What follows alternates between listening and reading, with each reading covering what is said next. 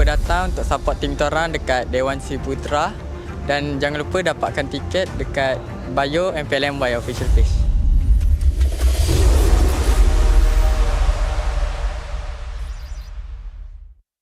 CeraVe baharu blemish control, membersih. 2% salicylic acid untuk membersihkan pori dan 3 ceramide untuk melindungi kulit, memperbaiki. AHA, BHA dan niacinamide untuk menangani jerawat, untuk kulit bersih dan sihat. CeraVe.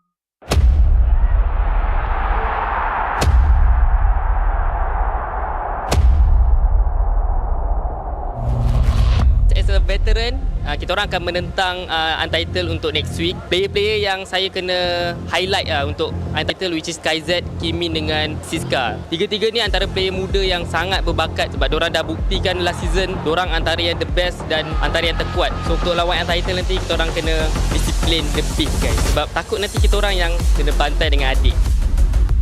So yang macam korang tahu, CG nak ke international and kita orang nak sangat kalahkan SRG. Kita orang nak tahu standard kita orang kat mana.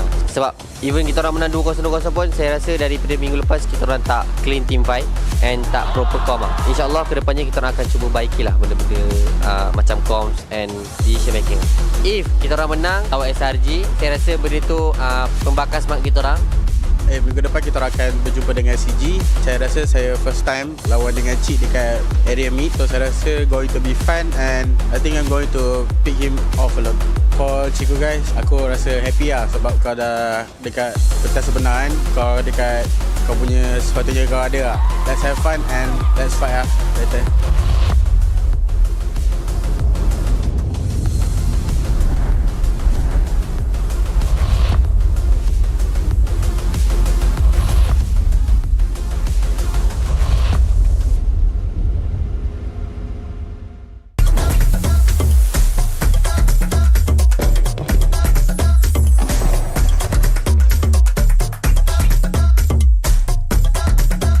Flame grilled peri-peri chicken. That's a Nando's thing.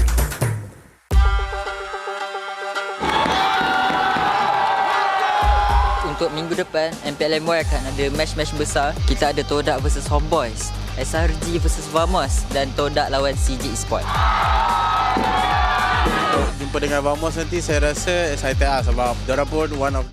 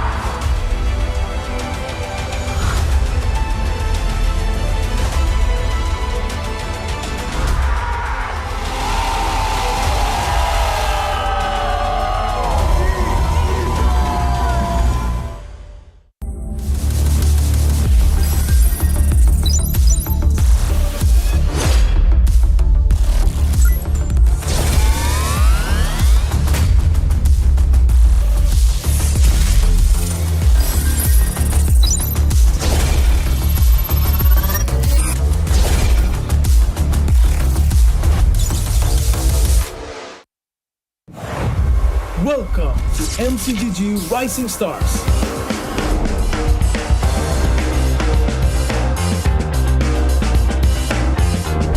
From September 12th to October 19th, take part in the regional contest, open to all players. Step up and prove your strength.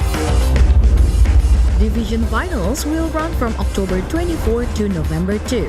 The top 16 players in each division may advance to the next stage of MRS. Check your in-game mail for information.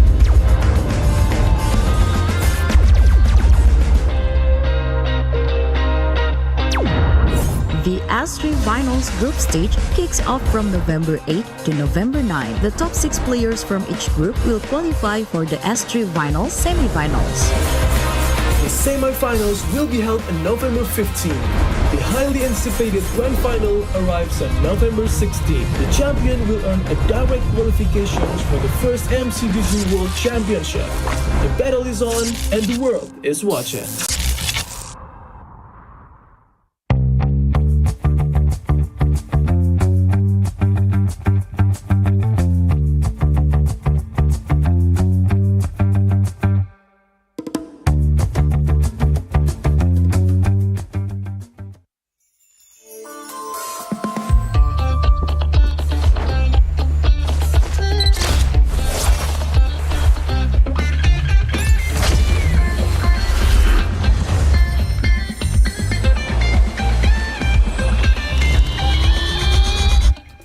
To Double 11.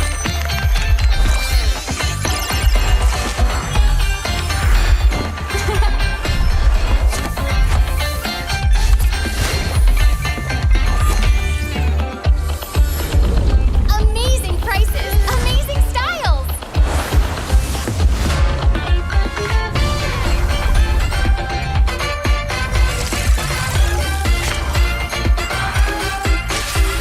Win big in Mega Draw.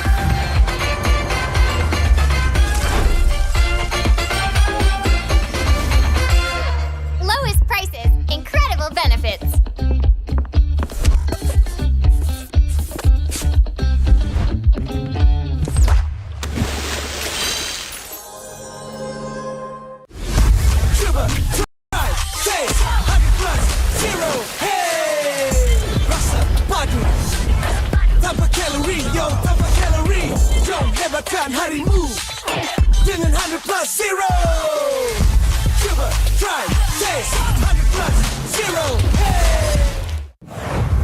Welcome to MCGG Rising Stars.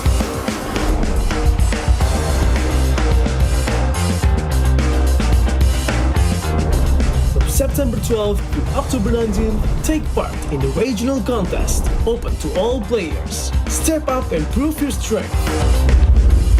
Division finals will run from October 24 to November 2.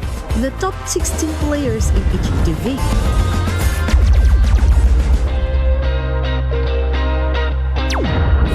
The S3 Finals group stage kicks off from November 8 to November 9. The top 6 players from each group will qualify for the S3 Finals semi-finals. The semi-finals will be held on November 15. The highly anticipated grand final arrives on November 16. The champion will earn a direct qualification for the first MCDG World Championship. The battle is on and the world is watching.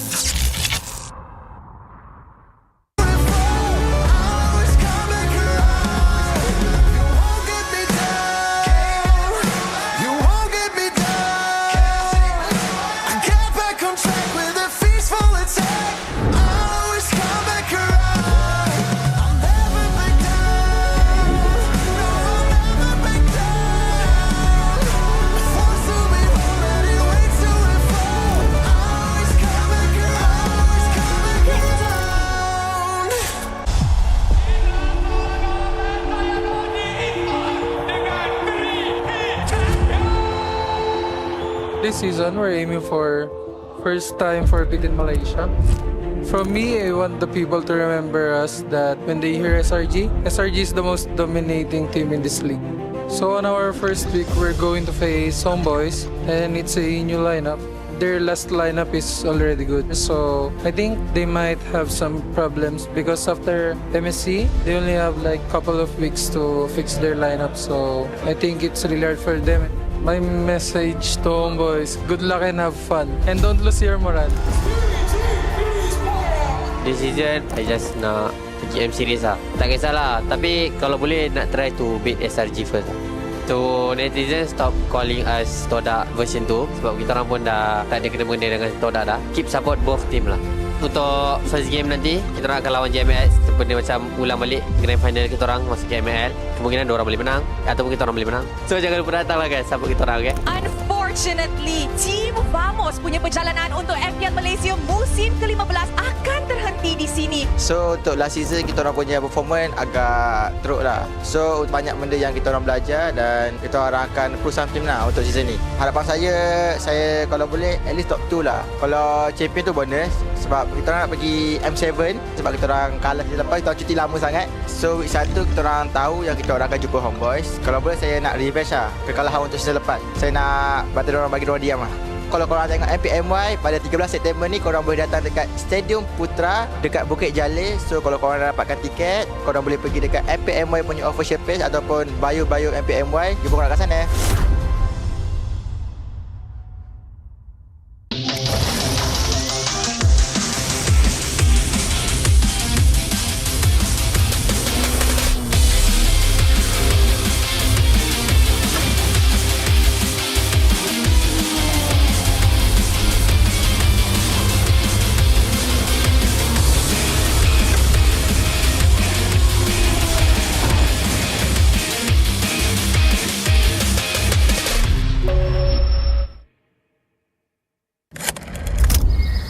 Last season menentang AERO saya kalah kan.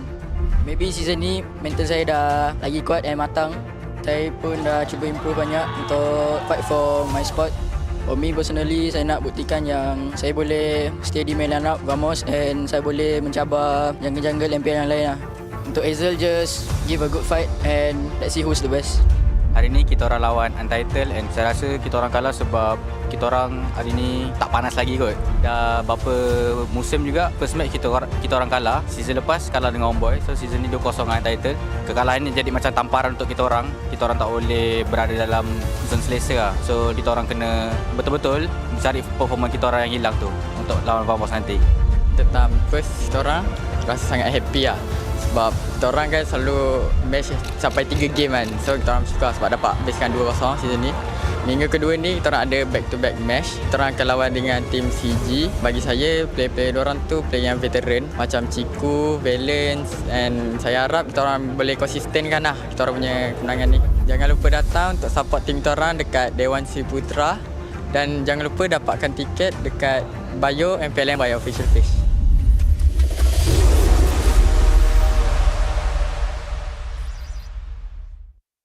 CeraVe baharu blemish control membersih 2% salisilik asid untuk membersihkan pori dan 3 ceramide untuk melindungi kulit, memperbaiki AHA, BHA dan niacinamide untuk menangani jerawat untuk kulit bersih dan sihat. CeraVe.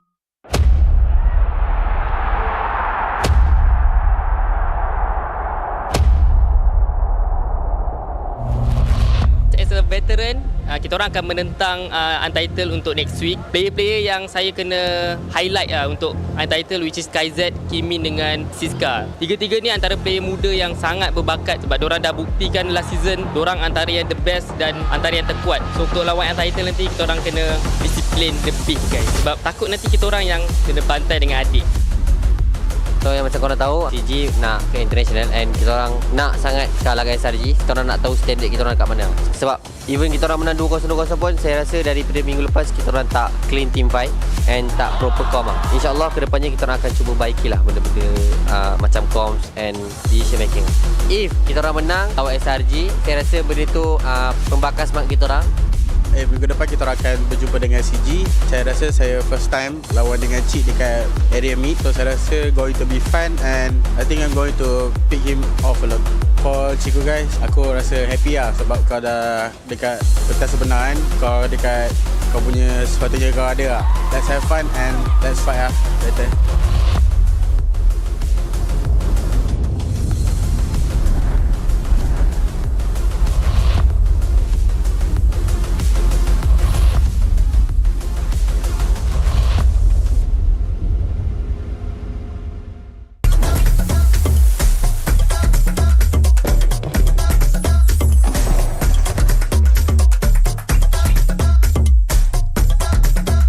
Flame grilled peri-peri chicken.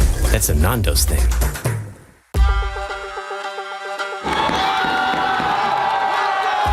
Untuk minggu depan, MPLMY akan ada match-match besar. Kita ada Todak versus Homebois, SRG versus Vamos dan Todak lawan CG Esports. Jumpa jumpa dengan Vamos nanti, saya rasa excited lah sebab diorang pun one of the strongest contender, dan dengan adanya Gojo saya rasa diorang dah lengkap lah. Okay Jazz, kalau lawan Vamos nanti kau akan tahu lah Jazz kenapa kau kat sub lah. Perasaan saya bila jumpa Todak kali pertama ni agak awkward sebenarnya. Sebab selalunya saya dekat sini gambar Todak, tapi sekarang gambar CG. Tak sangka lah akan melawan tim kegemaran saya dulu. Saya rasa Todak tak rindu saya pun sebab diorang dah ada sekarang line up dengan ada Zaid kan. So itulah. Itu je lah. Todak, do you miss me? My roommate Zaid, I miss you so much. I miss you. But I need to move on. I already have new roommate, Gary. Untuk Todak, harap kita dapat memeriahkan MPL and dapat bagi game yang intense lah. So harap korang dapat bounce back untuk lawan kita orang. Okay guys, untuk fan-fan CG, jangan lupa, dan Todak, jangan lupa beli, bukan beli tau, mesti beli tiket dekat website MPL Season 16. Sebab apa? Sebab match depan saya melawan saya punya bekas teammate. Saya pun tak tahu saya dah move on ke tak. Cuba korang minggu depan beli lah guys.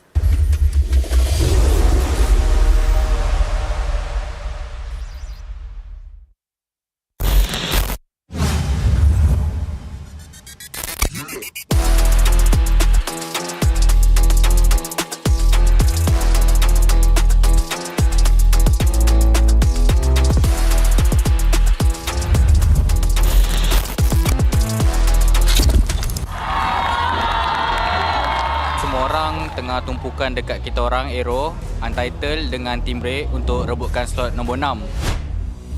Sejujurnya memang rasa sedih sebab season ni lebih teruk. Season lepas walaupun kami kalah, kami tetap ada 1 poin. Tapi season ni kita orang dah 3 game 0-2. Jadi kita rasa tu result yang buruk untuk kami. Mungkin kita orang punya mentality kot ataupun kita orang punya semangat drop. Kami akan go high lagi sebab kita orang memang akan usaha keras lagi untuk mendapatkan playoff. 1, 2, 3. Go. Lepas kalah dengan SRG, macam kita orang kena tamparan juga lah. Lagi saya kan, sebab Yumfa dia cakap dia letak high expectation untuk saya. Lepas tu kita orang tak dapat bagi saingan, semua kecewa lah. Lepas daripada tu kita orang betul-betul try hard lah. Kita tak ada main-main dah. Minggu depan kita orang akan lawan MV. Untuk season ni saya confident juga untuk menang, tapi jangan overconfident, still respect enemy and buat yang terbaik. For now saya rasa Team Ray sangat kurang. Saya rasa gameplay and also kita punya strategi agak lemah lah. So, saya rasa sebab tu lah kita kalah. Perasaan sangat sedih lah sebab last season saya dekat JP pun we relegate right. So this season pun chance tu nak play off susah. Untuk next match lawan SRG and Vamos, we try our best. Kita try our best lah. Okay guys, next week kita akan buat 9 year anniversary celebration dekat sini guys. Okay guys, bye.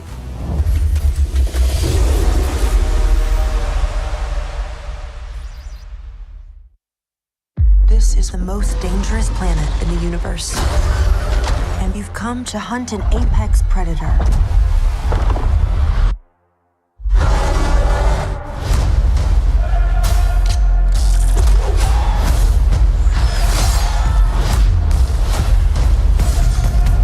You might not be alone in this hunt.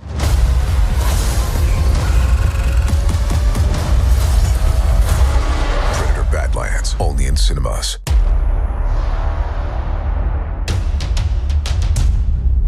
Dah 2 season tak main playoff MPL. Bila dapat main balik ni agak rindu lah dengan suasana. Lagi-lagi macam season 10 dulu, ada Viking Club, Ultras. MPL Homebois ni makin season makin kompetitif lah. Season sebelum ni kita boleh tengok macam Homebois dengan SRG win streak. Tapi season ni tengok, even nak tahu slot playoff dengan apa bracket pun dah minggu 5 kan. Tak tahu lagi. So bagi saya season ni lagi kompetitif. Kick semula. Dapat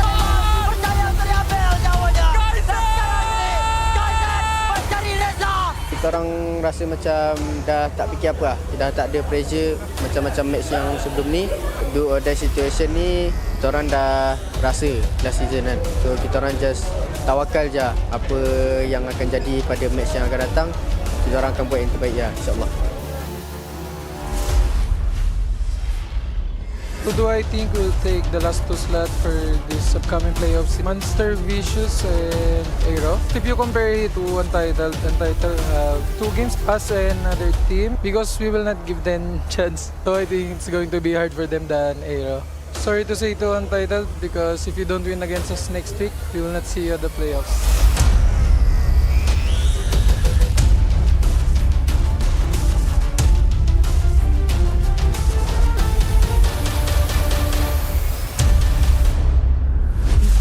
Most dangerous planet to hunt an apex predator.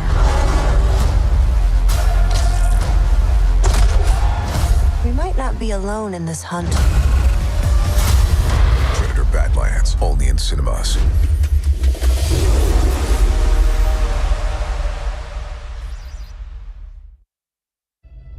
Kalau tengok career saya, season 10 ialah best performance saya. Season 11 tak lepas playoff. Sebab kau ada star syndrome. Kau tak nak main dengan tim. Kau tak faham lagi ke? The best moment dalam career saya adalah season 12 lah. The worst moment season 15 lah. Saya sebenarnya dah tak nak main MLBB dah. Saya rasa saya punya limit dah kat situ dah. Dah tak boleh improve dah. I don't know. Apa yang membuat saya tak nak give up adalah kawan-kawan lah. Saya cuba try hard dan comeback balik lah. Tapi kalau boleh saya nak repeat balik dan perbetulkan balik lah. Yang penting saya boleh bagi the best performance lagi lah. So bila season 16 ni comeback MPL, happy lah. Saya still bersyukur lah sebab ibu dari bawah still boleh bersaing lah. Saya tak gila nak main playoff. Pelajaran yang paling penting saya rasa ialah lebih hard work, trust the process lah. Lagi satu, just jangan give up. In the end, mengalah tu bukanlah salah satu pilihan untuk kau.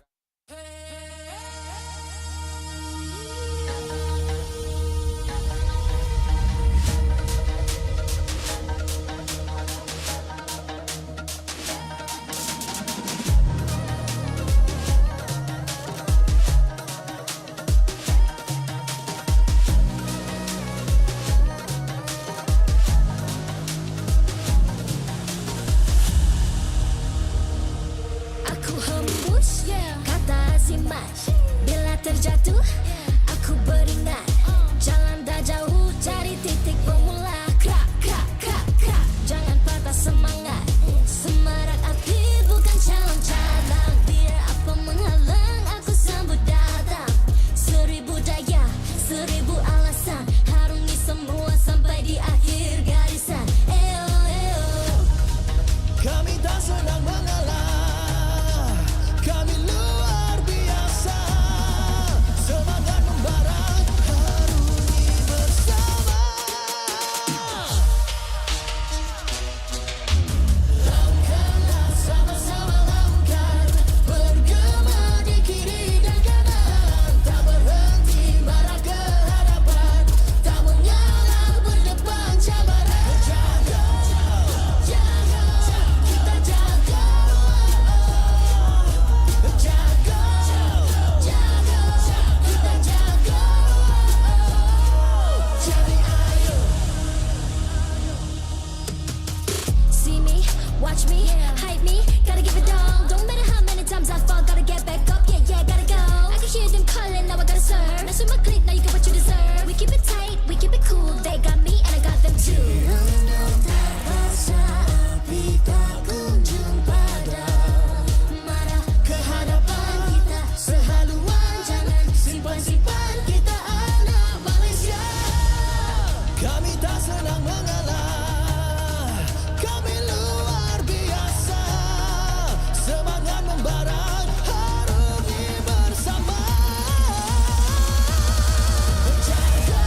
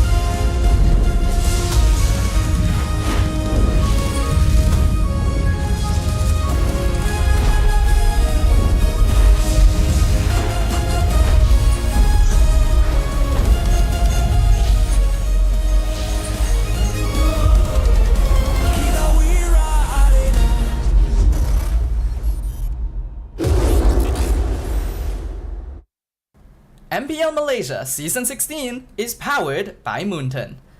Presented by Celcom DG. Stream, game, vibe on social media, and more to your heart's content without missing even a single moment. Power up with lightning-fast 5G speeds. Stream all day long with Celcom DG prepaid 5G. Our official sponsors. Official gaming smartphone Infinix GT30, just launched. Comes with a free magnetic cooler, even more affordable than the GT30 Pro. The only phone in its class with GT trigger, 1.5K display, and 144Hz refresh rate. Supports steady performance with 120 FPS in MLBB. Available in 2 exclusive colors for the GT30, green and blue. Perfect meals for gamers, grab. Grab food for 1. When eating alone, enjoy meals from 10 ringgit with just 1 ringgit delivery fee and no minimum spend. And group order. Get 15% off when eating in a group. Bigger gang, bigger savings.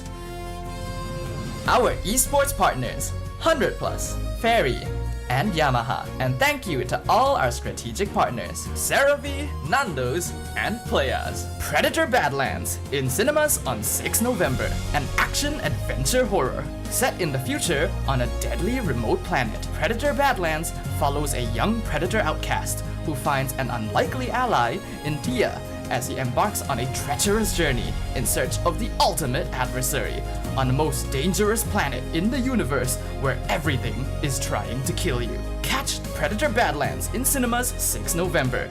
Keep an eye out for special ticket bundles that reward you with in-game diamonds when you purchase Predator Badlands movie tickets for IMAX or 4DX. Supported by KBS, ESI, Rakan Muda, MESF, MAPS. Selamat datang ke MPL Malaysia musim ke-16 hari kedua playoffs. Nama saya Rose, host anda sepanjang playoffs ini. Dan semalam, pada hari pertama playoffs, kita pun sudah saksikan beberapa pasukan yang bangkit. And of course, semalam juga kita terpaksa cakap terima kasih kepada Homebois dan juga AERO Esports. Tetapi the road to M7 continues. Hari ini, kita akan saksikan 2 upper bracket semi-finals match. Tanpa membuang masa, mari kita tengok jadual untuk perlawanan hari ini. Untuk upper bracket semi-finals match yang pertama, Selangor Red Giants CG Esports menentang Monster Vicious. Semalam, MV mengejutkan kita semua dengan gaya ubih dan melangkah ke semi-finals upper bracket buat pertama kali untuk mereka. But on the other hand, mereka berdepan dengan SRG.OG. Adakah Giant Slayers akan kembali mengasah pedang dan menuntut maruah ataupun SRG.OG sekali lagi membuktikan takta mereka suka digugat? Untuk upper bracket semi-finals match yang kedua pula untuk hari ini, CG Esports menentang Team Vamos. Di regular season, matchup ini sudah pun ada keputusan. Namun selepas 3 minggu, roda takdir akan condong kepada siapa? Adakah CG yang mendaki dari MAL ke MPL will get closer to their dreams? Ataupun Team Vamos, anti-hero kegemaran arena ini menulis satu bab baru?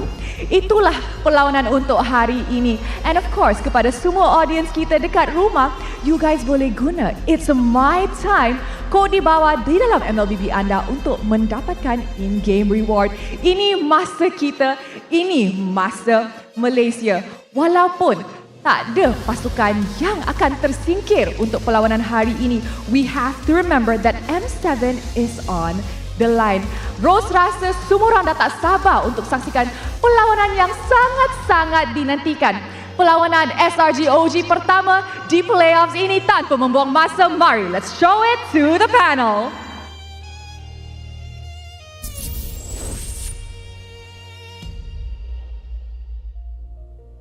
Thank you, Rose, and thank you very much to everyone who has chosen to join us once again for Day 2 of the MPL Malaysia Season 16 Playoffs, where we are now down to our top 4 teams, but with only 2 slots on the line for M7. Who shall be able to claim them? Once again, on the desk with me is going to be LaFell, but we've got a brand new face, a brand new import today. Jays, how you feeling, sir? I'm feeling great. I'm really enjoying the Malaysian hospitality all across here because it's so great to be able to see such a wonderful stage right behind us, and the matches yesterday was kind of nutty, right? Yeah. Honestly, it's crazy because import from Singapore, but he's Malaysian. By the way, thank you for everyone choosing to watch us. And if you're forced to watch us as well, you know what? Thanks as well. Thank you very much for everyone. And of course, thank you as well to Infinix, because did you guys know the Infinix GT30 has just launched? It is now available on Infinix TikTok Malaysia and comes with a free magnetic cooler. It's even more affordable than the GT30 Pro because it's priced below 1.1k ringgit. It's also the only phone in this price tier with GT trigger, 1.5k display, and 144Hz refresh rate. It supports steady performance and 120 FPS in MLBB. And that's not all, guys. We've got two exclusive new colors, green and blue, added to the GT30 series, so make sure you guys check that out. But of course, we've got two more matches today, very spicy ones, and this is going to be the first time we get to see SRG.OG after the break. Now, honestly, like, something that I just thought of yesterday, which we haven't really brought out, is that not only is this a new patch, so it's very fresh for everyone watching, but the thing is, because MPL Malaysia is the last MPL to start the playoffs, all the other teams from other regions, they've already gone to break, so there's no really scrim partners now. So basically all the teams are going in, kind of going blind. You're right, actually. I'm seeing this more like an edge. All right, you guys are using this current patch to basically, stress test right there in this particular scene. And this also means that, everybody else in MPL region will be watching us very detailed regarding the new patch, how we're going to be able to use it. That's true. We're going to be the pioneers, but that does leave us in a very lofty position where we do not yet have peers that we can build off of. But if we're talking about a team that does not have peers, who stands above the rest, it is none other than the Selangor Red Giants, OG Esports. Innocent, Hume, Stormy, Skies, and Cram have all maintained dominance this season. And I would say they have a pretty big buff because they have Ozora Vecchi as well as Coach Arcadia behind their backs, as well as Winter as the analyst, meaning to say that they should probably be one of the earliest teams to figure out the meta here, where I'm really looking forward how they're going to readjust for Stormy as well as Humes, because MB yesterday, Leonie has shown multiple ways to play the roam position, showing the Estes with the heals as well as the damage Cho. Yeah, and looking at this particular patch and this roster, I'm very sure they do have that confidence going into regarding how they're going to be able to execute this, especially watching games yesterday. They're having a back seat, and now they're probably going to show us how they're going to use it in this particular match. But a team that has not been on the backseat and has already proven some interesting developments with the new patch is Monster Vicious. Ruff, Leonie, Bundles, Uni, and Momo were able to successfully send home the Homebois yesterday. And for the first time in many seasons, they have made it to day 2 of the playoffs. You got to watch them yesterday, Jays. What do you think about this team? Yeah, they're literally monsters, and they're super vicious, especially ripping, teams apart, right? Like, no pun intended, legit, right? Just looking at these teams, Ruff, Leonie, Bundles, Uni, and Momo as well, they're just literally going in guns blazing, just literally tearing, meat from bone to sinew. And that's exactly the kind of playstyle I enjoy watching. Damn stuff with all the literally, I thought I was talking to Gordon Ramsay. Right? Literally just put salt on there. That's more like a Salt Bay kind of but still. Man is layer by layer dissecting just how Monster Vicious is tearing apart. Now you're making me hungry. So and honestly, like Monster Vicious, the thing that I appreciate, right? Because they've been #1 exits for a few seasons now.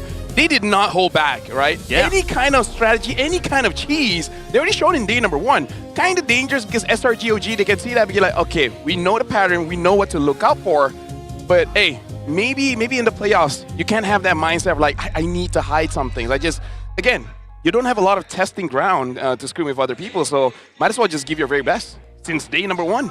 I mean, it's also a measure of confidence, right? Yes, it's risky to reveal so many of your strategies straight away, but did they actually reveal everything, right? And are they confident enough in their flexibility and hero pool with the new patch that they say, here you go, do with it what you will, we'll figure something out anyway? Yeah, but I feel like, if you are from Monster Vicious, you're doing in play-ins, right? You really have to do everything that they can do in order to basically stay in MPL MY, because if they don't show everything else, they may not be able to show it today. That's true, and especially since they're going to be going head-to-head with the unbeaten champions of MPL Malaysia. Only 2 teams in the history of MPL MY have ever achieved unbeaten records across their entire season. The first was Todak, all the way back in Season 6 when we were still MPL MYSG. And that record was never reached again until the advent of the Selangor Red Giants, who have now done so twice and are eager for a 4-peat champion. Yep, Season 13 as well as Season 15. They've been 3-peat champions, which, here's the thing, even 2-peat never happened. Yep. Todak has won multiple championships, but never back-to-back. SRG has done it twice and then 3 times. And now, honestly, like everyone all over the world thinking they might do it for a 4th time. Yeah, and you know, being a unbeaten champion itself lends a lot of pressure onto SRG, right? Imagine that your games are literally analyzed to the death because you've got a lot more screen time, you've got a lot more play time, and I think, you know, Monster Fish is definitely looking up from that particular well, looking at how they could be able to take down, because riding on the momentum that they did against their opponent yesterday, they may have a better momentum as compared to SRG. It is definitely possible, and something that I'm sure all of us are very eager to witness right now. But we gotta get you guys' opinions as well. This time, we've only got 2 options, because this is a battle of the SEA Games junglers. Both Skies and Uni are on the Malaysian SEA Games lineup, and now we're going to ask you guys the hard-hitting question. Which of these 2 players do you believe deserves that main lineup spot more? Not gonna spoil anything. Well, can I put my... no, because I'm part of this. Can I put a name in He knows the answer. Well, I'm technically speaking, I'm rooting for Sakai's, right? Because I remember that time when he was back, when he really popped off in MSC. I was literally on the EWC panelist, and literally when I was able to talk to him, he's such a very young player, very promising player, yet humble at the same time. Yeah. And I really am rooting for this kid ever since then. Uni is an amazing jungler, but I do have one big concern, which is yesterday, especially on the last game with the Lancelot, he secured 0 turtles and 0 lords, even with a level advantage, even if he was there in the vicinity. Every single one of them, A-mile secure. Like, still, Uni won the game, right? But going up against Sakai's, and you can have the argument that Daniel stunned him up so that he couldn't use the retribution anyways, but now you're going up against Cram, you're going up against Humes. So if you think it's difficult to secure those neutral objectives against Homebois, bro, SRG is a different beast. I mean, Uni has always been known a bit more for his micro mechanics rather than his objective congestion, but it is also true that his performance yesterday was less than stellar. Either way though, we'll get to actually witness what happens in the first match of the day, because both teams will be walking up on stage very soon. Let's start by introducing our marshals. Introducing our marshals that will ensure fair play and professional integrity in the matches. It looks like say thank you for your hard work, where they have been amazing throughout regular season as well as playoffs. Thank you very much, Rez, May, Nuna, as well as Aiden. And also even yesterday, people were cheering for the marshals. Selangor Giants OG Esports. Marching in with an unbeaten record from the regular season, they carry a crucial mission, the hunt for their 4th consecutive championship title. Facing a raging giant ahead, can they defend their throne once more? The Conquerors in red and yellow, Selangor Red Giants OG Esports. We're about to witness the clash between SEA Games junglers Kais and Uni. We'll see, can they actually unleash their full force for today? Monster Vicious. Returning today after a dominant victory yesterday, facing the reigning conquerors of MPL MY. Can they shake the throne and push further beyond? The monster meets the Red Giants. Are you ready for the clash? Make some noise! It's Monster Vicious! The curse has been broken. This is their opportunity to break their limits and set a new record. A proving ground for Momo, both as a local EXP laner and a SEA Games representative. And now introducing the head of League Ops, Franklin, along with the coaching staff of both teams. We got Coach Arcadia and Ozra Vecchi for SRG.OG. And for MV, we've got Sora Payong and Kenji as assistant coach. We can obviously see MV finding new ways to play the game, overwhelming Homebois. But now SRG.OG, this is going to be the real test for Sora Payong and Kenji. Can they outsmart them in the drafts? A battle between the raging beasts, between the conquerors, the giants, trembling the earth. And let's keep it going with the fist bumps between the teams, a true sign of professionalism. This is going to be the first game of SRG.OG in the playoffs for this season. But Monster Vicious, they already got a momentum going. Momentum is important, but so is the ability to face against unbeatable odds.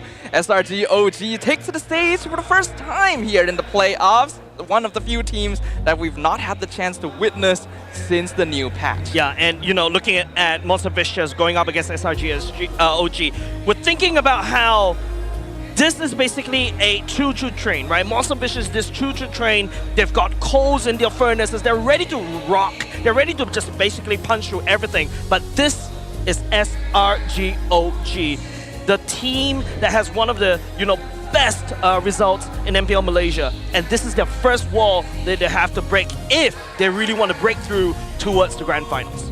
That is indeed the case right here. Let's have a look at the team head-to-head for these two squads up there. Is there anything that sticks out to you, Lefel? Two. Number one is unique hero pool, where we see Monster Vicious is more willing to use many different heroes compared to SRG.OG. But this is a stat that SRG.OG has kept throughout all their season, which is they have one of the least amount of unique hero pools. But again, it's just because they know what works and they stick with it. And if you don't ban it, they'll pick it back up. And the other thing is definitely the average KDA, where we see SRG.OG, they do not make mistakes. 7.1 average KDA is amazing. Sakai's yesterday showed up with 10.5 average KDA for the regular season. It's almost impossible to make out of a regular season with a two-number KDA, while Monster Vicious 4.7. But again, Sora Payong, even in the interview yesterday, he said, I want our players to not be afraid to make mistakes. I hope so as well. We want them to put everything on the table right here. Let us track the results of these teams on the maps. And of course, SRG is going to have a pretty dominant win rate across the board. They only dropped a couple of games, but never any matches. In comparison, MV has pretty good stats, but it may not be as consistent. Yeah, and you talk about consistency, right? My attention is actually mostly on SRG.OG. Just take a look. Expanding Rivers and Broken Walls, they've got 100% win rate on them. That's absolutely insane. And this also shows that, they really love to rotate around the map. Hopping on this movement speed buff on the Expanding Rivers and also going through those nooks and crannies that Broken Walls allow you to use.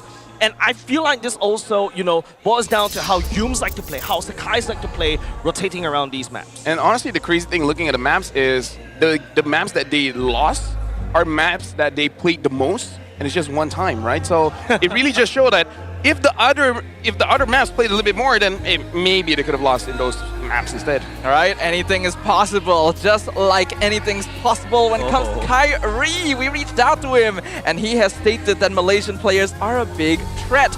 After watching the Malaysian teams at MSC 2025, I think their players are a huge threat because they still have something to prove, and they should never be underestimated.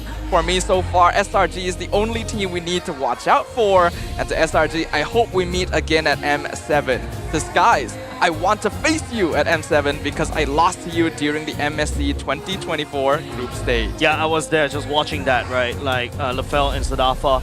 You can sense that emotional roller coaster that Kyrie has to go through.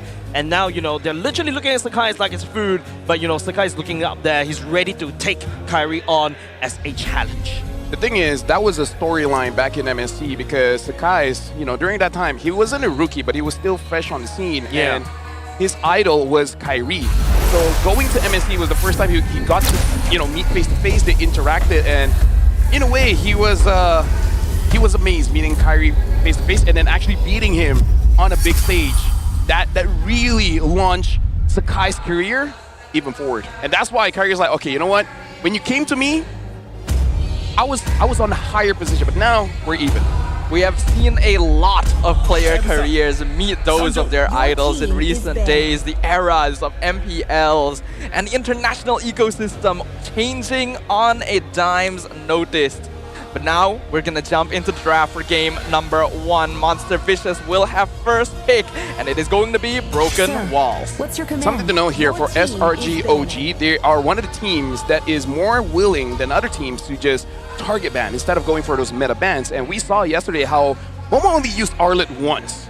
And that was more than enough for even SRG.OG to be like, okay, you know what? Yeah. Crime is good, but let's not give him a hard time. We're not gonna give Momo this Arlet. Yeah, Arlot right now in this particular patch, I think the numbers are really broken, right? Like, Arlot right now packs so much numbers in his normal or regular damage that he really can shine even with the just defensive items. And now with the defensive items being buffed, that's even more threat. And when Arlot is such a really cheap hero, and I say cheap hero is because you don't really need a lot of items on him. Low investment, yeah. Low investment, high risk, but higher reward. And he even got nerfed recently as well. Unfortunately for Arlet haters out there, it didn't affect his early mid-game, which is where he's strongest, so he's perfectly fine. And I do like that Arlet is one of the remaining heroes in the meta that gives you a chance for skill expression, right? Where if you play the hero well enough, you can actually outperform direct counters. Now we gotta discuss how MV is approaching this draft here, because they're already banning out the Hayabusa as well as the Lancelot and the Hilda, showing that no matter what, they really want Uni to be on an assassin and trying to force Sakai's to either use a less meta assassin or force him on the tanks. But again, this could also mean that they can throw a curveball and first pick a Boxia to kind of like, in a way, like, you know, hide it from them. But now, SRG.OG, they're banning out the Fredrin, so almost challenging them, be like, hey, do you want that Eastern Shin? We have a way to deal with it. Yeah, it feels like the jungle pool is really trimmed down right here, like, ladies and gents. Like, Monster Vicious and SRG, both of these two teams really targeting onto these jungles, making sure, starting to streamline down, like, the amount of junglers that you can pick. Like, in MPL Singapore, Boxia is like 100% pick ban rate. And we really favor the Boxia, but from what I saw yesterday, Boxia is like not really exactly like super S+ tier. So yeah, I'm expecting to see maybe SRG may pick that up because Boxia provides you so much utility and mobility, and it's like a tank that could just run around the map like a Fanny, like a lick. I feel like if you want to get that Boxia, you kind of have to get that Eve as well, because if the opponent has the Eve, a Gatot, like all of these heroes that prevent you from running away, then that's going to spell trouble. Yeah, I agree. Not to mention that Boxia has a hard time against the Eve, so you do not want to give it over to the opposite side yourself. I know that Skies does have the habit of going for Boxia first, especially when it comes to longer series, just to keep things open, use it as a bit of a warm-up since it's not as high mechanic overall. I wouldn't be surprised if they go for that as the red 3 pick, since they already see the Yi Sunshin locked in by MV. I like the pick coming off from SRG, right? CC, first pick, either R1 or B1 pick is absolutely wonderful because immediately it locks out to all these potentially tank heroes that can be picked up. Because number one, CC really counters the Alice very quickly, could just shred. We've seen how the Uranus yesterday was literally instantly almost deleted by the CC, and that's one tank hero that you don't really need to worry about anymore. Yep, and now they pick up the Kimi as well, making it so that it is possible if they do want to go for a double fighter, so the CC can go gold, can go EXP, because going up against Yi Sunshin, if you have a tank or a fighter just staying in his face, kind of like a Uranus, the Yi Sunshin is not going to have a good time. Does mean that Eve is going to be left open though. MV not actually going to go for it. They grabbed the Grok in advance, but also the Ruby. I was wondering if SRG might want to lock in the Ruby for themselves, but MV has already taken that away from them. So this is most likely going to be a rough hero in the gold lane. Yeah, but I think it's a bit of a waste they don't pick up the Eve here, because SRG.OG can easily ban out a few mid laners, making it difficult for them to actually win against Stormy in lane. And I kind of feel like if Stormy wins the lane, I don't think Bondos is able to rotate around the map. And now SRG, they do have the option here to pick up their jungler, which is either the Boxia, or they want to go for a different assassin, something like a Joy, or honestly, pick up a Roam.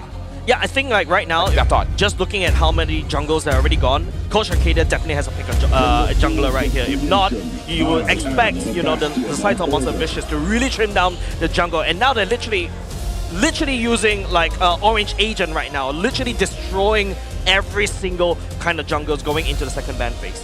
Interesting. Keeping things open is very SRG though.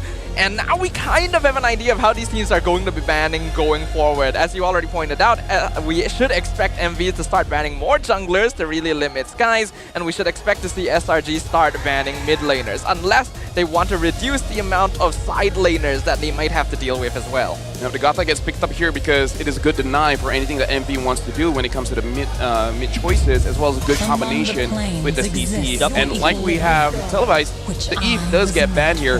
For MV, honestly, they are in a very interesting situation because Sakai's is like, as a coach, you love a player like Sakai's. It doesn't matter, tank, fighter, assassin, just ask the guy to play it and he'll play it very, very well. The weird thing here is, what is Innocent going to be using? Is it going to be a CC? Because he roughly knows it might be the Ruby, or will he go for something like a Hive or a Granger? Personally for me, I think they're going for a double fighter, but I don't know, man. Maybe Innocent wants to be comfortable. He wants to use a marksman in game number 1.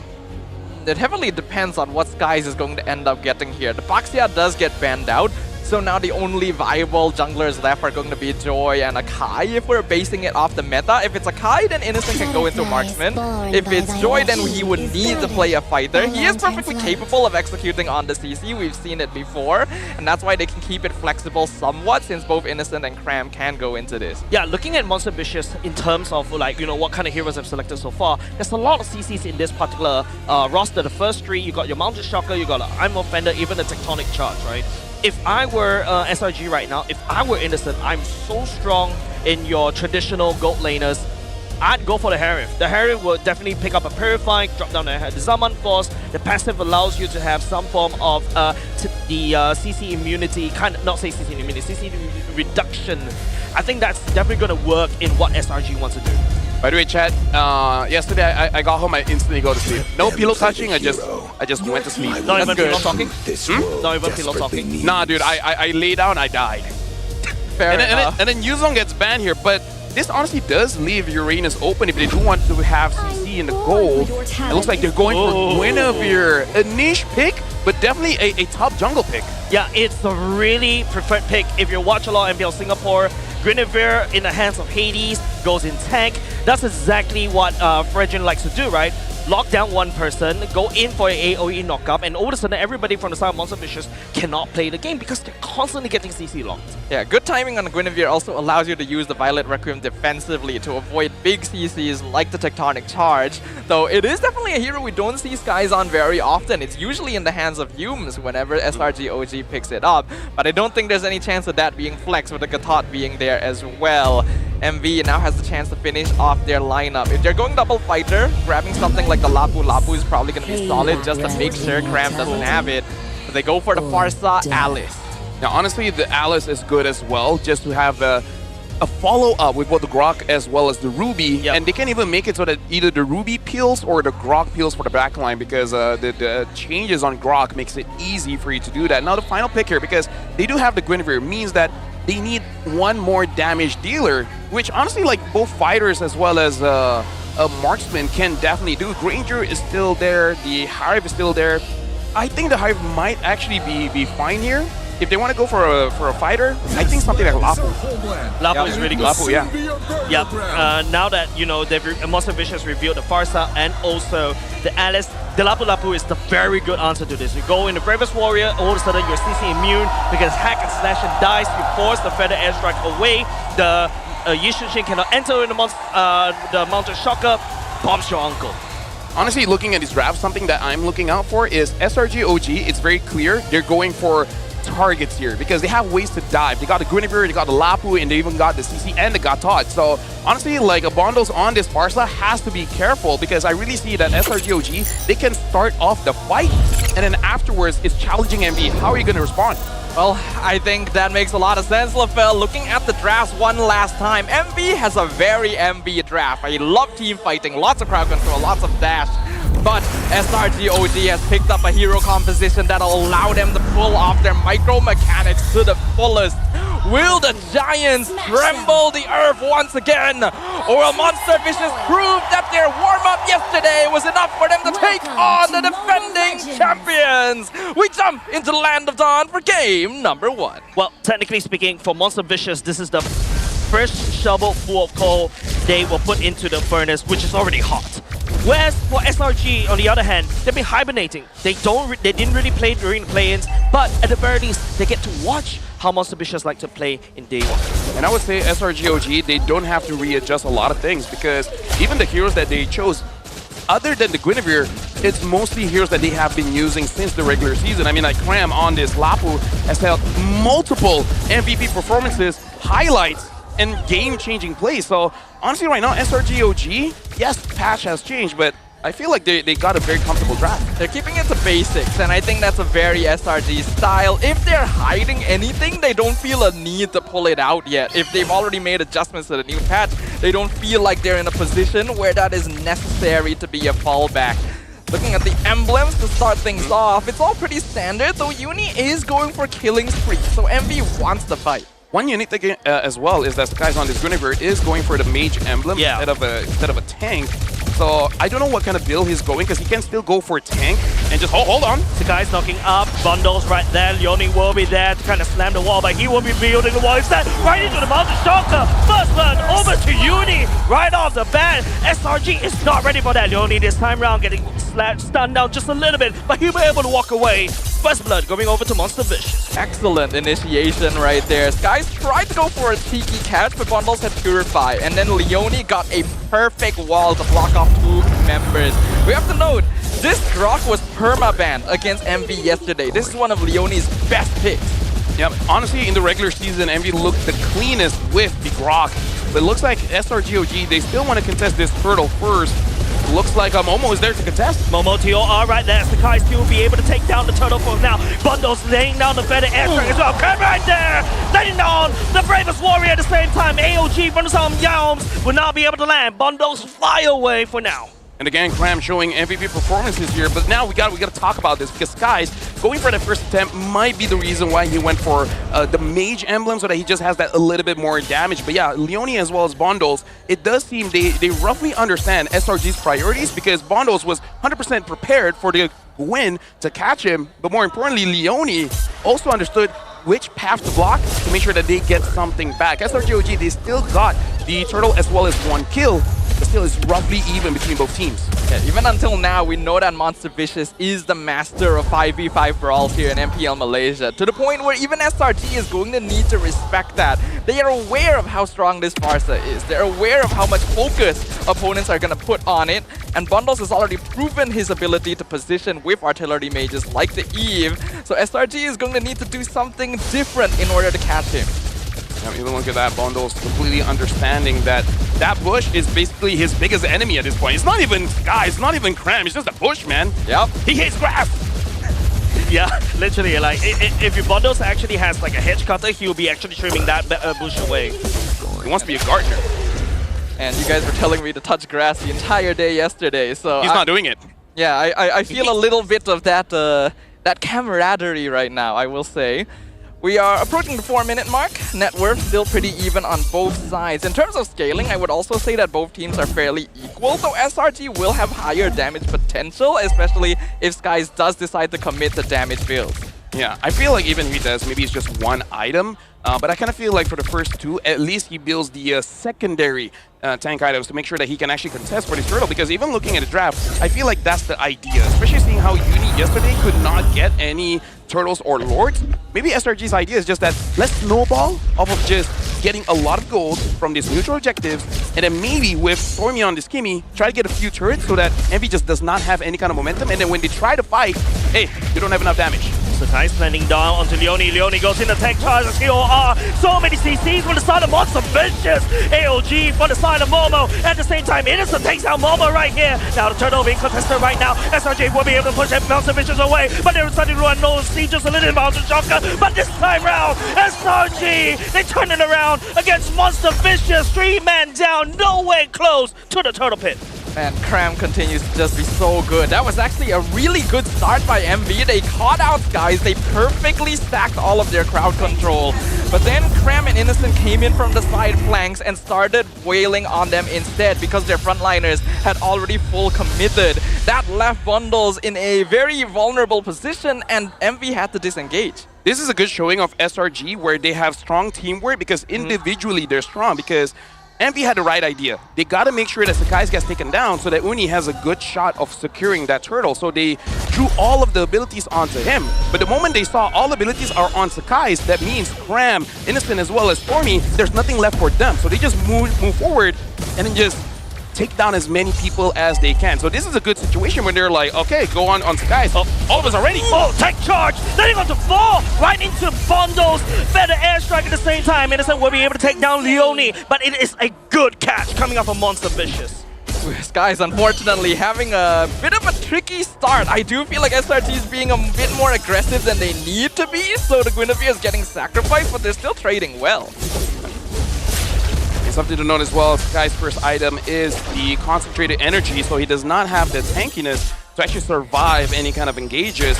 In this current form, MV, they gotta start realizing that Sakai has a first item damage component, so they can kill him without using all of their abilities. So I kind of feel like they gotta segment it just a little bit.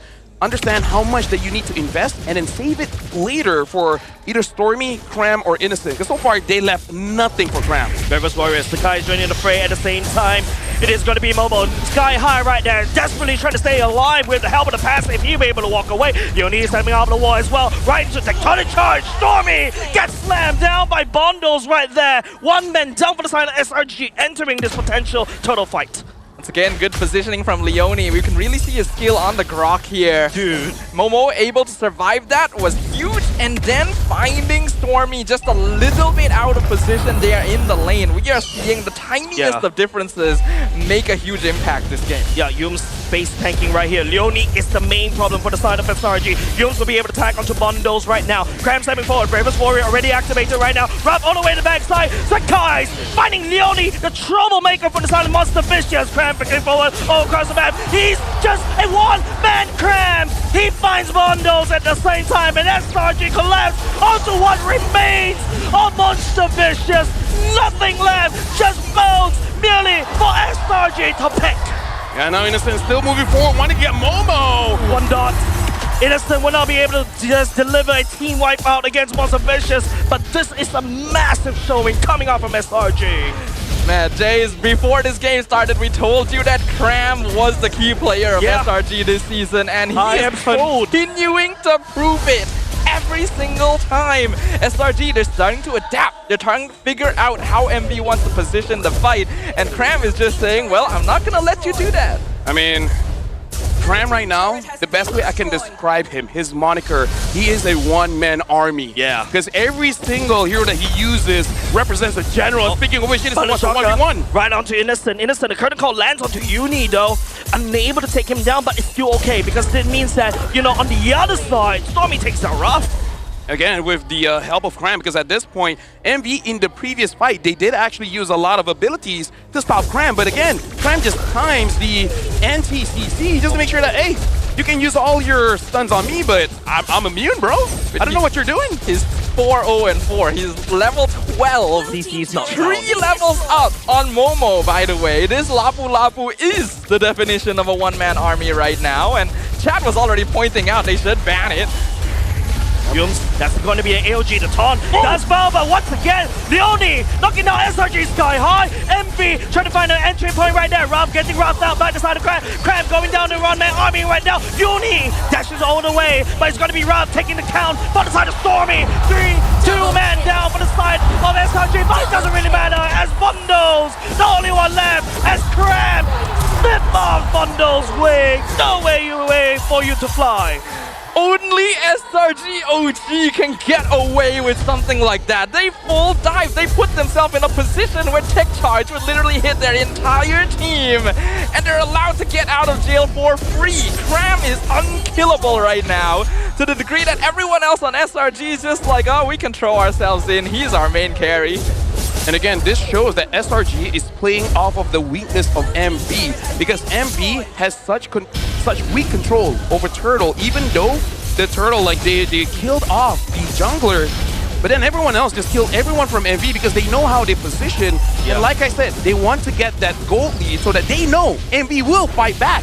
But when you do fight back, you just don't have enough damage. I still feel that, it's just SRG knowing how to counteract against Uni on this Yushin, right? Like, SRG has secured all 3 turtles, especially when Uni this really requires a lot of gold, a lot more investment in order to pop off as an Yushin. Going to the later part of the game, if the Yushin is unable to find kills, he's just practically just another minion.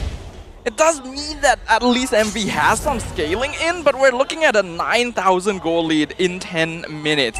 This is usually the point where you say, okay, you can't come back from this unless a huge mistake is made by your opponents, and SRG so far has not been allowing that.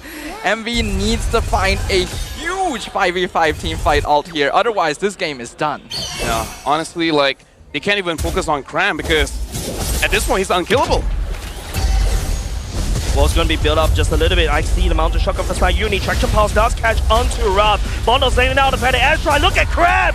Just doesn't really care! Your fountain! No, it doesn't really matter because SRG is going in with the Lord in tow, cracking open top side and mid. And now it's just for them. SRG desperately trying to end this game. As Monster Vicious as well. The defending advantage is slowly whittling down. Not a lot of minions coming up on the side of Indians. From the side of Monster Vicious, it's SRG takes game number 1. The first time Cram dies, the all-important shutdown gold, he knows he can't afford to give away. He surrenders it to make sure that the game ends right here, right now. Decisive choices have been made, and SRG.OG continues to establish their status here in MPL Malaysia. Cram has a 10-game win streak on this. Lapu undefeated just yet, and again, win with great style. One of the advantages of him on the Lapu is that he understands his own power spike when it comes to the turtle fights, because when he arrived, like SRG.OG, they arrived to the scene quite early, but they don't reveal their positions just yet, just so that they have a scout of where MV is, so that they know how to take the fight after the initiation coming in from MV. And again, I have to stress this, both teams are honestly the C representatives, because Haru was also part of the coaching staff. Momo and Uni is also part of the C Games lineup, so they understand how each other think. Because even when we were doing the tryout, I heard how Uni shot calls. That means that Sakai's heard it, Yum's heard it, everyone from SRG.OG knows how Uni shot calls. So they know they will try to fight back, even if SRG has a lead. I feel like this is an interview game for C Games between these two teams, right? You talk about like there are 2 C representatives on each side, and you can start to see, SRG just literally reading Monster Vicious like an open book. Yes, you got your fangs, yes, you got your teeth, but if you got no brains, and SRG has the bigger one, definitely this is still a strategy game. That's a very aggressive thing to say if you have no brain. But I can see where you're coming from here. That's the brain. I think that's still, I don't know. That still feels a little mean to me, but it's fine. Again, I just think that SRG.OG just outsmarted them, right? Yeah. That's the disadvantage. If you play day number 1, your opponents can see it, be like, so this is what they do. Yeah. This minute, this minute, this minute, this minute. Why is this guy doing this? And then you just figure them out. It's just an open book. Yeah, there's a lot that you can figure out with that information, but I thought that Monster Vicious might be able to adapt a little bit better. I think SRG.OG already knew exactly what the pain points they wanted to attack were. But MVP, I think it's not even a question here, guys. Of course, it's going to be the team captain. Cram has been popping off for the entirety of Season 16, and he's not looking to end that streak anytime soon. Look, Cram is just literally cramming down all that damage the side of Monster Vicious cannot actually handle, right? Like, if you notice how he's been maneuvering around this, using this Lapu Lapu, the first thing that he does is to deactivate the Feather Airstrike all the time. And Bondos is unable to just land down, the consistent damage. And once the Feather Airstrike gets deactivated, all of a sudden, Uni as a Yushin, what can you do? You're just gonna go in, you're just gonna get melted, because unfortunately, Yushin is still a glass cannon. So honestly, like, even reading chat, they're like, you gotta lock Cram. The only problem is, you gotta understand, this is an EXP later, this is a fighter. Lapu as a hero, he has built-in abilities that gives him sustain in terms of ignoring crowd control, as well as dealing damage and healing off of that damage. So there's only 2 real ways to deal with the Lapu Lapu, which is trying to bait him, get him away from his team, and then focus him down. That's number one. And while avoiding his ability so that he doesn't heal up. And number two is this, you got to suppress him. Something like a Kaja, something like a Franco, making sure that he does not use his abilities. Because if the Lapu is able to get onto the right target, even if he dies, as long as he kills that target, he did his job. And if you try to gang up on him, you spend all your stuns, and he avoids all of them with the 3 slashes, and then he heals all of that, and he kills all of you. If you're trying to target down the Lapu, that's what the Lapu wants. It's less work for him. Literally one of the best 1v5 heroes in the game right now, and Cram has been embodying that spirit for multiple weeks. MV has a good amount of crowd control, yes, but they don't really have anyone that can be dedicated to dealing with the Lapu Lapu, unfortunately. They like playing front to back. This is a front to back comp. But Momo and Leone will oftentimes be forced to dive into full commit, leaving Ruff as the only one that can act as a middle ground to maybe defend bundles and Uni. And since Cram has so much anti-CC built into his kit, Ruff is not going to be enough. Yeah, and looking at, how Monster Vicious, I remember what I talked about. There's so many CCs packed in for the side of Monster Vicious, but, Ralph can use the I'm Offended hook onto Cram, but that's exactly what Cram wants, right? Yeah. I want to get hooked into you. Exactly, yeah. And I want to get onto you, and the next thing you know, Bondos has to fly away. Yeah, exactly, because there's multiple times where we can see Cram does not have to use his flicker to chase anyone. It's only when Bondos, goes to the side and is like, okay, I'm going to use my flicker right now. So I feel like MV, they got to adjust on a few things. Number one is that they got to learn how to bait SRG.OG of their abilities before committing to a bigger fight. But that's easier said than done, because you saw SRG.OG, they can see the future. The moment where Cram goes in and then they try to run away, all of a sudden Yooms has already covered the exit point, right? So either you meet with Cram or you meet with Gatot. It's your choice. The scariest thing about SRG.OG sometimes is not their micro or macro, it is their utter lack of hesitation. They have pushed limit breaks to the extreme and tested every single possibility with the way they want to play their team compositions. That's why when a decision is made, when a fight starts, there is no fear of making a mistake, because they are just that confident that they will do what is necessary. By the way, I'm just saying, I do agree with Chad, right? You gotta deal with the Lapu Lapu. It's just that dealing it is much difficult than you guys think, because you just can't focus on the Lapu, because as a fighter, he wants to fight. And if you bring the fight to him, he doesn't have to chase you. You're already there, right? It's kind of like a fisherman, and the fish comes to the fisherman, is like, okay, I guess I don't have to use bait. I have another better analogy. You bring a gun to a knife fight, and you, as the gun wielder, you just ran up to the knife guy. Yeah, exactly. Yeah. You're throwing just away your ranged advantage. Getting stabbed. Yeah, it is a tough spot, and that's why actually I noticed a lot of people in chat were already telling MV to ban the Lapu Lapu. Yeah. Unfortunately, they did not do that. They banned the Yuzong, which does perform a similar role, but between the two, which one does Cram have a better track record on? I think we all know the answer to that. We can even see here in the map rotation just how much of an effect he has on the map, right? Unfortunately, I feel like they could have focused a bit more on maybe stopping him in lane, but man's just too good. Okay, crazy idea? Yep. Ban all the XPs.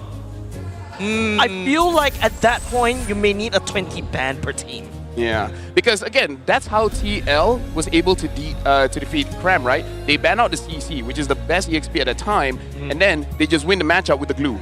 Right, so just get a winning matchup and hope that Momo can do something against Cram. Again, that's a big ask, right? That's a big ask. But if you want to go to M7, bro, you got to do the impossible. If you ask me personally, though, I don't think that same strategy will work anymore. I feel like Cram's hero pool has actually expanded since then. I think he's actually improved since that happened.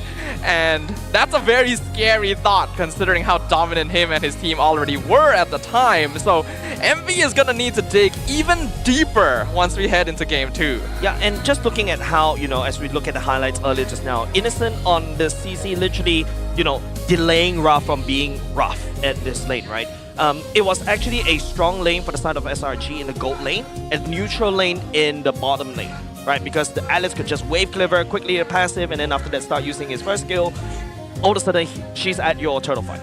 But at the same time, I also want to point out, so guys actually play a very interesting role in this Guinevere, right? If you notice, the biggest problem for the side of SRG.OG is actually Leone. I think they sent Sakai's over there just to bait out the tectonic charge. You know what's funny? I also think Sakai's was bait, but I think that was not the plan. Yeah. He's like, okay. Oh wait, they're all on me, and they're like, hey, good job, Skies. And he's like, yeah, sure. I think it's somewhere in between, actually. I positioned myself to get caught, guys. It's definitely somewhere in between, because I can 100% say the Guinevere was picked up as a way to iframe the tectonic charge, right? Because it just works so well. But when Skies kept getting full bursted at the beginning, it's like, okay, let's change the plan a little bit. Micro tweaks a little bit, but it's also funny that, you know, Sakai's actually decides to jump onto a Grok when he's CC immune and try to knock him up sky high in the first place. I mean, like, again, like, as long as you win, right? As long as you win, because someone has to be the bait. Yums doesn't want to be the bait. Innocent doesn't want to be the bait. Definitely not. Kram doesn't want to, so this guy's like, all right. You know, we don't need retribution this game anyways. Yeah, sometimes you need one person to do the worst job in the room. Exactly.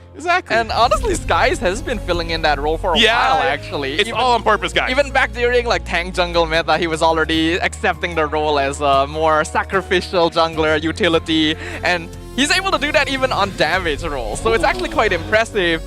But we got the results of our fan talk zone, and we got a 93% vote for Skies. The funny thing is, game number 1, it was a no jungler matchup. Both junglers did nothing. I mean, Skies bait, guys. Sorry. Bait Skies. Sky bait. Sky. Now you make me feel like going fly fishing. Oh, really? Yeah, it's fly fishing. Is that like a come term? from the sky? Come on, dude. Singaporean. He's more advanced. That's He has more culture, My man. bad. I'm sorry. I'm too backwards learn for you, culture, man. I have no idea. As a Johorian, even I know that. Okay, you need to bring me over and teach me some things, sir. Actually, I learned that from Kuching. Which is in Sarawak, yeah. Well, let's talk about my lack of education in a little bit here.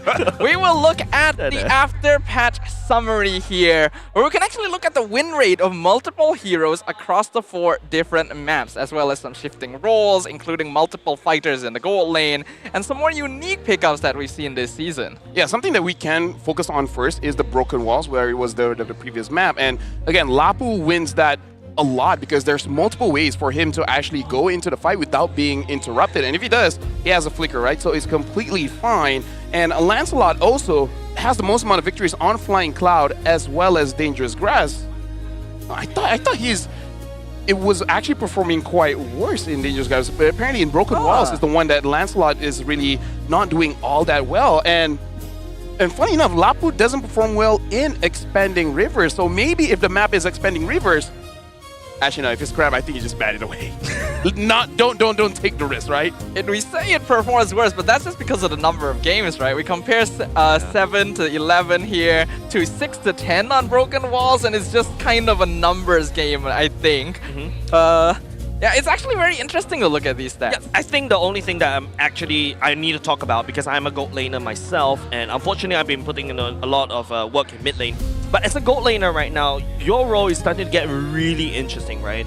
Long gone are the days where you are, you know, in the back, outputting damage from far. Now you're forced to pick up a fighter on your own. And just looking at the types of fighters that, you know, in MPL Malaysia they've been picking, the Esmeralda, the Ruby, the Bane, and also the CC as well. Yeah, honestly, like, it has shifted because the gold difference by 20%, if I'm not mistaken, being 12% being reduced. It's actually a big reduction in professional play, because as you guys saw, if you lose at Turtle 2, that's basically the end of the game, right? That's how fast, if you're playing on the professional stage, if you lose Turtle 1 and if you lose Turtle 2, especially against a team that does not make a mistake, that's GG. You cannot have a hero with a 3-item power spike. You need a hero with half an item power spike. And not to mention with all the buffs to fighter heroes, the buffs to tank items, and the general reduction in gold that you already pointed out, it just feels a lot more economical to go for a fighter in the gold lane, since they're actually capable of outputting just as much damage, especially in the earlier stages compared to a marksman. Yeah, it feels like inflation just hit the gold laners already. Because to be honest, right, like, you really need a lot more items like what you mentioned. I don't think there's a gold lane, a traditional marksman that can really pop off with like, what, half item. I think the only one that I can think of right off the bat is probably just a Granger, one Hunter, one Fairy Hammer. That's more you need. there are early game marksmen, but you may as well go a fighter at that point, right? But let's talk about someone else. We got Carl Teasy, the GOAT himself, and we got a quote from him where he said, I think SRG and CG will qualify for M7 because I've been watching both of their matches. I can see that CG is a strong team with the potential to reach SRG's level. The Malaysian teams are still the main threat for us, but I consider SRG to be the biggest one. I hope to meet Skies again because to me, he is still the best player in MPL MY. Isn't CG the team with Chiku? Yes. Yeah. Gary from like Balance. Team Hawk. Yeah. Yeah, no wonder. Yeah. So CG, honestly, in the regular season, the first half, they are amazing. But afterwards, it has been difficult because Amzik has to balance out between playing professionally and studying. And this very week is SPM. So this very week is like the most crucial part in his, like, I would say, 2 lives. 2 lives, yeah, exactly. Like the first part of your life. And even if Amzik is going to be playing later on, does he even have the practice time? Because even the scrims that's playing full time, they're having difficulties getting scrims. More so for CG. It's going to be a tough balance to achieve, that's for sure. But we'll get the answer to that question later on because now we're about to jump into the draft for game number 2. SRG.OG has already proven their dominance once, and we're going to be returning to Broken Walls again. SRG still 100% win rate on this map. MV is more afraid of Skies than Cram.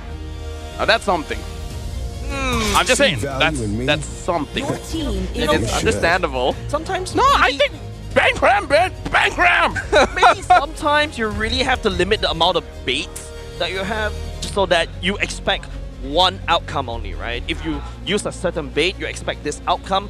Maybe from the side of Sorapayong, that's the idea. I want to see something that, you know, I'm familiar, and then after that, I eliminate one player from the team, then I tackle the rest. I feel like it's hard to ban though against Cram. Yes, you can get rid of things like Lapu. Yes, I think they should contest basically. It's gonna be impossible to get rid of all EXP laners considering how many fighters are meta right now. Not to mention they'd be debilitating themselves since they also need fighters on their side. So contesting it probably makes the most sense to me. But it does look like there's a very heavy focus on the jungle this matchup, with 5 jungle heroes banned out in the first phase, basically the same bans from game 1. Let me just say, SRG.OG is willing to ban Arlit. I'm gonna say that they're willing to ban Arlit, MV is not willing to do the same. So just the difference between the philosophy between both teams. I can see where you're coming from, but it's also kind of hard to compare because I think you ask any team and they'll be able to tell you that SRG has less things to be afraid of compared to them. Yeah. So first B1 pick from the side of SRG is going to be the Hayabusa, which is something that, you know, we talk about how in Game 1, Sakai was basically the main target. I think Coach Arcadia is starting to recognize this as well. Hayabusa is a really strong pick as a first jungler, but going into the current meta right now where all your heroes are really sustainable, the Hayabusa may have a bit of a problem, you know, bursting down a certain hero. I think now, at the very least, from what I'm seeing for the side of MPL Singapore, is like Hayabusa is now also meant to go around and controlling the side waves, using the Shadow Kill to just clear the minions and then after that rotate. I think it's also because that they've already seen both Redrin and Baxia banned out that SRG feels a bit more comfortable just going for the Hayabusa first.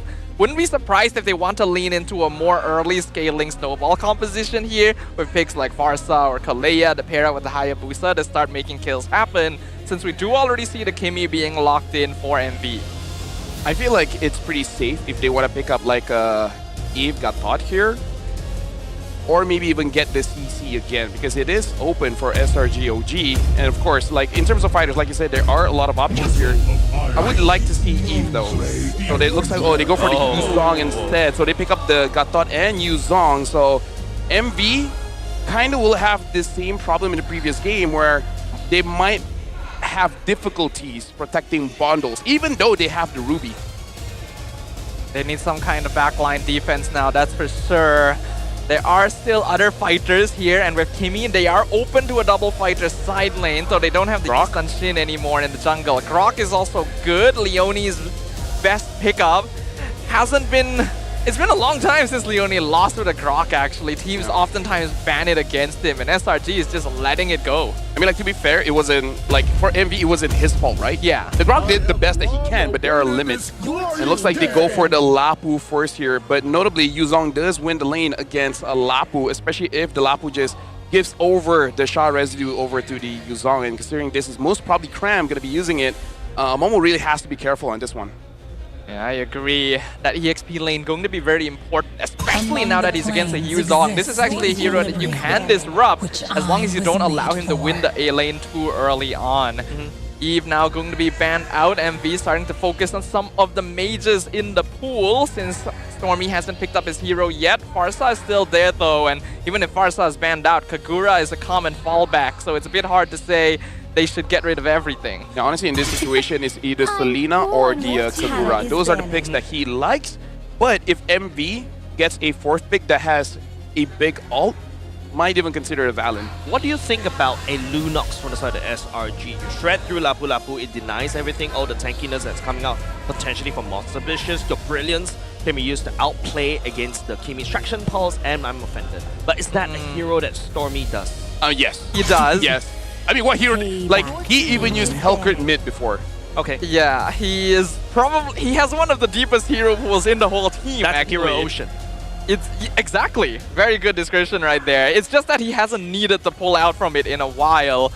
The Farsa does get banned out, which means Selena Kagura would probably make the most sense going forward. Grok is still open for MV as well. I'm wondering what would be the best choice for them. Honestly, they could actually opt for a Estes, because if you know that the dive is coming in from SRG.OG, just out-sustain it, right? It would work against Hayabusa, but I personally hope we don't see it. Estes and Ruby and Kimi, as well as Lapu. Lapu is the only one that can potentially get out of range of the Estes heal. Everyone else seems pretty solid. I cannot deny that Estes would actually work fairly okay here. It might be vulnerable to AoE from the Yuzong, but works well with all the sustain. I just don't want to see it personally. I know, Sadafa, I know you hate Estes. I do. But I'm actually going to push that Estes pick over for the side of Monster Vicious because it looks really good, right? You have sustain for the side of Ruby, the Lapu Lapu, exactly what you need. You provide that burst. You provide a counter to that burst for the side of Haya. Hold on. I haven't heard that voice line in a long time. So Estes looks more real here. It actually does. And it does look more real. Honestly, it doesn't even have to be an Estes. They could go for something else, like Rafaela? I'm thinking more like a Florin. Yeah. A Florin or maybe even a Matilda if they needed more mobility. But since they showed Estes yesterday, I'm thinking we're going around that line. But basically, MV out-sustaining. That's the thing that they wanted. Most likely it's Estes, Florin, or Matilda, leaning towards Estes because, as you pointed out, they did play it yesterday. SRG should be aware of the potential of Ube here, and they're gonna lock in the Zusin export, which is excellent. This is perfect to deal with an Estes. And there it is. I don't know how to feel once again. I love what SRG picked because Monster Vicious feels like they're really baiting Innocent into a marksman pick, especially with a new item coming out. That item is a bane to all marksmen, right? So SRG countered with like the X-Borg with the true damage and also the Juicin to basically peel against these tanky heroes. I'm loving what SRG has cooked. Okay, but MV, this is what they have to do. Number one is they got to actually focus down on X-Borg, making sure that he doesn't get ahead. Because with what they have, they actually don't have a lot of burst to take down the Faraga armor early. And once Monster Vicious gets that Blast of the Oasis, that's the biggest power spike that they have in this game. So once they got that, they got to go aggressive. Yeah, they have to play for that timing because X-Borg is such a good counter to this entire lineup. But Monster Vicious already surprised us once yesterday by eliminating Homebois with this draft. Can they do it again against the Red Giants? Ladies and gentlemen, we're jumping into the Land of Dawn for game number 2. All right, it's just, you know, Monster Vicious bang into the wall. It cracked just a little bit. But this time around, you know, SRG is still a rock-solid team against Monster Vicious. I'm loving this draft coming out from the side of SRG. I am literally just salivating just at this thought because it's just big brain drops coming out from SRG. And this is already good for Innocent. He's already pushing Ruff away from the farm. So I want to see actually more rotations going to Ruff because they cannot allow Innocent to be able to scale up. In fact, both lanes, we can see that SRG.OG, they are bullying out. They are denying all this gold, all this EXP, the mid trio really needs to step up, make sure that they equalize at least one of the lanes. This is not a good spot for MV for sure, because they are basically playing Ube, and the ideal for this composition is to have better lane control, and right now they're losing every lane. In fact, Ruff is nearly dead already. Because right now they're protecting the jungle. I mean, I don't know, like, I think Baratz at most and Estes would be fine. I mean, he'll be okay, but the main worry is if MV faces it. Hold on. Just a Geneva suggestion for the side of Nissan. Literally burning down Ruffs right there at the goal lane. And literally what you're saying, SRG feels like, you know, they're winning side lanes and potentially mid lane at the same time. Because take a look, like Stormy and also Yumes, they could just wave clear this very quickly and then start rotating, and all of a sudden your side lanes looks very juicy for Sakai's. Yeah. Oh, he sees him. Takes the flicker though, I take that. Yeah, but again, this is why you see SRG.OG have a better, faster rotation, because MV, the mid trio, they're staying in their own lanes, and their gold and EXP are unable to rotate around the map. So MV at this point, they're respecting SRG just a little bit too much, and not enough at the same time, where they're allowing the side lanes to basically die against their opponents. With this comp, they're basically hedging everything on the first two turtle fights. Let's see if they can get it. Does catch onto Stormy right here. Picks up Uni at the same time. Uni stashing forward. That's going to be the taunt. Landing down the shelf on the side of Stormy onto Bondos. But Bondos right here will be able to just stay alive just a little bit longer because of Leone. And now here comes the Black Dragon form coming up from Cram to try to zone. But it feels like SRG is running out of steam just a little bit. Yep. Right now, Yumes able to taunt. Ruff stepping forward just a little bit. That's going to be the I'm Offender onto Crab.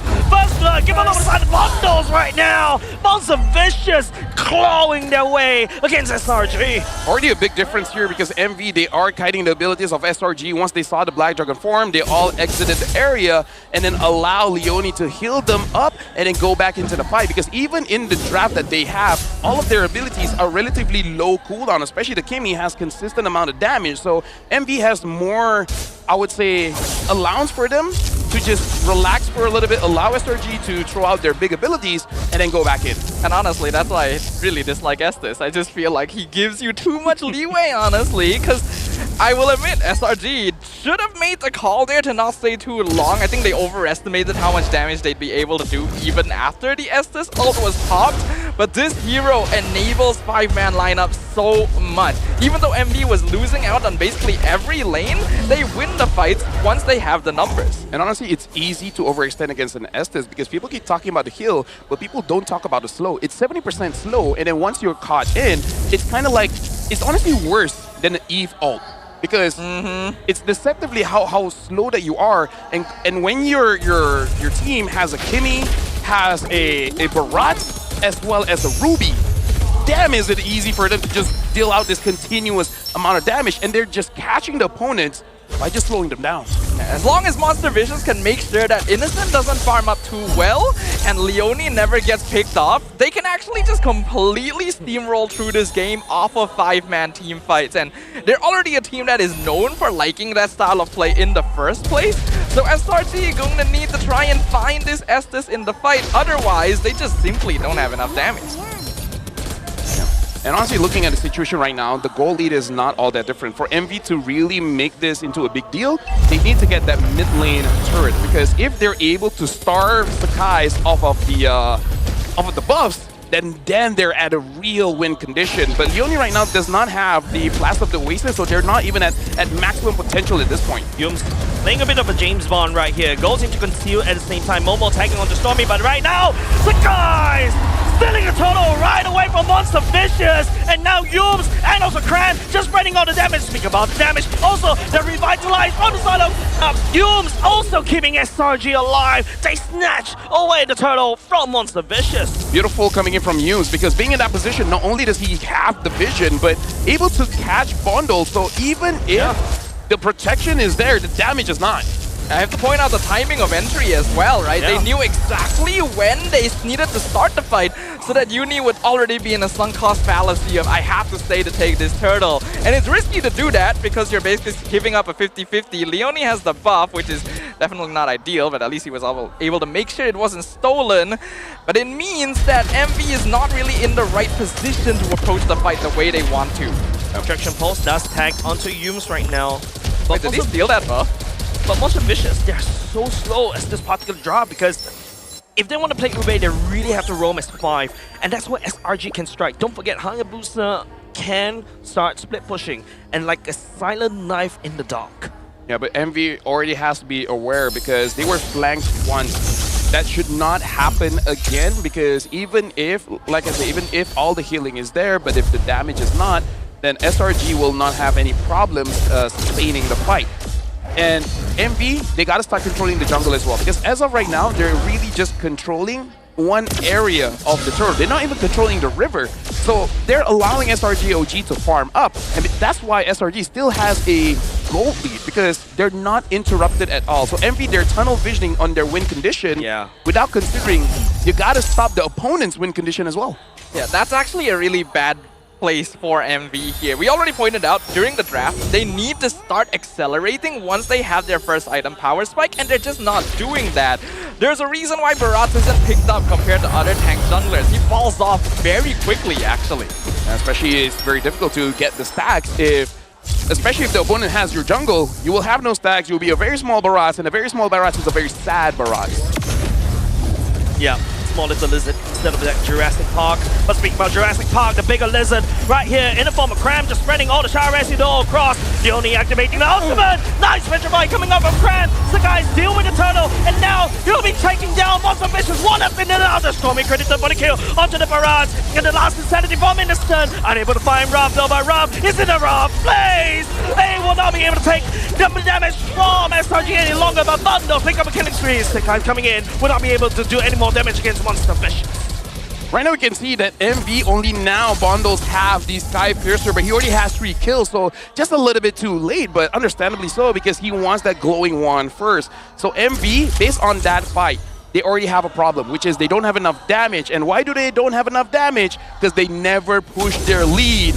And Innocent now is a problem because they are not going to be able to burst down the Faraga armor. You saw the healing there. MV, they already lost the win con. AOG, would not be able to tag onto a Momo, but it does allow Innocent to just step forward confidently as they take down bottom lane turret of Monster Vicious. Innocent is scarily fed right now. He is so rich item-wise, and we can see SRG has already done the lane swap as well, just to allow him to spread that influence even further.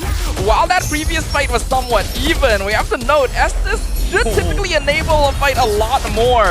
The fact that SRG is already overpowering that healing makes me very happy from a bias standpoint. Tommy tried to sidestep using the Crimson Beacon, gets Salvo there, but there's one ultimate gone, and Rob, no lane is safe for him. He did a lane swap, but he meets Cram instead. He's just gonna taunt him a little bit for good measure. The thing about it, I mean, like, he wanted the minion to die. But yeah, the thing about using an Ube strat is overpowering your opponents and then basically getting objectives for free. I see no free objectives for MV. I see no forcing. I see no bullying. This is a very passive Ube movement coming in from MV. And yesterday, Sora did say, I want my players not to be afraid. It looks like they are afraid. Yeah, because they're facing up this unbreakable wall right now. Cram stepping forward will be tagged onto Uni by Yums. Blocking down Bondos. Bondos sidestep, but onto the wrong place. They only activated the ultimate just to try to save up. Just the hell just a little longer, but it's gonna be a Rob stepping forward, unable to land down the I'm offended. But I love what Humans was doing there, specifically just walking up, not actually going for the taunt on Leone, but standing between him and his teammates so that he wouldn't be able to walk up to them to give the healing from the Estes. He even had to choose between who to save in one of those moments. It was lucky for MV that they were able to back off in time, but if that trend continues, SRG is going to start picking people off. Something about SRG, even from game number 1, is they're good at separating bundles from everyone else. Yeah. He's essentially the main damage dealer at this point, and if he's isolated, and it's impressive because, oh, hold on. Ruff catching onto Innocent, last Insanity will be used by the side of Innocent as well, but it's not going to be very Innocent for the side of SRG! And therefore, everything onto Monster Vicious! But it seems like Monster Vicious is able to stay just as long as the guys, the hero of SRG, comes in and unequalized the stability of Monster Vicious! Members from Monster Vicious already going down! SRG.OG just dropped like a nuke onto Monster Vicious right there. And even all the healing in the world was not able to sustain through it. They were AoEing them down like crazy. We know SRG is strong, but damn. Like, again, like SRG, whatever strategy you use in front of them, they faced it before. Oh, Sakai, shadow kill onto Momo. Nowhere to be seen. The bravest warrior not brave anymore for the side of Monster Vicious. I feel like he should have jumped backwards to maybe share that with his team, but at this point, I'm not sure if it matters all that much. Yep. Oh, Stormy getting caught in the wrong place right here. Brings a beacon. Just nice for the side of SRG. Hey, this is the luxury that you have when you're able to scrim against S-tier teams. You fought against multiple strategies in the game, so whatever MV picks up, it's not new to SRG. It's like, bro, we know the Ube strat. We fought against it. We know how to deal with it. Flexibility from Monster Vicious that caught Homebois off guard previously is now working against them. This is also the first appearance of Bharat since Season 14, apparently. Last played by Smooth, so interesting fun fact there. Look, it's just 4 men for the side of SRG going up against Monster Vicious. Just take a look where Sky is. All the way up top right there. Just split pushing is causing... This is the biggest problem for the side of Ube strat, right? If you're not able to get a snowball, you're just going to get just a lot of disadvantages because you have to roam as 5. Exactly, so right now, MV, honestly, their draft doesn't have amazing wave clear as well. So even catching Yums, it's not going to be enough. Kidnaps Yum, but Yum can just dash over the wall, and just in case the counter doesn't dash over the wall, he can just jump away from the wall. And now even SRG is not allowing MV to get any kind of engage. Even though SRG is 9k ahead, I feel like if they force it out, they can actually get a win. But this is the discipline that SRG has, knowing that even if they do get a wipeout, can they push? No, they cannot. The minions are not there. Is the Lord available? No, the Lord is far away, so there's no reason to fight right now. And this is where the macro awareness of SRG really shines, where other teams, they would force the fight because they have a 9,000 goalie, but here, they will get nothing even if they go for it. The shot calling has always been solid. They're able to keep a very wide view over what the map looks like and understand what are the pros and cons of throwing their bodies away. They don't need to do that right now. Not to mention that if they do end up dying a few times here, there is always the risk of bundles actually coming online and becoming a threat. This Ube strat is not completely shut down yet, but it is in tatters. Right now, SRG is the team fight that's really ruining MV, because MV has a one-style team fight position, right? Everyone clumped up together. And hey, Yuzong got taught, even Stormy likes that, because how many times have we seen Stormy picking up multiple people at once? Usually, the Jushin picks up 1, maybe even 2. We see Stormy picks up 3, maybe even 4. So it's like, this is already an amazing game from SRG. Basically, just with the draft, they probably understand that this might be an Estes game, so they draft for it from first pick. Yeah, and you know, there is still hope for the side of Monster Vicious, like what Sadafa was talking about. Yes, this kind of strategy is in tatters. It's literally see through the holes of this strategy right now, as SRG is just so far ahead because of all that. Still gonna try and challenge it. They cap on Innocent, but the fight is starting. Yep, fight is starting. Whoa! How do you let that Gunhunter Victor behind as SRG just pummeling Monster Vicious down to the ground with the 9.4k goal lead. Massive ahead for the side of SRG, and now they're just toying with their food. The Lord, an excuse for SRG to wipe out Monster Vicious. An absolute disaster for Monster Vicious, but the most masterful piece of art for SRG.OG. That is exactly how you want to fight that. Look, no Lord, literally, as the SRG goes for the win. Monster Vicious falling short in game number 2. The Conquerors still conquers. Yums easily has the best God thought that we've seen so far, but again, he's the best roamer in Malaysia, and between him and number 2 is nowhere close. But again, SRG.OG had an amazing game, but I really feel like it was on MV. It almost looked like they never played this draft, considering that they just played it yesterday. There were so many mistakes that it's just because going up against SRG.OG, they showed too much respect. The Red Giants have a way of getting under your skin. They know how to figure out your drafts. They know how to mess with your rotations and make you second guess every movement you make on the map. MV may have revealed their cards too early here. They saved the Estes for last, but even we could tell where that lineup was going. And when the X-Borg and Zoosin finished off the comp for SRG, we already knew that it would be an uphill battle for them. Yeah, and I really echo what Lefel was talking about, right? The U-base strat, the whole point is to basically leave your lanes quickly, start hard pushing your side lanes as 5-man, side lanes, ping-pong around the lanes, but you don't see that for the side of Monster Vicious. Now, I'm going to start from minute one. Where's the backup on side lanes? Why did you allow your EXP to get bullied out of minions? Why did you allow your gold lane to be bullied out of minions? Because they have a job to do, and you're not allowing them to do that job.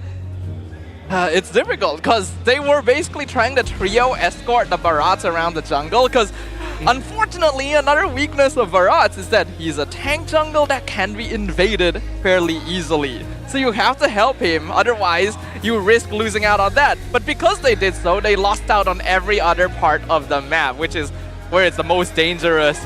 And now we will have our MVP, Yooms, going to be claiming it this time around. Those were some insane AOGs. Not only just his AOGs, right? There's so many times where Yooms taunted from the back.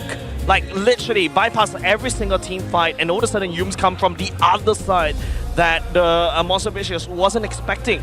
He's able to cover all these angles, and Gato Kacha is not exactly known for these kind of flanks, right? Yeah, not really, but Yooms made it work. And if they're really worried about invasions, they should have just gone for an Akai, man. Akai has a lot of damage early game, not just to the jungle creeps, but also to the opponent, so you could easily just turn things around. So, I don't know, because when you pick up the Barats, it's showing that you will have the momentum so that you can keep your stack up. The moment you lose, then no stacks for you, very small Barats, you're not doing your job. So essentially, MB, they pick up a draft where no one did their job. So, I don't know, man. Sora asked for the players to be fearless. I saw a lot of fear there, and even Yooms just during the MVP just showing force, saying like, yeah, this is going to be a 4P. This is a little bit too easy for my liking. It certainly seemed one-sided for SRG here, and yeah, I agree with you. It felt like MV was just a little bit too afraid, too respectful, and I feel like we needed to see some risks being taken here, because once they lose out on those early phases, it's just impossible for them to make anything happen. Yeah, before the show start, I was just literally asking questions about Monster Vicious, right? Like, what's their strengths? What's their secret sauce, right? The secret sauce is to be fearless and just gang up onto one person. We take someone down, and then after the handshake, these team fighters that somehow overcomes against all odds. But right now, going up against SRG, it's just one Cram in game number 1, it's just one Yooms in game number 2, and all of a sudden Monster Vicious forgot everything from the textbook, their playstyle, and then after that they just crumble right there, and it's not looking good for the side of Monster Vicious right now. Now that SRG is going into the next map with a match point right there, and forcing Monster Vicious down to the lower brackets and going through the scenic routes, man, this is not looking very good for Monster Vicious. What do they have left going into the next game? I want to ask that question myself. We praised MV yesterday for having very flexible gameplay styles and a wide hero pool, but now we're seeing the cracks in that. They have a lot of heroes they can pick up, but they seem to lean towards a specific way of rotating when they're in the game itself, and SRG seems to have figured that out. MV, they needs to pick a hero that Bondles can win in lane and then translate it to the side lanes, because Bondles is doing that in every other team but never against SRG, because if you see the movements of Bondles in game number 1 and game number 2, he doesn't move around the map, he's staying in one bush. He's staying in one bush, throwing the skills inside the bush. Is someone there? Is someone there? But in other games, he's active. So in this game, Bondles is not active, and the side lanes, they suffer. Well, and because of that, the side lanes on SRG get to have the time of their lives, with Innocent being the rich guy and the carry on an X-Borg gold lane. Once I saw that locked in, I knew that this game was already half done. This is such a good pick into an Estes comp, into a Barat especially, resulting in Uni eating up over 100,000 damage in total.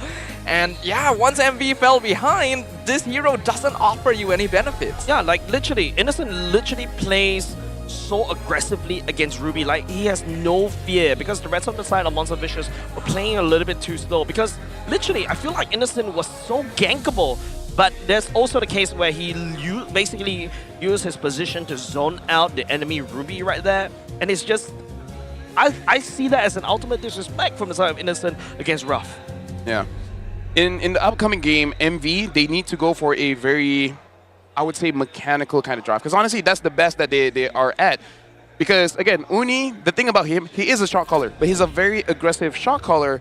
And I kind of feel like they just need to lock in and try to have the mentality, I want to win this 1v1. Because them playing scared is not helping anyone. They're a bit too dependent on being together. Exactly. And that is costing them because you have players like Yums who are so good at breaking up those movements. Yeah. We can use that one play where he concealed as the Gatot and stood between Leone and his teammates. Even though it didn't translate into any kills at that point, you can see how this kind of thinking affects the way SRG is team fighting. Yeah, like, it's very hard to go around Yums. You saw Bondo right there, right? Just see Yums and then decides to run the other way, and then after that, all of a sudden he got stuck.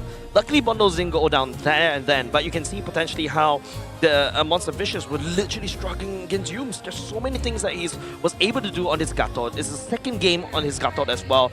Maybe, perhaps, there could be a contest pick for this particular hero taken away from you. I mean, like, here's the thing, right? You're fighting against a team that's one of the best teams in the world.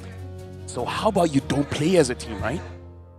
That's a crazy idea. Right? It's I like dig that, it's like this guy is the strongest at 5v5. Okay. Why do you want to challenge the best at 5v5? We have a 5v5. So let me think. A Ling, a Fanny, a Martis, a Brody, and also perhaps, you know, Hellkurt. So basically what they have to do is that, but with Lancelot, because Uni can do it, where he basically can verticalize, he can vertical jungle, get some of Sakai's farm, because honestly, game 1 and game 2, it's not that Sakai is having an amazing game, everyone else is. So you should have exploited that, where your mid duo can win the duo fight, allowing Uni to get inside Sakai's jungle, and then win off of farm that way. And then you split the fight. Let Uni have a 1v1 with Stormy or Innocent, and then everyone else deal with everyone else one by one. I like the fact that Lefel just made me super smart because I was trolling with that roster right there that I came out. I feel like I have to bring a bit of a reality check, unfortunately, because on paper, yes, sounds good. The problem is, SRG is also one of the best teams in the world because they can 1v1 as well, right? Their individual micro mechanics, in fact, sometimes stick out more than their team fighting. So I feel like MV has to depend on their typical style to 5v5 because that's the best thing they're known for. Unfortunately, when you're playing something like an Estes, you put yourself very vulnerable to situations like this. And I might say it's very cathartic as an Estes hater to see a team actually break through that healing. Hey, just now, here's the play. Oh my goodness. It's just literally a salad, a rojak of pure AoE damage, and just there's no games left for the side of Monster Vicious because literally SRG, that 9.4k goal lead, they could literally do that. Yeah, so SRG, I mean, like, if I give all the ideas and everything is getting shut down, then, hey, MV's got nothing, man. Well, I hope they have something. Because so far, this playoffs, we've not actually seen a clean sweep. Even though some of the games have been a little messy, the teams have actually been fairly close in terms of their level. We all knew that SRG.OG was going to be a wide gap to overcome, but is it still a situation where other teams cannot touch them? Are we looking at another clean sweep angle? I feel like, SRG.OG are stepping towards that because they've shown so much cleanliness in terms of not only just their rooms, but also their gameplay, their strategies, how they rotate around the map against Monster Vicious. And, Monster Vicious right now, remember how we introduced the game earlier just now where this is an unbreakable wall that SRG was able to build. And Monster Vicious with the momentum is still unable to break through that one. And now they're just literally headbanging against a wall, throwing out the Ube, throwing everything they've got in order to be able to take at least one game from SRG.OG. It's a tricky situation here. I know you've already thrown a lot of ideas out there, Lafella. Anything you want to add to the list? Again, honestly, it's just that you gotta win that mid first because, again, like I remember the rotations coming in from all the teams, and Envy is just being uncharacteristic. They're not moving, and they're just allowing SRG to get things for free because going up against a strong team, you just gotta fight back, right? It's like you're in school and your bully is asking you for money and you're just like, yeah, here you go. Yeah, here you go. Right, you gotta fight back. I'm a little worried that we're seeing a repeat of what happened last season, because it was very clear that every team was so afraid of SRG that they couldn't picture themselves beating them. Every team was fighting for second place, and they acknowledged it in interviews. And I think that they worked on it a little bit, right, this season around, but maybe those same habits, that subconscious feeling is fighting them now. No, because this is tilting, because even the coach said yesterday in the interview, don't be afraid. Like, the coach saw this coming from a mile away, and he already said it, and it's like, bro, what's going on here? What's there to lose? I mean, we're talking about the biggest team in MPL Malaysia, right? SRG.OG is literally the biggest bully in the kindergarten playground, and literally now on top of that, he's screaming, "Fight me!" Nobody is gonna go up against this mega monster of a team. The thing about SRG.OG is that they just don't hold back. They are looking for an opponent. They are literally that one character in an anime who is constantly hungry and searching for the opponent that will give them that thrill once again. So far, no one has been able to match up to that. Let us take a moment to compare the roamers here, because their roles are pretty crucial right now. We've already talked about how well Yums performed in those first 2 games. Leone is a solid roamer, but what does he need to change? Honestly, not much. It's just that his initiation was pretty good. Yeah. He's backing the team up pretty good. But again, you always have that, I would say, limit as a roamer. Because every roamer knows you can have an amazing setup, but if the follow-up is not there, then it's a useless setup, right? So Leone has to enable the other members, Uni as well as Bundles, to make sure that they are able to do their job. Because what we saw from Yums is that he gives space for everyone else to farm, and then when it's time to fight, he will get like a crazy flank or something, and then enables that, or separate the damage dealer from the team fight. So Yums is going at multiple different angles, and Leone, he's stuck. I feel like in that game number 2, Sonava and Lafel, it feels like, you know, Yums is just literally gathering all the information. You see one person from the side of Monster Vicious, you see everybody. And that's what allows, you know, Innocent to be so brazen in terms of his farm. That's true. That is true. I think that something does need to shift here, because we're going into game number 3. SRG.OG is at match point. They might move on to the upper bracket finals without even a single game taken off of them. And MV is going to need to figure that part out. It is now going to be Dangerous Grass, one of the few maps that SRG doesn't have a clean win rate on. Looks like MV is going to be first pick here, and they're not going to be changing that much. They're still betting on the Hilda as well as the Hayabusa. And at this point, I think they got to rely on Kenji here, being the Filipino, to have a rough idea of what SRG.OG wants to do and then counter that. MV themselves, they do ban out this Lancelot, so it looks like they want to go for the Yi Sun-shin again. I think going back to basics would make sense. Unfortunately, being on the Estes meant that Leone was locked down, as you guys pointed out, right? Wasn't really free to roam the map, provide information, and was stuck tethered to his teammates to try and keep them alive, which gave SRG a lot of advantage. So putting him back on a typical roamer that can open up the map for them should be better, especially if they pair it with the Yi Sun-shin for vision. Okay, you know what? This is the last idea. MV needs to have a lot of stuns, because look at all the bans SRG.OG has. Harlot and Frederick, right? We don't even see a lot of Frederick pickups from Uni. We know he can use it, right? But meaning that SRG wants a clean, uninterrupted fight. So I feel like all the picks that MV needs after this, you know, Gatot, Eve, Ruby, like, they tried it once, but again, I feel like that's the only thing SRG.OG is afraid of, so let's try that. I feel like right here, the Gatot is the biggest problem for the side of Monster Vicious, right? Like, game 1, game 2, the common denominator was mostly Gato Kacha. Looking at how SRG is going with the pick bans, particularly... Oh, hold up. Ooh, someone's pulling. Anything cool? Anything good? Nah. Something. Not bad. Not bad, not bad. Okay, not bad. Sorry, distracted. Yeah, CC and Kimi being selected right here. So it's basically going game 1. SRG is challenging them. They're trying to ask Monster Vicious, alright, we're gonna play the same way we did before. Let's see if you figured something out. Gatot does get locked in. It should be Eve, I hope. Yes. Go back to what made you strong, what brought you all the way here. Yep. Eve has been winning them the game, and for the first 2 games, they did not pick it up. So SRG.OG, they have a lot of options here, considering what happened in the previous game, where, if we remember, they picked jungle red 4 with that Guinevere, and over here, they do pick up their roamer, which during that time, damn, I can't even remember anymore. It was the gut thought here, I believe, yes. Because SRG was willing to leave Skies' pick for later. So now that the Gatot is gone, looks like they're gonna go for the Joy. Wow. I use Joy pick coming out from SRG, right? Joy goes into a full beat ultimate. You just literally run it down against a Eve. You force the Eve away from the real world manipulation and literally wins games, right? And also you're immediately immune to the Mountain Shocker coming out from the side of Monster Vicious. And maybe Sky just wants to kind of do the same thing what Uni might want to do, which is just vertical farming. Because Joy, I would say relative with Yisun Chin in terms of clear speed in the jungle. So SRG, they might just want to overwhelm them by saying, okay, we already have a momentum going on. We're just going to make it so that you can't make any plays. That's possible. That's definitely a likelihood of happening.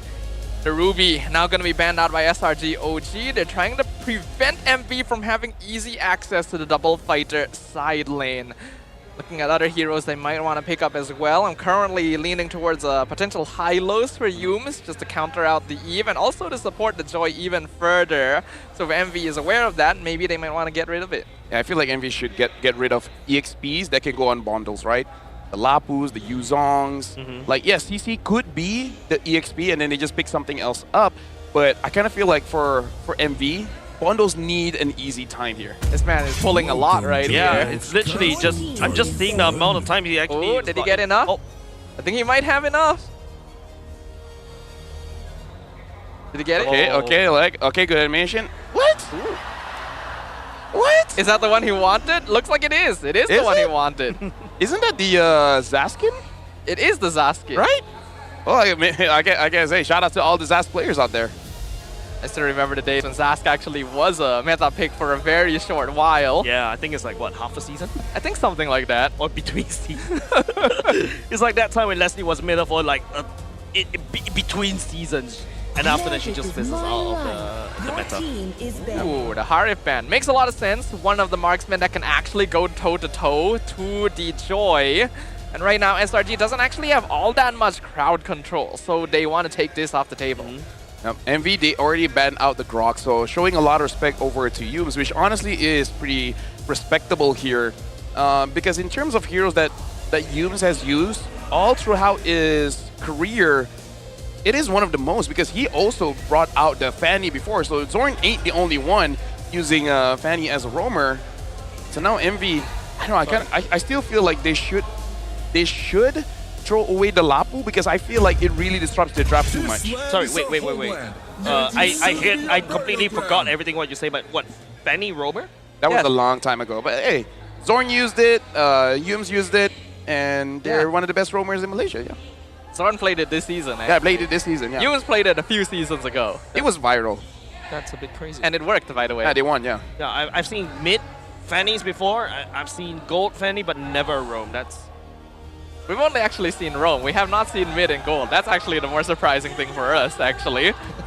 But the Lapu now going to be the final ban. They already saw the trend of the CC flex into the Lapu last pick in game 1 that cost them dearly because Cram just went ham. So there's none of that anymore, but the Guinevere is still going to be picked up. Probably Yumes here then, right? Yep. Yumes who are on the Guinevere. Like you said, usually it is Yumes.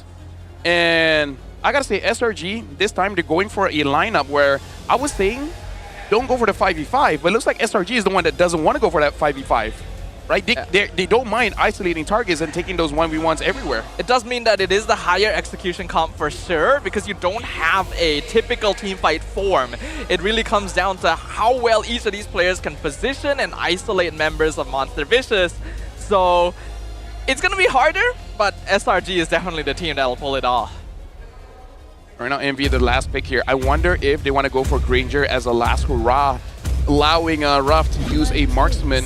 It looks like they're going for Alice as well as Cho. So this is going to be a Cho gold lane for MV. Haven't seen Ruff on this pick yet. I don't think so, yeah. This is a fairly high mechanic hero. Ruff is aggressive, he likes playing fighter goals. But the Cho gold lane is not something that he has a lot of stage experience with. And he might be going up against a CC as well, which is not the best matchup. So things are going to be tricky for him, but if he can find the kick onto Skies, he will have very high impact. And honestly, the question is it going to be tank or damage? Because we saw Leone yesterday with a damaged Cho. So what if they just make a switch and pick up something crazy like Alice Gold, Gato EXP, and just let Leone play Cho again? Again, it is crazy, but you're going up against SRG.OG. Going for safe probably isn't the best idea. Well, so far it doesn't look like they're doing that. That does seem to be rough on the Cho in the gold lane. And then the Yu Zhong once again shows up in the hands of Cram. So there's a lot of dive, but this is a full skirmish composition from SRG.OG. Yep, and honestly, with this kind of lineup, it is a lot of question marks for MB. I feel like the draft is definitely workable, but it is very mechanic dependent, right? Ruff hasn't been the most stable of guys in the roam position, and we saw internationally only a few names can really use the Cho quite well. I agree. Like in MPL Singapore, right? Cho gold lane doesn't really have a lot of success. Yeah, I agree as well. But when it does work, wow, is it cool? Let's see if Ruff can surprise us and turn around the fate of Monster Vicious here. This is game 3, match point for Selangor Red Giants. Can they close things out and iron a path directly into the upper bracket finals? Yeah, and you know, walking into this particular match right here, you would have thought like Monster Vicious does have some form of momentum, but you know, it seems like SRG.OG is just this unbreakable, unmovable wall, and Monster Vicious is literally getting a lot of headache just banging into them. Yeah, Leone already taking quite a lot of damage, where SRG.OG, again, they are preventing MV from moving all around the map. So if we're talking about fundamentals here, SRG, if they're winning every single interaction in the lanes, this is like, as a jungler, you love this kind of games because you have nothing to worry about and your team can honestly win without you. The frequent trend here. Cram might be too far forward. Char residue. But Leone unable to catch onto Cram, still slippery at that human lizard. That was very lucky because the Hand's basic attack actually pushed him forward, dodging the taunt. So it's like, Cram is like, I meant to do that. But personally, even if he did land the taunt, I don't really think a gut thought Alice is doing anything to a Yu Zhong at level 2. So while I like the timing of ganking the EXP, it can have very high impact. They don't really have the right heroes for it. Yeah, but I think he just wants to stabilize because if Alice is not allowed to farm out freely, she's going to be late in the turtle fight. And if Alice is late in the turtle fight, you're kind of not utilizing the hero well. So yeah, I agree with you. But I can see the logic why they want to do that. Because honestly, if they do gang gold, I also think they can't get a kill, seeing as Ruff is having a hard time against Innocent. Unfortunately, silent pressure has always been a question when you're going up against the Red Giants. And MV is once again in a position where they don't really have pressure on the extremities of the map, and that is making their rotations a little bit more difficult. At the very least, though, Bondos is doing a better job on his comfort pick. And we can see that Cram understands that he's the target because look at how Innocent, he's so confident moving forward, and Cram just patiently waiting for his minions to come to him and then getting that level 4. Scoring. Traction Pulse does catch onto Bondos though. Yum's jumping forward, zoning out the rest of members from side Monster Vicious, and now SRG takes away the turtle. Real world manipulation from the side Bondos, but it will be faced first by the Cram. Try to zone, but it's still SRG walking away with the first turtle. That is basically a textbook right there. Traction Pulse comes through, Yums dives, he knows they don't have enough damage to fully kill him yet, backs off just in time to make sure they get the turtle, and they're not punished for it. Yeah, again, like, just following the textbook, we already done this a million times, A, B, C, and then move on. And MV does not contest for that one too heavily. Momo is not able to really be in position to use the Throne of Ruin, and even if it is, the damage is not there yet. Guys, goes into the ultimate, doesn't take down Leone as of yet, but Sakai's on this Joy ultimate, the cooldown's really fast. Definitely, that's why he is willing to just be kind of annoying for now. As long as he's able to poke someone out, that means they're not able to apply as much pressure on the map for a short while. SRG is taking this slowly. They're not allowing MV to play the map on their terms. Yeah, and because of that, SRG, they're winning by 1,000 by not interacting with MV. They got a turtle, and then that's it. They don't get kills, they don't do anything. They just deny them a farm So this is just a natural progression of differentiating yourself and your opponents with gold by not earning that much, but just denying them of any. Yeah. So guys, will be able to catch on to Leone. Leone goes into Revitalize. Here comes Momo with a TOR. So guys already using bundles, will be able to dash away. Cram stepping forward right here, but zone out by the side of bundles. Second skill, SRG. I'm going to find a kill, and that's still working well for the side of SRG. Yeah, the spacing is so good. MV is going to be very solid at taking direct front-to-back fights, and that's why SRG is just coming from every angle possible and keeping enough distance that Monster Vicious just cannot choose where to engage and commit. This is resulting in them not getting any pressure on the map. And SRG understands that MV, they kind of have a wombo combo kind of draft, right? With the Gatot as well as the Eve, even the Yeast and Shin. We've seen this trio combination catching a lot of opponents, so they're like, let's just not get caught. Tonight's joining in right here, but Yums will be the one that's absorbing so much of the CCs. Members on the side of Monster Vicious already set before Ruff, finding onto the member on the side of Stormy. Buzzbug giving over the side of Monster Vicious. Master Kai's going in. Ultimate onto bundles right here. Real one manipulation trying to slow it down. And Sick Kai 7-7-2. 3 members on the side of Monster Vicious going down. Joy has been in a tough spot in the patch these days, but in the hands of Skies, doesn't even look like that has been an issue.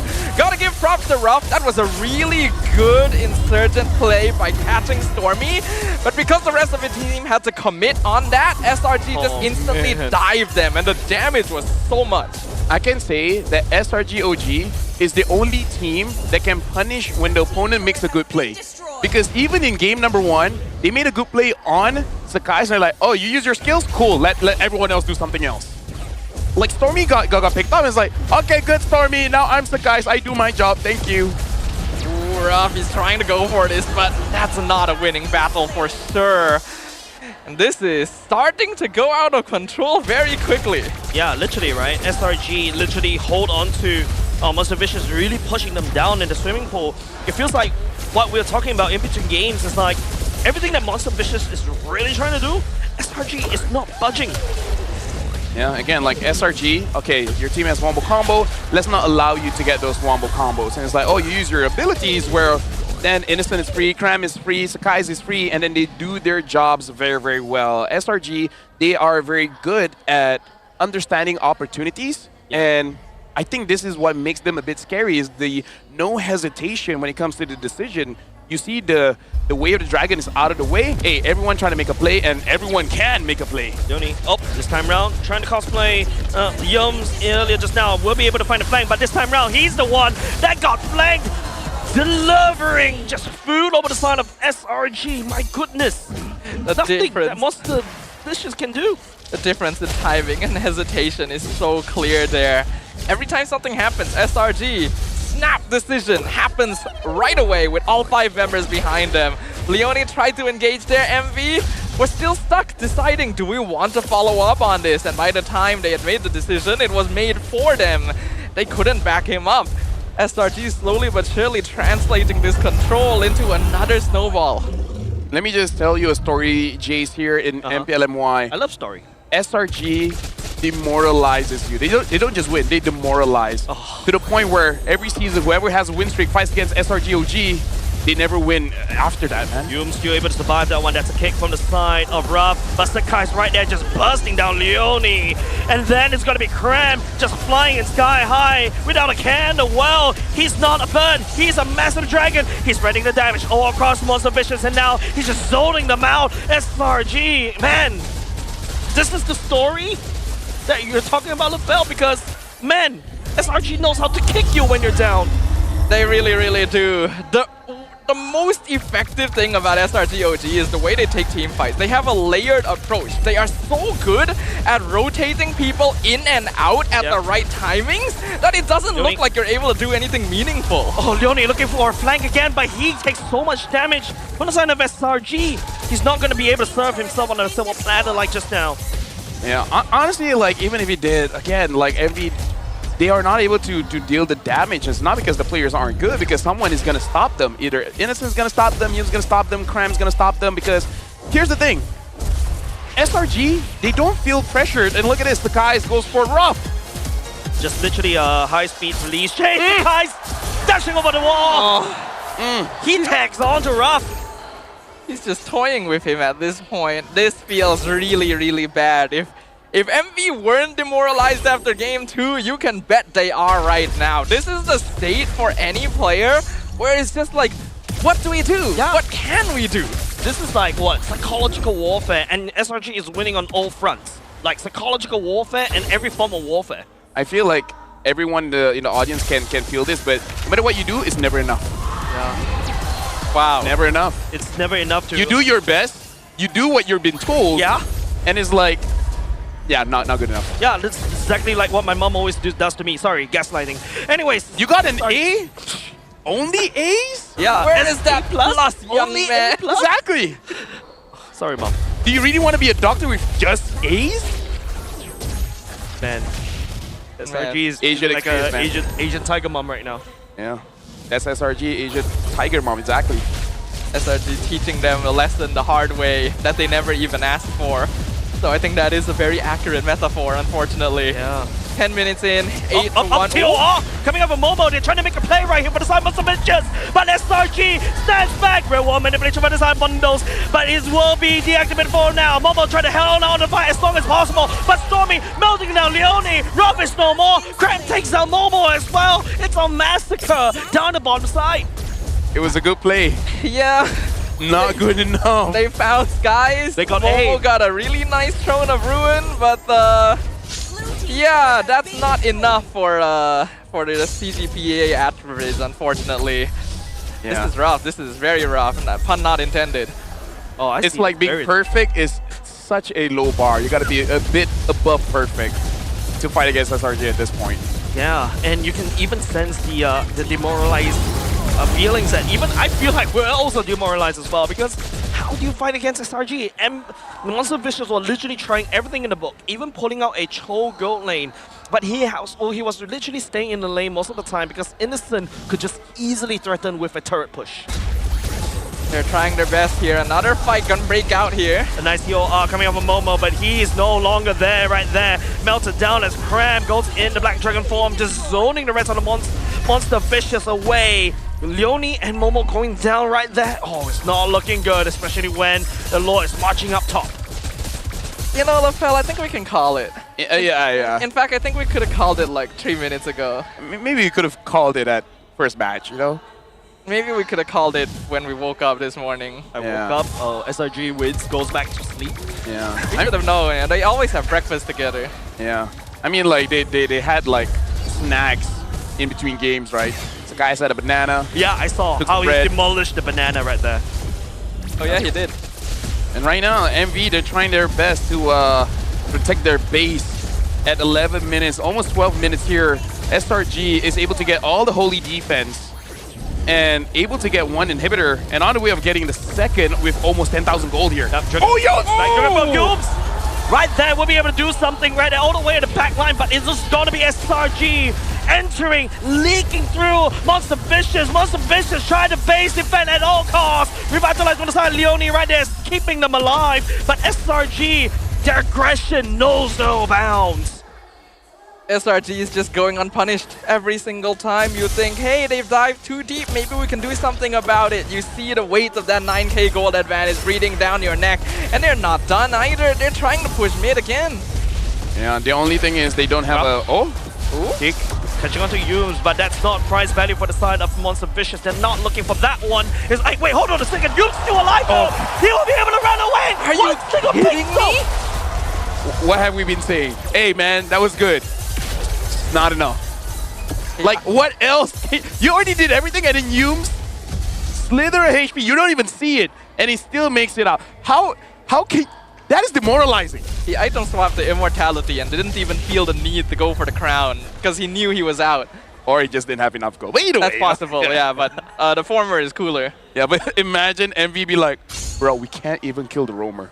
He was at 20% HP, surrounded by 4 people, caught in the way of the dragon. At that point, you're just done. It's just, what do you do? Like what Vondo's doing, going back to base. Hey, at least Vondos has the most amount of damage, you know, like he's trying. The entire team is trying, but if I was the coaching staff of MV, I don't know how many pages of notes that they have. Like, what else do they have? Like this, perhaps. Rough. In no man's land right there. SRG trying to make a play. Would not be able to assassinate anybody. Look at that. SRG, literally untouched. Literally the definition of a rough spot right there. And you can't even call it a joke because this is turning into a tragedy for Monster Vicious. Chat, I don't know if you're hoping for us to do some analysis right here, but I hope you can understand that this situation does not require explanation. Painful to watch. People even say, like, what if this is a caster curse? Like, I mean, like, we can try, but some things are not carryable, you know? Yeah. Something like, even Fate is just like, nah, you got this. Yeah, even like Doctor Strange had to like that even Doctor Strange can't see way. Yeah, Doctor Strange put out that one, and after seeing this game, puts his finger down. It's like, no, actually, that one doesn't work either. I'm sorry. Yeah. It's easier to beat Thanos. It's just, I can see a broken team for the side of Monster Vicious. SRG, everything that Monster Vicious pulled out, like literally, they go for something normal in game number 1, game 2 with a Ube, game 3 with a gold lane Cho. Nothing sticks on SRG's wall. This kind of looks like my pub games when I asked matchmaking. Literally. Oh my goodness. Melted. AERO for the side of Monster Vicious trying to make a play right here, right underneath the turrets. On the side of Monster Vicious, SRG still leading strong, still holding on. They're looking at upper bracket finals. A clean sweep. They push down and Monster Vicious down to the floor, and they rise above against Monster Vicious. And again, Monster Vicious nonchalant, man. Another day in the office. What can we say? What can we say? It's just an easy, clean sweep for our defending champions. They prove why they have held on to this throne for so long. Is there anyone that can halt this legacy? I don't know how you break this wall, the Felon Sudafa, because Monster Vicious surely can't. Everything they've done is just going to waste. It's like literally pouring water onto the leaf of a potato or something. I don't understand that metaphor, but I agree with you. I think that's a Perry Bahas. I see. It's coming back to me right now. Oh, what? Oh, there's not much we can really even say here, so we'll let Rose handle it for us and see what the team has to say after that one. We'll catch up with you guys in a moment. Kemenangan bersih untuk Selangor Red Giants. OG Esports continuing their journey to the upper bracket finals untuk playoffs hari ketiga. Alright, come here. Come. First time on stage this playoffs, already start your perangai ya masing-masing. So sekarang Rose bersama dengan SRG.OG, and could we please have the mic for Innocent, please? Okay, we share mic first. We share mic. Okay. Now, we know that it's been a 3 weeks break, diba? And a lot of people were kind of worried about how the teams will look coming into playoffs. They say the 3 weeks break could maybe disturb the momentum of the team and everything. But SRG.OG looked very, very solid. What did you guys do in the 3 weeks break?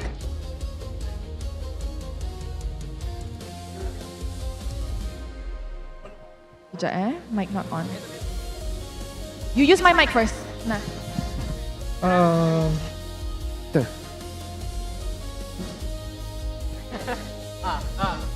Talk. Let's go.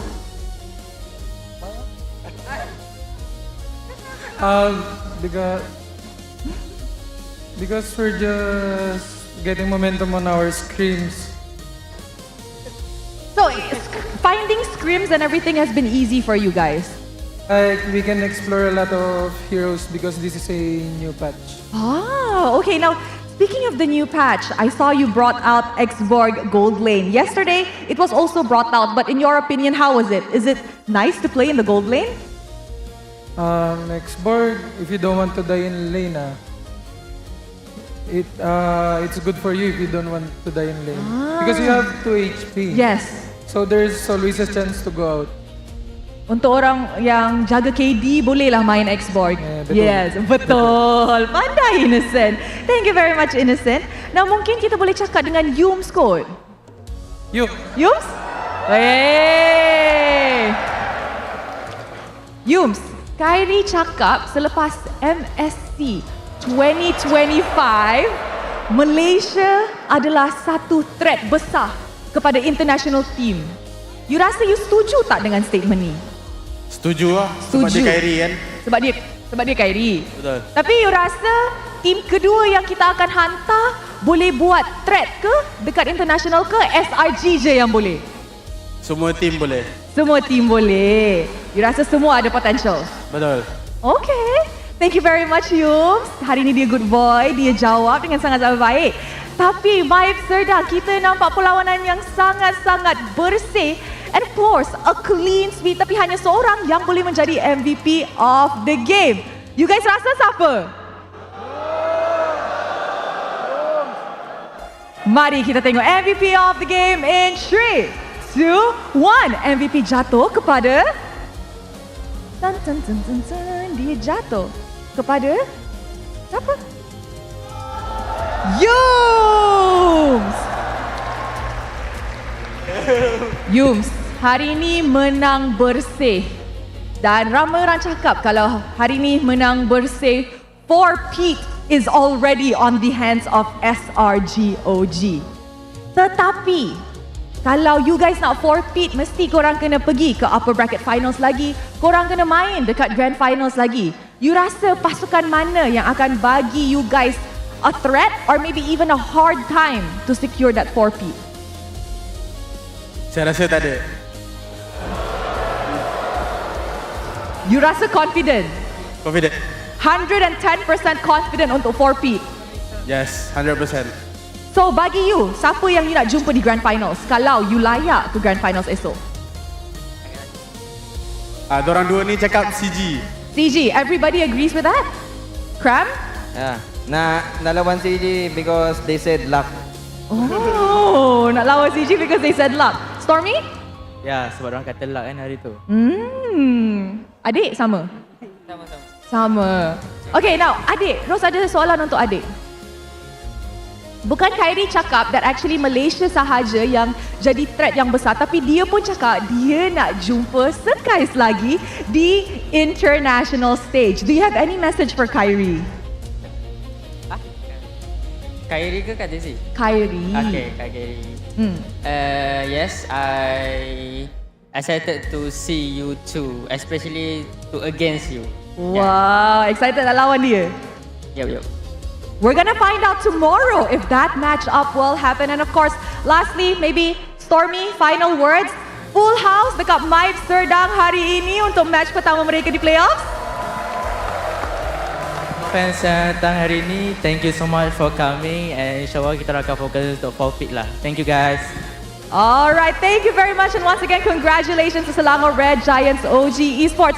Kepada semua audience kita yang hadir ke Maib Serdang, just to remind you guys, dekat luar kita ada watch party dan kita juga ada restreamer yang tengah stream dekat luar iaitu Ripo. So kalau you guys nak jumpa dia ada dekat luar. Thank you very much, congratulations, and with that let us throw it back to the panel to analyze apa yang terjadi dalam perlawanan ini.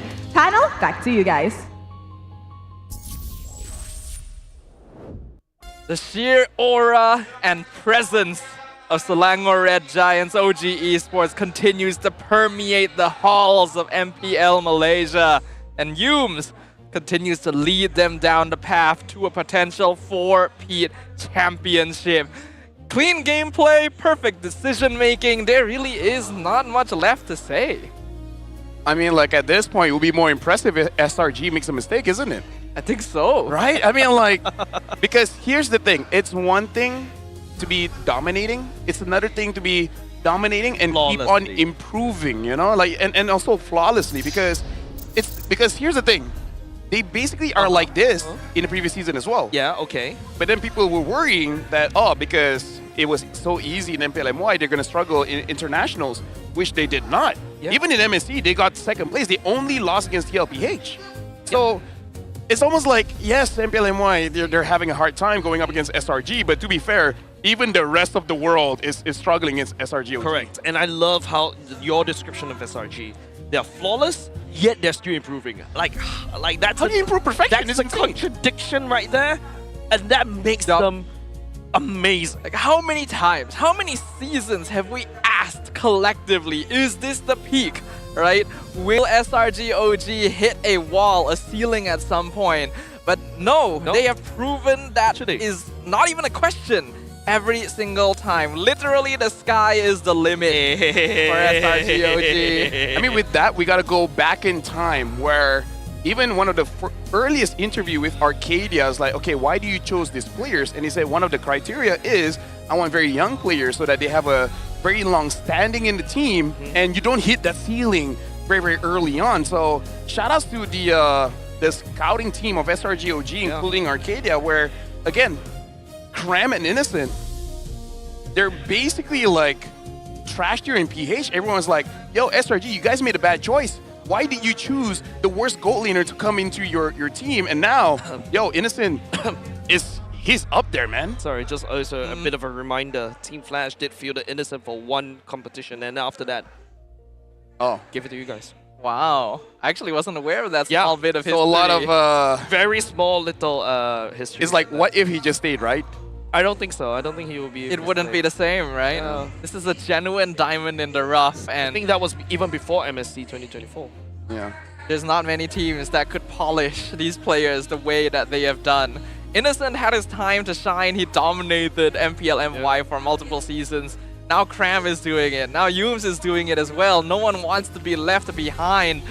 This is a team that is ever evolving, and unfortunately for Monster Vicious, they have improved, I will say, but the gap is just so wide. It reminds me of Onyx ID from before, where their competition is themselves, right? The only one stopping Kyrie from being the best player in the world is Sans, right? Because the conversation is which one is better. And now, even in SRG.OG, the competition for Innocent is Cram and Yooms. The competition for Skies is Stormy and Innocent. Like, they're fighting against each other, like, who's the best guy in the team? And then they're like, yo, we all take that challenge. Yeah, or who can basically have their faces plastered on this graphic, right? Literally, Innocent was just outputting so much damage against Ruff earlier just now in that previous match. He's no time for him to shine. He doesn't really, even if, you know, usually when you feel a gold lane chow, you want to exit the lane very quickly after you wave clear.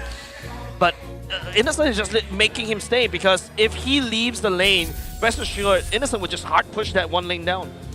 Looking at the highlights here, even from the very beginning, we can already see the impact that was made, the psychological damage applied by the first two games, because it was not clean. MV went back to basics. They played a composition they should be familiar with, but it didn't look like them at all.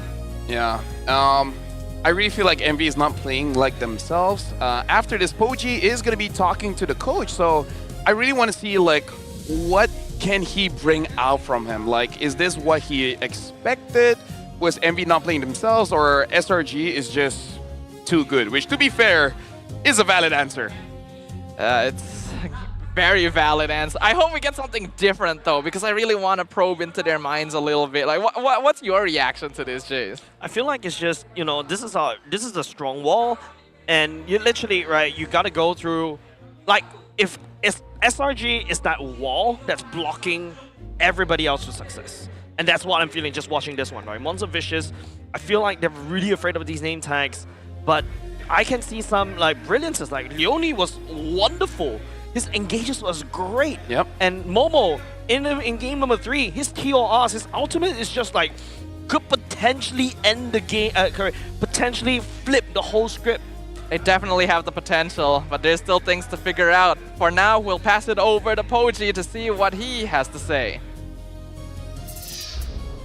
Terima kasih. Anda kembali bersama saya Poji dalam segmen saya Panas ke Tidak bersama Coach MB Sorapayo. Semalam main Estes nampak macam oh my Venus. Hari ni main Estes macam oh my God. Apa jadi sebenarnya? Cara SRG bermain pecahkan kita orang tu buatkan Estes kami tak berjaya. Gatot, Yum Salty and diorang pecahkan kami. So tu buatkan Estes tak functional dekat situ. And Coach Arcadia pun ban Fedrin, so yeah. Maksudnya diorang boleh membaca korang ataupun korang mudah dibaca? Mungkin dua-dua. Mungkin dua-dua lah. Mungkin dua-dua. Faham. Tapi kalau boleh lah kan Sora, sebab semalam Sora dia cakap untuk Ros tanya, Sora macam ni esok nak lawan SRG, Sora macam kita tengok nanti macam mana. Dah tengok dah. Macam mana? Dia bukan dia tengok macam mana dalam humble way lah. Bukan macam bajet ke apa lah. So macam kalau menang lah, kalau kalah lah. So hari ni SRG punya performance lagi better lah dari kami. So kami akui lah. Kalau menang, kalau kalah. Maksudnya 3 minggu kita cuti, 3 minggu MV training hanya untuk kalahkan Homebois je. InsyaAllah tak. InsyaAllah lower bracket ni kami akan cuba untuk climb balik ke grand final lah.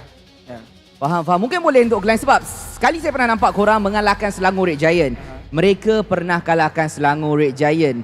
Adakah ini menunjukkan sebenarnya mungkin korang boleh ulang semula sejarah itu? Ataupun mungkin menang tu luck je? Agak susah juga. Mungkin sekarang mereka lebih aware dengan MV. Mungkin before this mereka tak lebih aware. So nak repeat kejadian tu boleh, cuma agak susah sikit lah. Tapi kami akan cuba yang terbaik lah. Menuju esok, kalah ataupun mati, kalau boleh awak nak jumpa siapa? Dan apakah game plan dan perancangan? Do or die? Silap balik, menang meneruskan perjalanan. Tim yang nak jumpa dua-dua okey je kami nak jumpa. Cuma saya rasa mungkin CG akan menang. Tapi based on line up jugalah sebenarnya. Kalau line up CG tak stable, mungkin Vamos yang akan menang. Tapi akan fight lah, 3-2. 3-2 CG. Dua-dua tim boleh 3-2 lah. Dua-dua CG boleh menang, Vamos boleh menang. Sora tak ada jawapan yang pasti lagi. Sebab dua-dua kuat. Dua-dua kuat. Okey, dua-dua kuat. Hello. Homebois. Sora cakap Homebois je tak kuat. Macam tu. Tapi okey, untuk Sora, kalau boleh anything untuk cakap kepada semua fan kita yang berada dekat sini, yang datang ke Maib Serdang. Anything nak cakap kepada fan, ahli keluarga dan juga peminat yang menonton dekat rumah, untuk mereka datang dan enjoy bersama kita dekat playoff ini. So terima kasih untuk fans MV, fans SRG dan fans yang tonton online juga dekat rumah, dekat TikTok, dekat YouTube, dekat semua platform. Terima kasih support kami, and jangan lupa juga saksikan MV dekat lower bracket esok menentang tim yang akan kalah kejap lagi. So thank you guys. Itu saja daripada saya dan juga Sora. Banyak jawapan yang kita dapat, banyak juga jawapan yang tidak menjawab soalan. Sebab kita nak tengok MV jadi lebih garang dan ganas. Sebab kita sampai bila nak tengok SRG je mendominasi arena MPL Malaysia. Kita perlukan satu lagi sasaran begitu macam, okay, not only SRG, MV next maybe. Tapi apa-apa pun, terima kasih Sora, terima kasih kepada anda. Dan sekarang let's go back kepada panel kita untuk mereka merungkai apakah yang berlaku sebentar tadi. Let's go.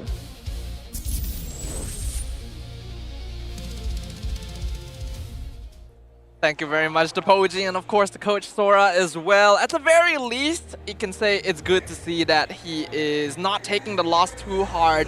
He knows that he has to focus on what happens next, because this is not the end of the road yet for Monster Vicious. They still have the lower bracket, but it is going to be do or die there, and they're going to be waiting to see who their opponent is going to be from the next match as well. But man, what a way to start off day 2, huh? Yeah, it's just a clean old sweep, right? That's the first clean sweep that we've experienced from the playoffs thus far, and it needs to reach SRG, and it has to be day 2 where we have our first clean sweep. Yeah, and even just now where Sora said probably CG might win, but it's really a question on the roster, because even us, we don't know who's the roster for CG playing this time. Yeah, considering SPM is happening, right? Is Amzek actually going to be part of the lineup? If not, who's taking his place? Have they figured out the issues they had in their comp? Have they adapted to the patch? Yeah, and you know, like what you mentioned, gold laners right now, yes, it's a very interesting role, right? Like now you act like a secondary front line. You also still have to do the same amount of damage. And you know, while we talk about, you know, gold laners being like a little bit a lot of pressure, mid laners also starting to have a bit pressure as well. There's a lot to think about, and hopefully next few teams are going to be able to figure that out. Will we get another clean sweep? Will we get to see a good head-to-head? It'll be the first time CG Esports takes the stage ever since the regular season. So for now, we're going to jump into a break. But when we come back, our second best of 2 of the day, we'll see you guys there. You guys go first. Wait, see me. Person lebih rebai. Boleh just Barca. Aman. Orang lebih. Bisa. Mati ya. Simi. Bisa. Peran. Aku kuat bang. Simi. Aku listen. Jiparsa yuk. Trade. Nice one. Fucking traders. Bondos.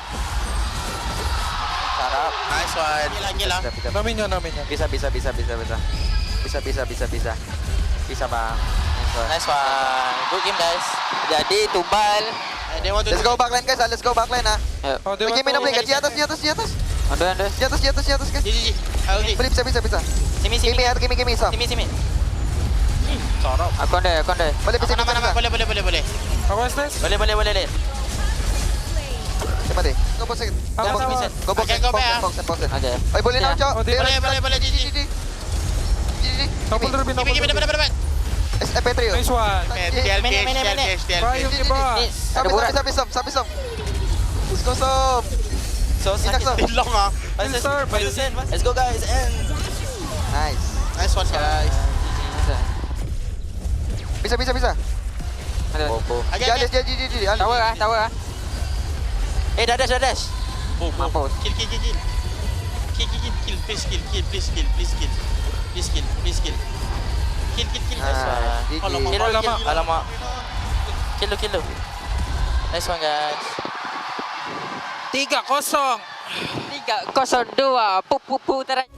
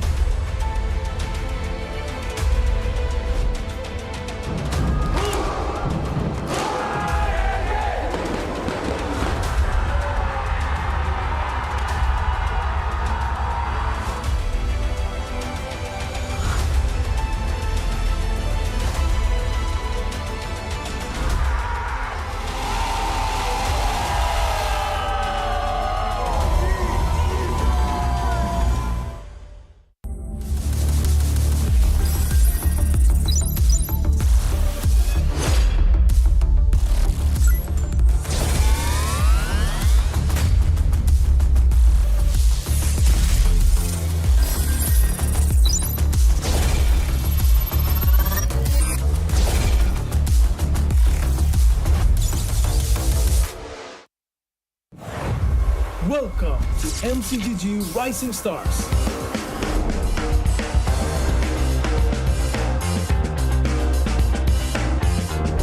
From September 12th to October 19th, take part in the regional contest, open to all players. Step up and prove your strength. Division finals will run from October 24 to November 2. The top 16 players in each division may advance to the next stage of MRS. Check your in-game mail for information.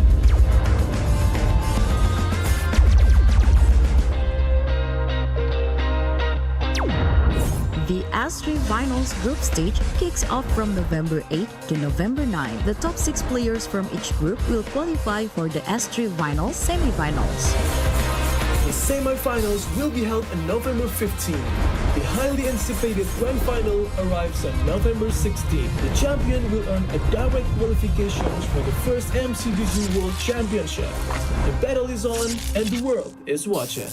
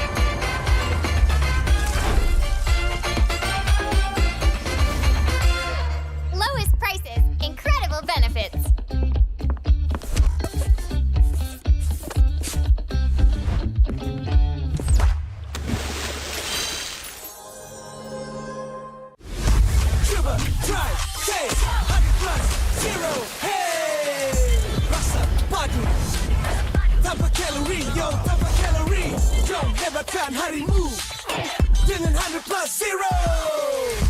Coba, try, taste 100 plus 0. Hey! Welcome to MCGG Rising Stars.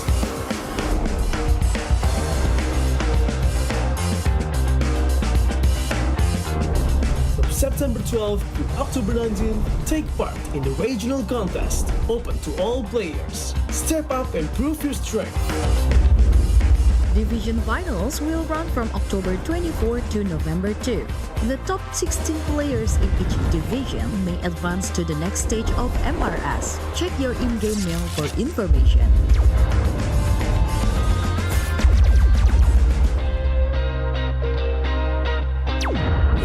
The S3 Finals group stage kicks off from November 8 to November 9. The top 6 players from each group will qualify for the S3 Finals semi-finals. The semi-finals will be held on November 15. The highly anticipated grand final arrives on November 16. The champion will earn a direct qualification for the first MCGG World Championship. The battle is on and the world is watching.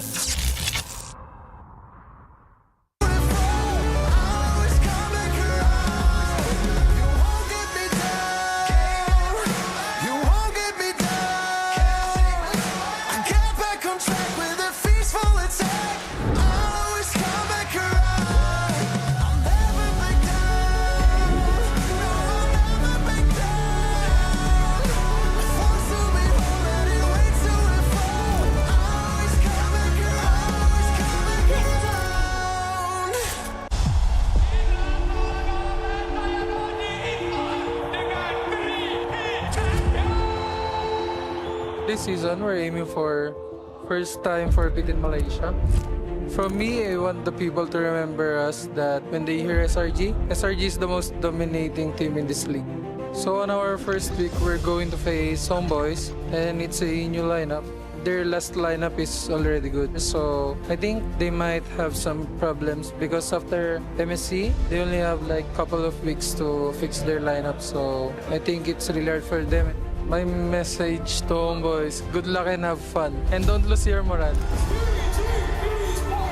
This season, I just nak pergi M series lah. Tak kisahlah, tapi kalau boleh nak try to beat SRG first lah. So netizen stop calling us Todak version 2 sebab kita orang pun dah tak ada kena-mengena dengan Todak dah. Keep support both team lah. Untuk first game nanti, kita orang akan lawan JMS seperti macam ulang balik grand final kita orang masuk ke ML.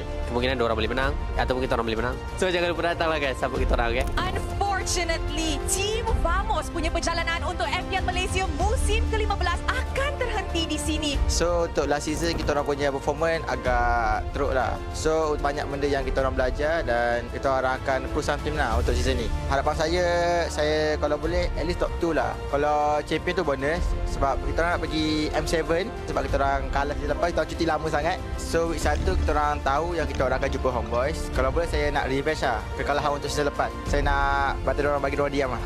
Kalau korang tengok MPMY pada 13 September ni, korang boleh datang dekat Stadium Putra dekat Bukit Jalil. So kalau korang dah dapatkan tiket, korang boleh pergi dekat MPMY punya official page ataupun bio MPMY. Jumpa korang kat sana.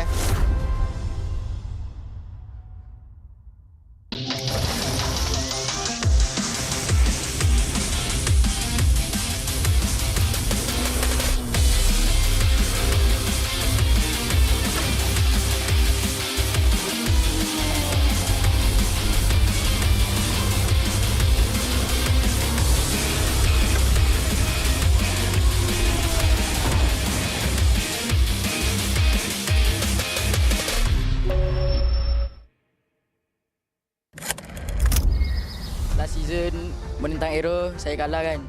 Maybe season ni mental saya dah lagi kuat dan matang. Saya pun dah cuba improve banyak untuk fight for my spot. For me personally, saya nak buktikan yang saya boleh stay di main lineup Vamos and saya boleh mencabar jungle-jungle MPL yang lain lah. Untuk Hazel, just give a good fight and let's see who's the best. Hari ni kita orang lawan Untitled and saya rasa kita orang kalah sebab kita orang hari ni tak panas lagi kot.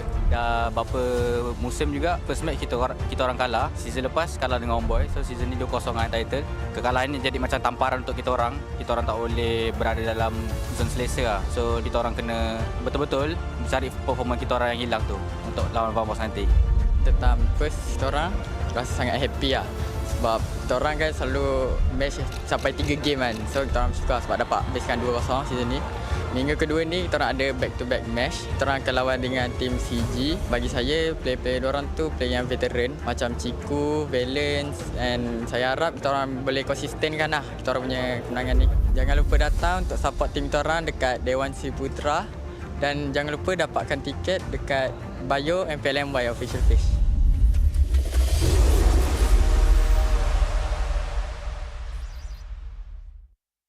CeraVe, baharu, blemish control, membersih. 2% salisilik acid untuk membersihkan pori dan 3 ceramide untuk melindungi kulit, memperbaiki. AHA, BHA dan niacinamide untuk menangani jerawat, untuk kulit bersih dan sihat. CeraVe.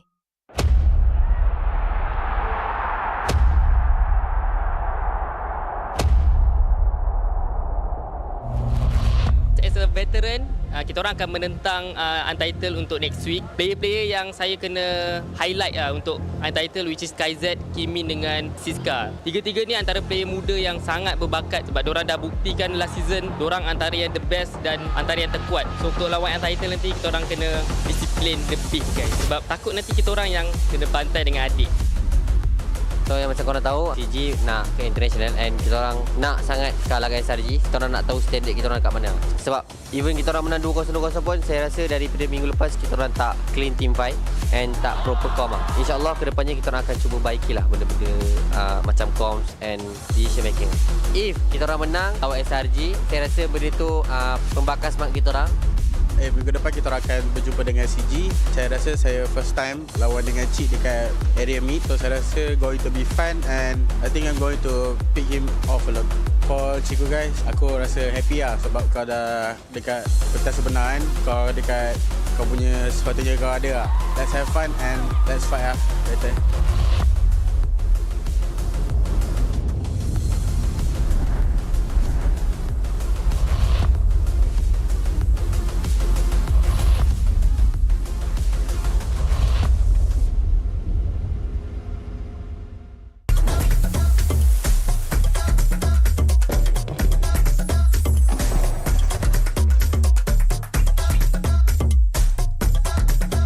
Flame grilled peri-peri chicken. That's a Nando's thing.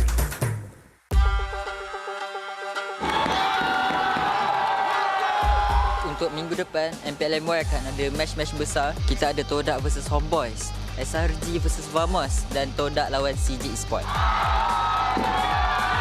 Jumpa dengan Vamos nanti saya rasa excited lah sebab diorang pun one of the strongest contender dan dengan adanya Gojo saya rasa diorang dah lengkap lah.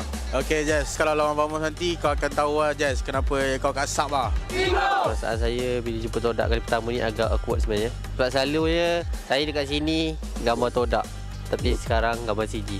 Tak sangka lah akan melawan tim kegemaran saya dulu. Saya rasa Todak tak rindu saya pun sebab diorang dah ada sekarang line up dengan ada Zaid kan. So itulah. Itu je lah. Todak, do you miss me?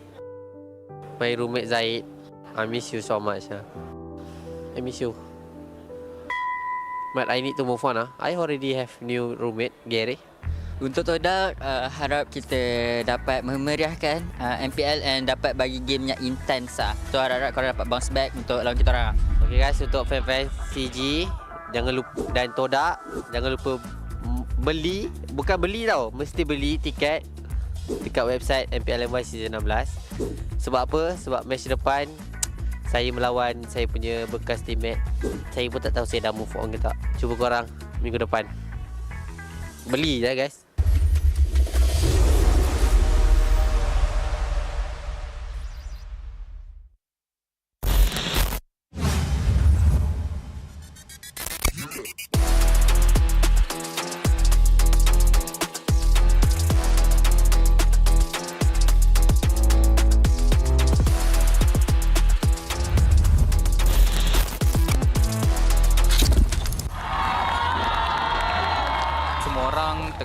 berpasukan dekat kita orang AERO, Untitled dengan Team Break untuk rebutkan slot nombor 6. Sejujurnya memang rasa sedih sebab season ni lebih teruk. Season lepas walaupun kami kalah, kami tetap ada 1 poin. Tapi season ni kita orang dah 3 game 0-2. Jadi kita rasa tu result yang buruk untuk kami. Mungkin kita orang punya mentality kot ataupun kita orang punya semangat drop. Kami akan buat high lagi sebab kita orang memang akan usaha keras lagi untuk dapatkan playoff. 1, 2, 3. Go. Lepas kalah dengan SRG, macam kita orang kena tamparan juga lagi saja kan. Sebab Yumfa dia cakap dia letak high expectation untuk saya. Lepas tu kita orang tak dapat bagi saingan, semua kecewa lah. Lepas daripada tu kita orang betul-betul try hard lah. Kita tak ada main-main dah. Minggu depan kita orang akan lawan MV. Untuk season ni saya confident juga untuk menang, tapi jangan overconfident, still respect enemy and buat yang terbaik. For now saya rasa team race sangat kurang. Saya rasa gameplay and also kita punya strategi agak lemah lah. So, saya rasa betul kita kalah. Perasaan sangat sedih lah sebab last season saya dekat JP pun we relegate right. So this season pun chance tu nak play off susah. Untuk next match lawan SRG and Vamos, we try our best. Kita try our best lah.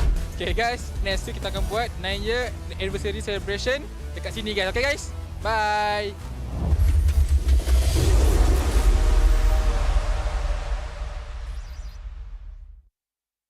This is the most dangerous planet in the universe.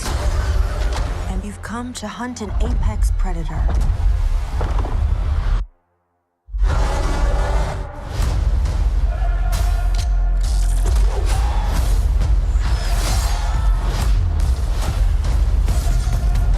You might not be alone in this hunt.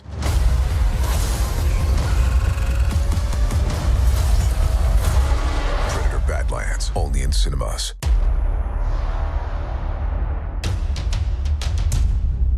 Dah 2 season tak main playoff MPL. Bila dapat main balik ni agak rindu lah dengan suasana. Lagi-lagi macam season 10 dulu ada Viking Club, Atras.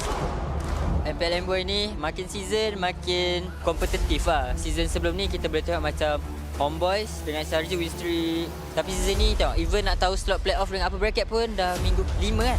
Tak tahu lagi. So bagi saya season ni lagi kompetitif. Kick semula. Dapat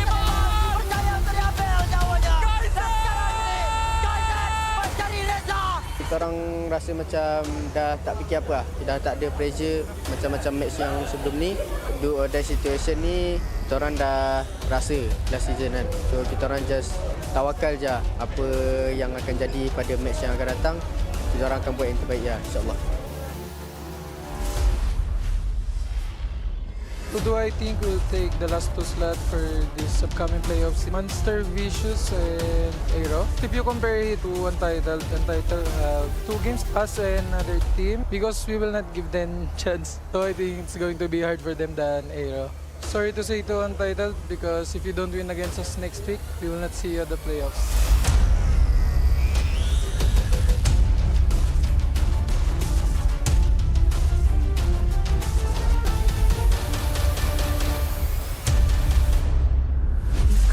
Most dangerous planet to hunt an apex predator.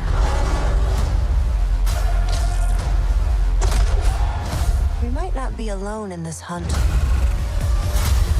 Predator Badlands, only in cinemas.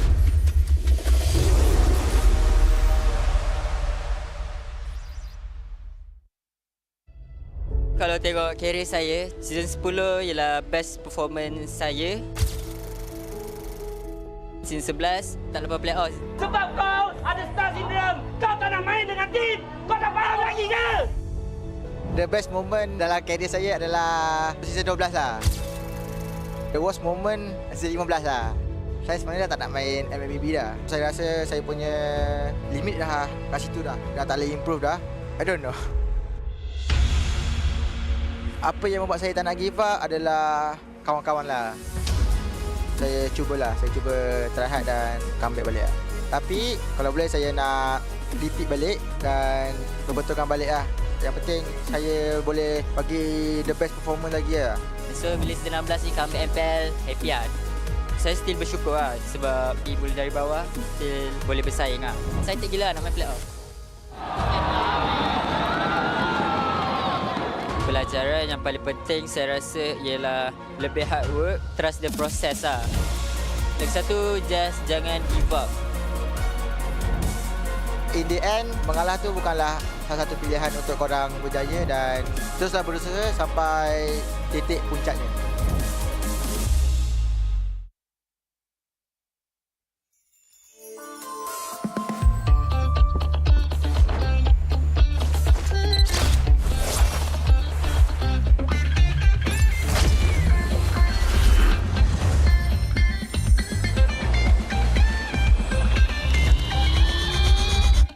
Datang ke Double 11.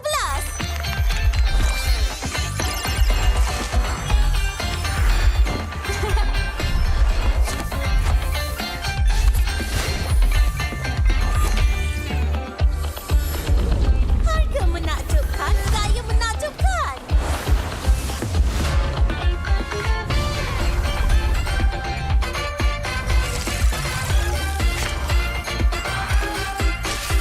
Menang besar dalam cabutan mega.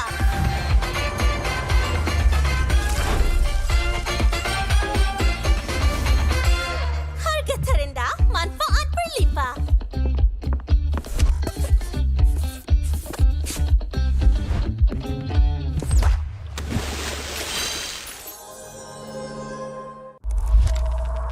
Tujuh tahun, 16 musim, perjalanan yang dianggap sekadar permainan di telefon kini menjadi isukan paling berpengaruh. Inilah MPL Malaysia. Era permulaan segalanya, titik mula sejarah apabila Malaysia dan Singapura menjadi tuan rumah MPL pertama di dunia. Di musim pertama, kita melahirkan legenda Solos, Penjahat dan Fredo. Dari musim ke musim, MPL MYSG menjadi pentas lahirnya pemain tersohor. Musim kedua mengukir cerita untuk pasukan yang tak disangka. Sayan Rebound, Nung bangkit dari kedudukan tercorot di tangga liga, mengharungi satu demi satu halangan hingga akhirnya menjulang piala pertama buat Malaysia. Musim ini menyaksikan kebangkitan luar biasa pasukan Todak. Ciku Guys dan Moon menggoncang pentas M1 World Championship, menamatkan saingan di tempat ketiga, mengharumkan nama negara. Momentum itu memuncak di musim ke-6, detik bersejarah apabila Todak menjulang trofi pertama mereka. Dari detik itu, bermulalah era kompetitif. Dari musim 7 hingga musim ke-12, setiap musim nama baharu diukir di trofi. Tiada pasukan yang kekal di takhta. Di sinilah Todak membina legasinya. Bersama Ciku Guys menjulang trofi sebanyak 3 kali. Puncak kegemilangan mereka hadir di SEA Games ke-32. Gabungan superstar team Ripo, Chibi, Zon, Ciku Guys, Izarami, Momo dan Gary menakluk pentas Asia Tenggara dan membawa pulang pingat perak. Satu detik bersejarah yang mengangkat nama Malaysia ke mercu isukan tertinggi di era ini akhirnya mencapai noktahnya apabila musim 12 Homebois, pasukan yang sebelum ini tidak pernah menjulang trofi, mengangkat piala buat pertama kalinya dan membuka jalan untuk babak seterusnya. Sorakan peminat bergema bukan hanya kerana nama, namun kerana SRG menjadi pasukan Malaysia pertama menjulang MSC 2024 dan mara ke Grand Final 2 tahun berturut-turut. Sekaligus menyemarakkan api harapan baharu untuk MPL MY. Era ini diterajui oleh Cram, Stormy, Yums, Skies dan Innocent. Bukan sekadar juara, SRG menulis sejarah daripada dominasi di peringkat liga sehingga ke detik terakhir mereka mempertahankannya dengan penuh megah. Musim ke-14 mereka terus membuktikan kekuatan, memecahkan lagi sumpahan menjadi juara bertahan. Musim ke-15 repeat bersejarah yang menebatkan SRG sebagai pasukan paling dominan dalam sejarah MPL MY. Dengan barisan pemain yang sama memperoleh kemenangan demi kemenangan. Tapi musim ini pentas akan digegarkan. Wajah baru muncul menentang gergasi. Wajah lama kembali membawa dendam membara. Medan tempur terakhir sebelum segalanya berubah. Pantang mengalah. Menuju perjalanan ke era baru MPL MY musim ke-16. Hanya yang gagah kekal juara.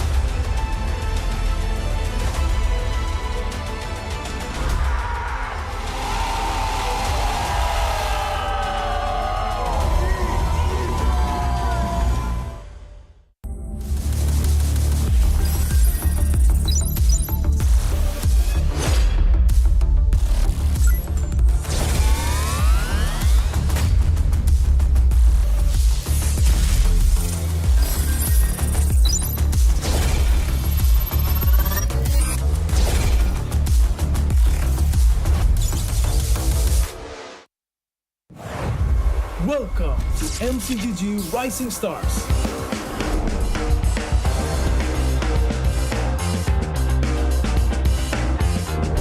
From September 12th to October 19th, take part in the regional contest, open to all players. Step up and prove your strength. Division finals will run from October 24 to November 2. The top 16 players in each division may advance to the next stage of MRS. Check your in-game mail for information.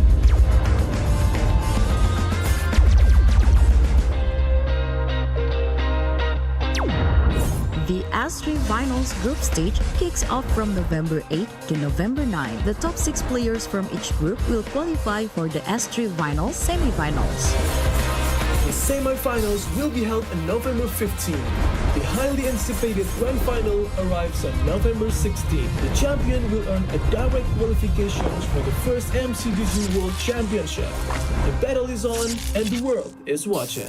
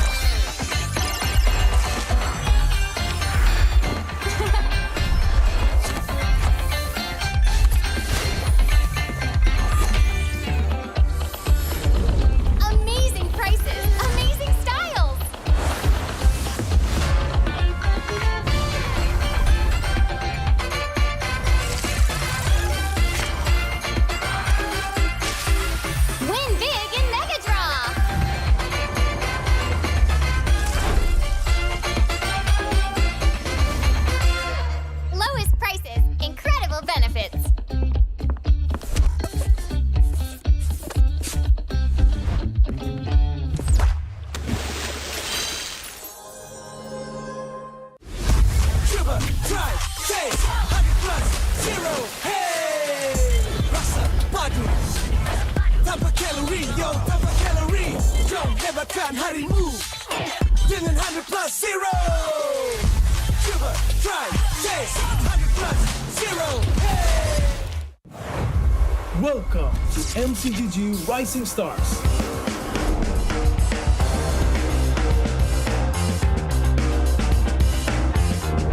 From September 12th to October 19th, take part in the regional contest, open to all players. Step up and prove your strength. Division finals will run from October 24 to November 2. The top 16 players in each division may advance to the next stage of MRS. Check your in-game mail for information.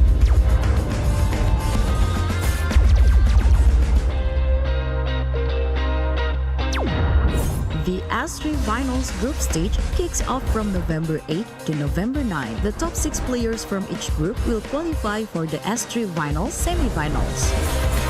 The semi-finals will be held on November 15. The highly anticipated grand final arrives on November 16. The champion will earn a direct qualification for the first MCGG World Championship. The battle is on and the world is watching.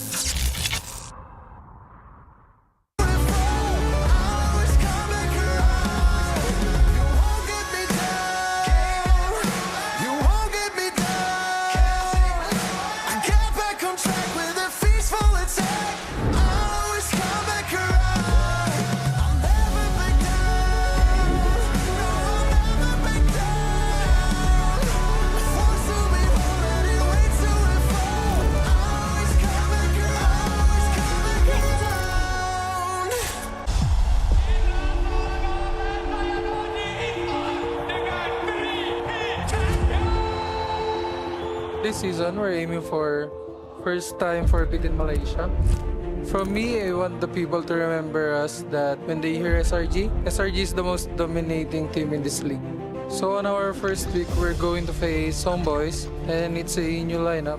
Their last lineup is already good. So I think they might have some problems because after MSC, they only have like a couple of weeks to fix their lineup. So I think it's really hard for them. My message to Homebois, good luck and have fun. And don't lose your morale. This season, I just nak pergi M series lah. Tak kisahlah. Tapi kalau boleh nak try to beat SRG first lah. So netizen stop calling us Todak version 2 sebab kita orang pun dah tak ada kena-mengena dengan Todak dah. Keep support both team lah.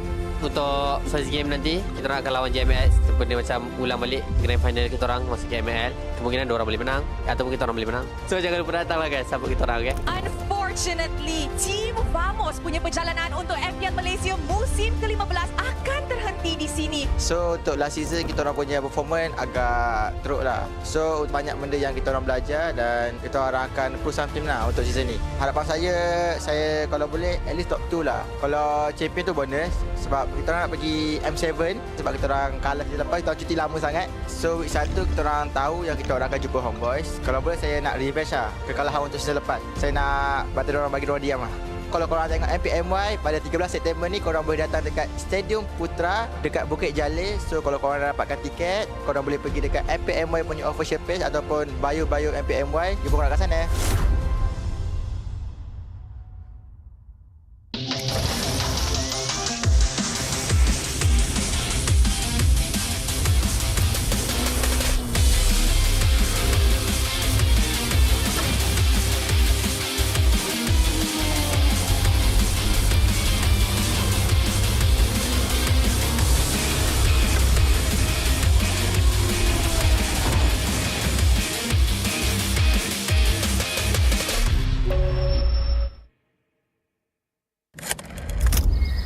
Last season menentang AERO saya kalah kan.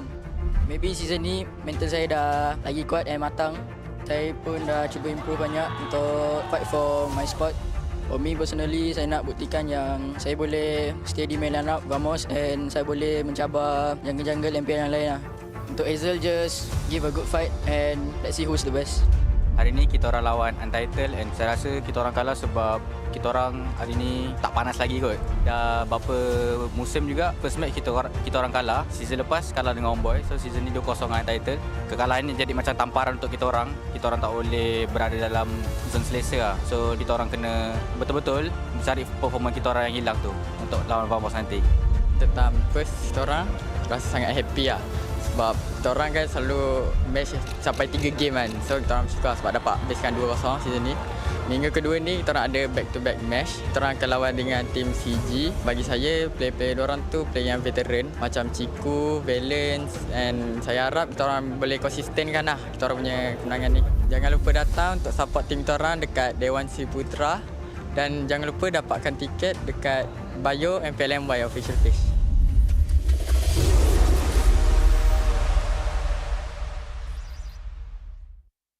CeraVe baharu Blemish Control membersih 2% salisilik asid untuk membersihkan pori dan 3 ceramide untuk melindungi kulit, memperbaiki AHA, BHA dan niacinamide untuk menangani jerawat untuk kulit bersih dan sihat. CeraVe.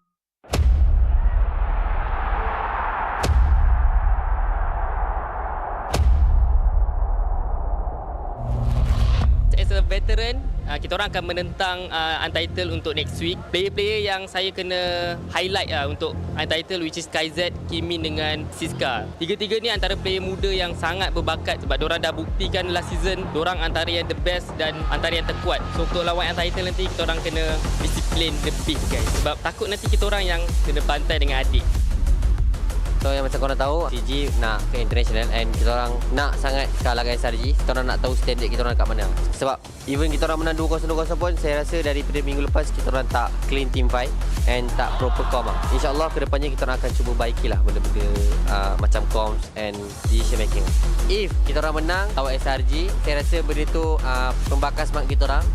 Minggu depan kita akan berjumpa dengan CG. Saya rasa saya first time lawan dengan Cik dekat area meet. So saya rasa going to be fun and I think I'm going to pick him off a lot. For Ciku guys, aku rasa happy lah sebab kau dah dekat pentas sebenar kan. Kau dekat kau punya sepatutnya kau ada lah. Let's have fun and let's fight lah later.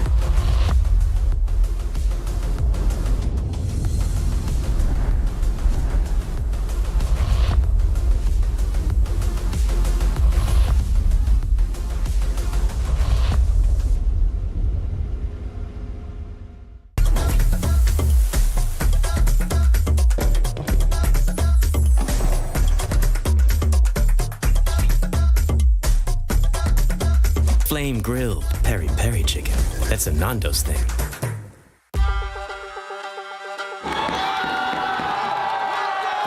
Untuk minggu depan, MPLMY akan ada match-match besar. Kita ada Todak versus Homebois, SRG versus Vamos dan Todak lawan CG Esports.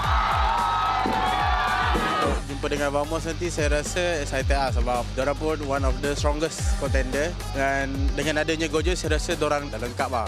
Okay Jess, kalau lawan Vamos nanti kau akan tahu lah Jess kenapa kau kat sub lah. Perasaan saya bila jumpa Todak kali pertama ni agak awkward sebenarnya. Sebab selalunya saya dekat sini gambar Todak tapi sekarang gambar CG. Tak sangka lah akan melawan tim kegemaran saya dulu. Saya rasa Todak tak rindu saya pun sebab diorang dah ada sekarang line up dengan ada Zaid kan. So itulah. Itu je lah. Todak, do you miss me? My roommate Zaid, I miss you so much. I miss you. But I need to move on. I already have new roommate, Gary.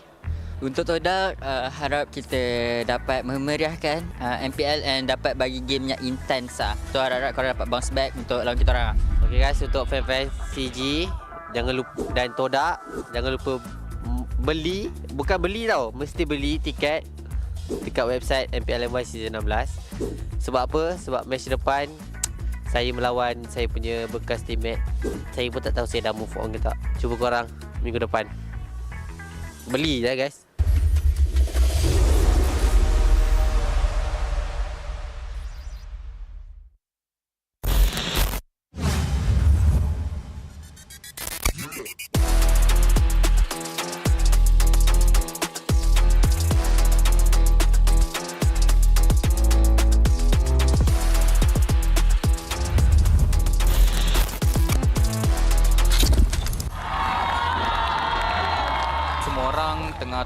dekat kita orang AERO Untitled dengan team break untuk rebutkan slot nombor 6. Sejujurnya memang rasa sedih sebab season ni lebih teruk. Season lepas walaupun kami kalah, kami tetap ada 1 poin. Tapi season ni kita orang dah 3 game 0-2. Jadi kita rasa tu result yang buruk untuk kami. Mungkin kita orang punya mentality kot ataupun kita orang punya semangat drop. Kami akan buat lagi sebab kita orang memang akan usaha keras lagi untuk dapatkan playoff. 1, 2, 3. Go. Lepas kalah dengan SRG, macam kita orang kena tamparan juga lagi saya kan. Sebab Yumfa ada cakap dia letak high expectation untuk saya. Lepas tu kita orang tak dapat bagi saingan, semua kecewa lah. Lepas daripada tu kita orang betul-betul try hard lah. Kita tak ada main-main dah. Minggu depan kita orang akan lawan MV. Untuk season ni saya confident juga untuk menang, tapi jangan overconfident, still respect enemy and buat yang terbaik. For now saya rasa team race sangat kurang. Saya rasa gameplay and also kita punya strategi agak lemah lah. So, saya rasa sebab tu kita orang kalah. Perasaan sangat sedih lah sebab last season saya dekat JP pun we relegate right. So this season pun chance tu nak play off susah. Untuk next match lawan SRG and Vamos, we try our best. Kita try our best lah. Okay guys, next week kita akan buat 9 year anniversary celebration dekat sini guys. Okay guys, bye.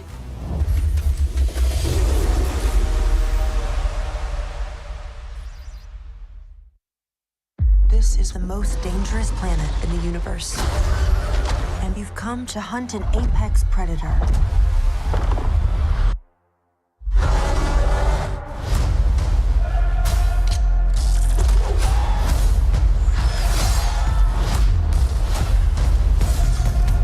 You might not be alone in this hunt.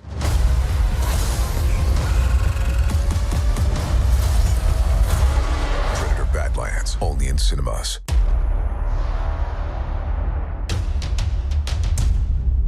Dah 2 season tak main playoff MPL. Bila dapat main balik ni agak rindu lah dengan suasana. Lagi-lagi macam season 10 dulu, ada Viking Club, Ultras. MPL Homebois ni makin season makin kompetitif lah. Season sebelum ni kita boleh tengok macam Homebois dengan SRG win streak. Tapi season ni tengok, even nak tahu slot playoff dengan apa bracket pun dah minggu 5 kan. Tak tahu lagi. So bagi saya season ni lagi kompetitif. Kick semula. Dapat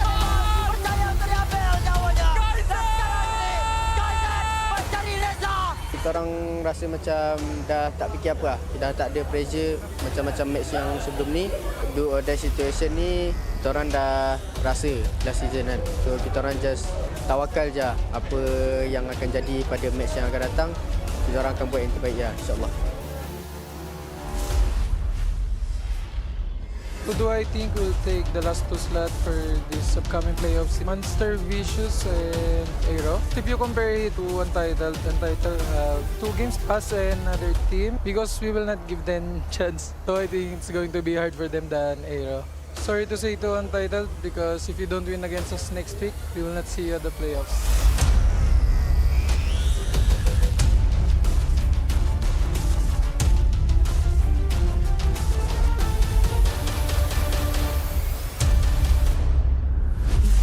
Most dangerous planet to hunt an apex predator.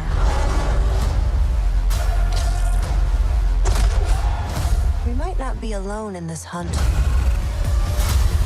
Predator Badlands, only in cinemas.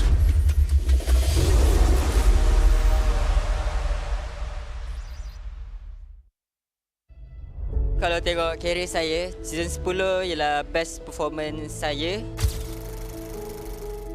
Season 11 tak lepas playoff. Sebab kau ada star syndrome. Kau tak nak main dengan tim. Kau tak faham lagi ke? The best moment dalam career saya adalah season 12 lah. The worst moment season 15 lah. Saya sebenarnya dah tak nak main MLBB dah. Saya rasa saya punya limit dah kat situ dah. Dah tak boleh improve dah. I don't know. Apa yang membuat saya tak nak give up adalah kawan-kawan lah. Saya cuba try hard dan comeback balik lah. Tapi kalau boleh saya nak repeat balik dan berbetulkan balik lah. Yang penting saya boleh bagi the best performance lagi lah. So bila season 16 ni comeback MPL, happy lah. Saya still bersyukur lah sebab ibu dari bawah still boleh bersaing lah. Excited gila nak main playoff. Pelajaran yang paling penting saya rasa ialah lebih hard work, trust the process lah. Lagi satu, just jangan give up. In the end, mengalah tu bukanlah salah satu pilihan untuk korang berjaya dan teruslah berusaha sampai titik puncaknya.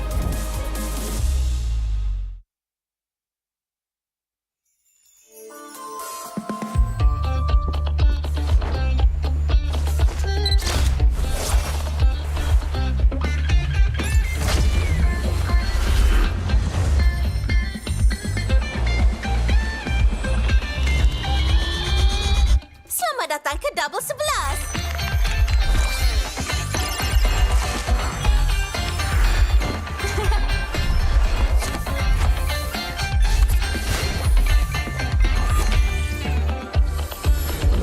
Harga menakjubkan, gaya menakjubkan.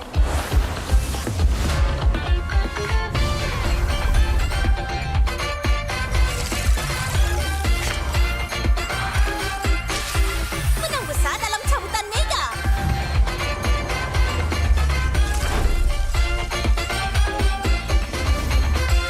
Harga terendah, manfaat berlimpah.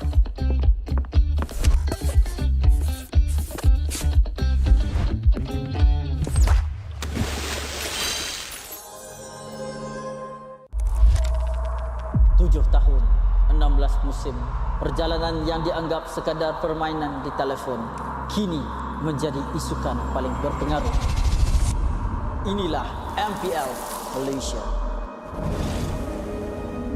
Era permulaan segalanya, titik mula sejarah apabila Malaysia dan Singapura menjadi tuan rumah MPL pertama di dunia. Di musim pertama, kita melahirkan legenda Solos, Penjahat dan Fredo. Dari musim ke musim, MPL NYSG menjadi pentas lahirnya pemain tersohor. Musim kedua mengukir cerita untuk pasukan yang tak disangka. Sayan Rebound, Noon bangkit dari kedudukan tercorot di tangga liga, mengharungi satu demi satu halangan hingga akhirnya menjulang piala pertama buat Malaysia. Musim ini menyaksikan kebangkitan luar biasa pasukan Todak. Ciku Guys dan Moon menggoncang pentas M1 World Championship, menamatkan saingan di tempat ketiga, mengharumkan nama negara. Momentum itu memuncak di musim ke-6, detik bersejarah apabila Todak menjulang trofi pertama mereka. Dari detik itu bermulalah era kompetitif. Dari musim 7 hingga musim ke-12, setiap musim nama baharu diukir di trofi. Tiada pasukan yang kekal di takhta. Di sinilah Todak membina legasinya. Bersama Ciku Guys menjulang trofi sebanyak 3 kali. Puncak kegemilangan mereka hadir di SEA Games ke-32. Gabungan superstar team Ripo, Chibi, Zod, Ciku Guys, Izarami, Momo dan Gary menakluk pentas Asia Tenggara dan membawa pulang pingat perak. Satu detik bersejarah yang mengangkat nama Malaysia ke mercu isukan tertinggi di era ini akhirnya mencapai noktahnya apabila musim 12 Homebois, pasukan yang sebelum ini tidak pernah menjulang trofi, mengangkat piala buat pertama kalinya dan membuka jalan untuk babak seterusnya. Sorakan peminat bergema bukan hanya kerana nama, namun kerana SRG menjadi pasukan Malaysia pertama menjulang MSC 2024 dan mara ke Grand Final 2 tahun berturut-turut. Sekaligus menyemarakkan api harapan baharu untuk MPL MY. Era ini diterajui oleh Cram, Stormy, Yums, Skies dan Innocent.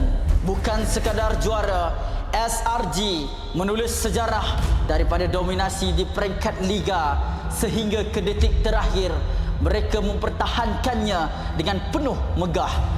Musim ke-14 mereka terus membuktikan kekuatan, memecahkan lagi sumpahan menjadi juara bertahan. Musim ke-15 repeat bersejarah yang menobatkan SRG sebagai pasukan paling dominan dalam sejarah MPL MY dengan barisan pemain yang sama memperoleh kemenangan demi kemenangan. Tapi musim ini pentas akan digegarkan. Wajah baharu muncul menentang gergasi. Wajah lama kembali membawa dendam membara. Medan tempur terakhir sebelum segalanya berubah. Pantang mengalah. Menuju perjalanan ke era baharu MPL MY musim ke-16. Hanya yang gagah kekal juara.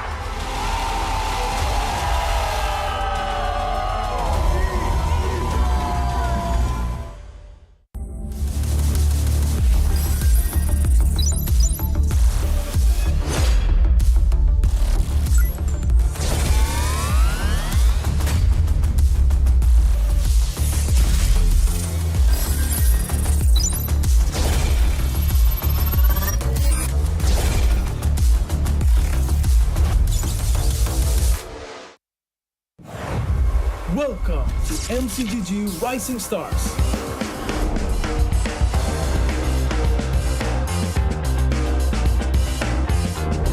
From September 12th to October 19th, take part in the regional contest, open to all players. Step up and prove your strength. Division finals will run from October 24 to November 2. The top 16 players in each division may advance to the next stage of MRS. Check your in-game mail for information.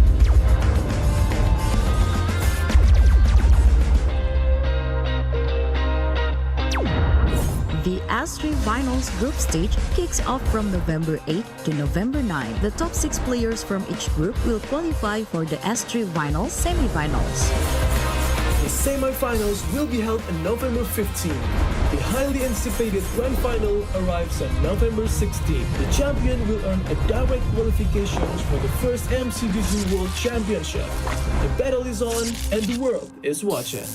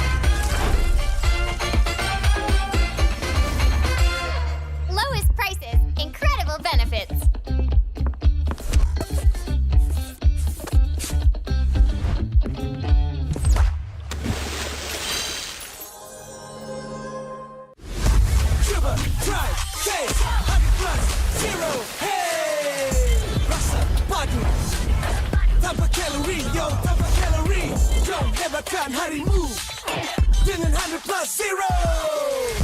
Cuba, try, taste 100 plus 0. Hey! Welcome to MCGG Rising Stars.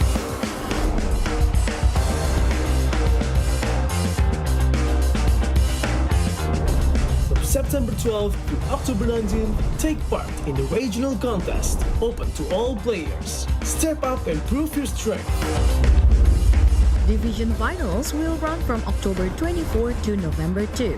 The top 16 players in each division may advance to the next stage of MRS. Check your in-game mail for information.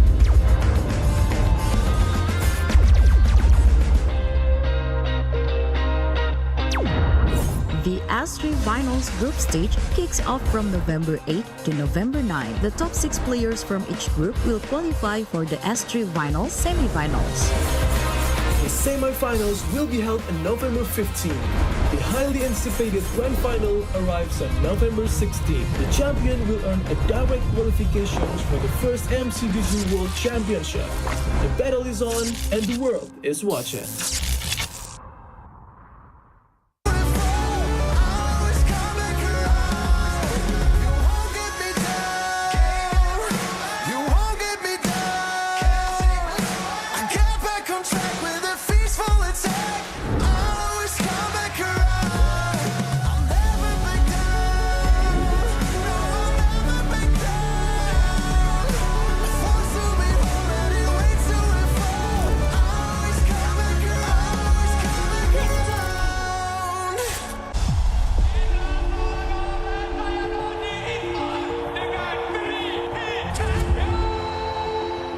This season, we're aiming for first time for beating Malaysia.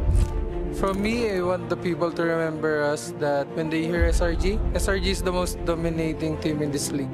So on our first week, we're going to face Homebois, and it's a new lineup. Their last lineup is already good. So I think they might have some problems because after MSC, they only have like couple of weeks to fix their lineup. So I think it's really hard for them. My message to Homebois, good luck and have fun. And don't lose your morale. This season, I just nak pergi M series lah. Tak kisahlah, tapi kalau boleh nak try to beat SRG first lah. So netizen stop calling us Todak version 2 sebab kita orang pun dah tak ada kena-mena dengan Todak dah. Keep support both team lah. Untuk first game nanti, kita orang akan lawan JMS. Benda macam ulang balik grand final kita orang masuk ke ML. Kemungkinan dua orang boleh menang ataupun kita orang boleh menang. So jangan lupa datang lah guys, support kita orang, okay? Unfortunately, Team Vamos punya perjalanan untuk MPL Malaysia musim ke-15 akan terhenti di sini. So untuk last season kita orang punya performance agak teruk lah. So banyak benda yang kita orang belajar dan kita orang akan push something lah untuk season ni. Harapan saya kalau boleh at least top 2 lah. Kalau champion tu bonus sebab kita orang nak pergi M7 sebab kita orang kalah season lepas, kita orang cuti lama sangat. So week 1 kita orang tahu yang kita orang akan jumpa Homebois. Kalau boleh saya nak revenge lah kekalahan untuk season lepas. Saya nak bantu orang bagi diorang diam lah. Kalau korang tengok MPMY pada 13 September ni, korang boleh datang dekat Stadium Putra dekat Bukit Jalil. So kalau korang dah dapatkan tiket, korang boleh pergi dekat MPMY punya official page ataupun bio MPMY. Jumpa korang kat sana.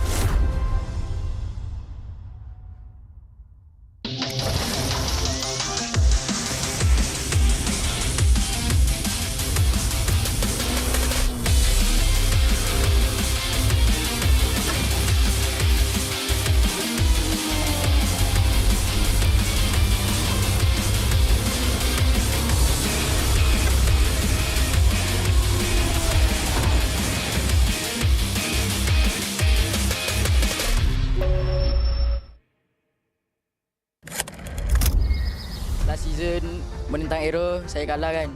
Maybe season ni mental saya dah lagi kuat dan matang. Saya pun dah cuba improve banyak untuk fight for my spot. For me personally, saya nak buktikan yang saya boleh stay di main lineup Vamos and saya boleh mencabar jungle-jungle MPL yang lain lah. Untuk Hazel, just give a good fight and let's see who's the best. Hari ni kita orang lawan Untitled and saya rasa kita orang kalah sebab kita orang hari ni tak panas lagi kot. Dah berapa musim juga first match kita orang kalah. Season lepas kalah dengan Homebois. So season ni 2-0 dengan Untitled. Kekalahan ni jadi macam tamparan untuk kita orang. Kita orang tak boleh berada dalam zone selesa lah. So kita orang kena betul-betul mencari performa kita orang yang hilang tu untuk untuk lawan Homebois nanti? Tentang first, kita orang rasa sangat happy lah. Sebab kita orang kan selalu match sampai 3 game kan. So kita orang suka sebab dapat habiskan 2-0 season ni. Minggu kedua ni kita orang ada back to back match. Kita orang akan lawan dengan tim CG. Bagi saya player-player diorang tu player yang veteran macam Ciku, Valence, and saya harap kita orang boleh konsistenkan lah kita orang punya kemenangan ni. Jangan lupa datang untuk support tim kita orang dekat Dewan Sri Putra dan jangan lupa dapatkan tiket dekat bio MPL official page.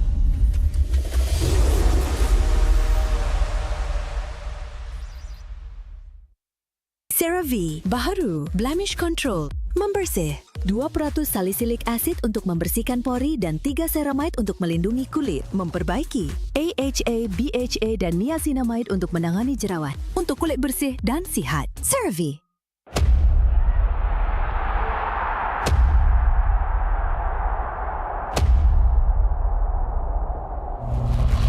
As a veteran, kita orang akan menentang Untitled untuk next week. Player-player yang saya kena highlight untuk Untitled, which is KZ, Kimin dengan Siska. Tiga-tiga ni antara player muda yang sangat berbakat sebab diorang dah buktikan last season diorang antara yang the best dan antara yang terkuat. So untuk lawan Untitled nanti kita orang kena disiplin lebih guys, sebab takut nanti kita orang yang kena bantai dengan adik.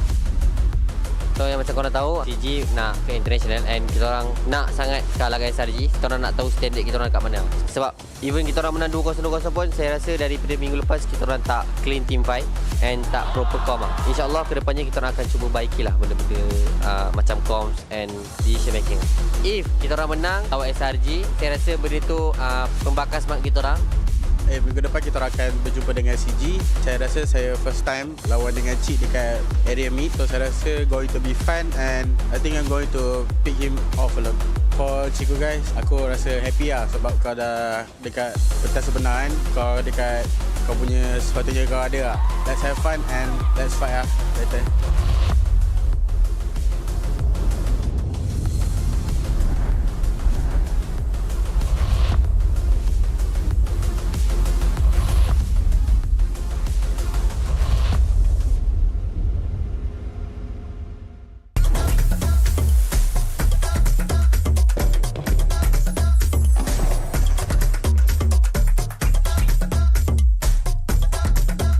Flame grilled peri-peri chicken.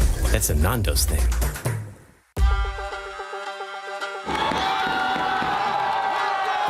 Untuk minggu depan, MPL akan ada match-match besar. Kita ada Todak versus Homebois, SRG versus Vamos dan Todak lawan CG Esports. Jumpa dengan Vamos nanti saya rasa excited lah sebab diorang pun one of the strongest contender dan dengan adanya Gojo saya rasa diorang dah lengkap lah. Okay Jess, kalau lawan Vamos nanti kau akan tahu lah Jess kenapa kau kasap lah. Perasaan saya bila jumpa Todak kali pertama ni agak awkward sebenarnya. Sebab selalunya saya dekat sini gambar Todak tapi sekarang gambar CG. Tak sangka lah akan melawan tim kegemaran saya dulu. Saya rasa Todak tak rindu saya pun sebab diorang dah ada sekarang line up dengan ada Zaid kan. So itulah. Itu je lah. Todak, do you miss me? My roommate Zaid, I miss you so much. I miss you.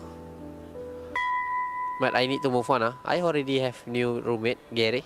Untuk Todak, harap kita dapat memeriahkan MPL and dapat bagi game yang intense lah. So harap korang dapat bounce back untuk lawan kita orang.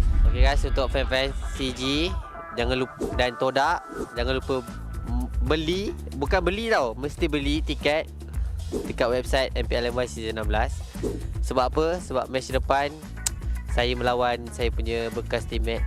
Saya pun tak tahu saya dah move on ke tak. Cuba korang minggu depan beli je guys.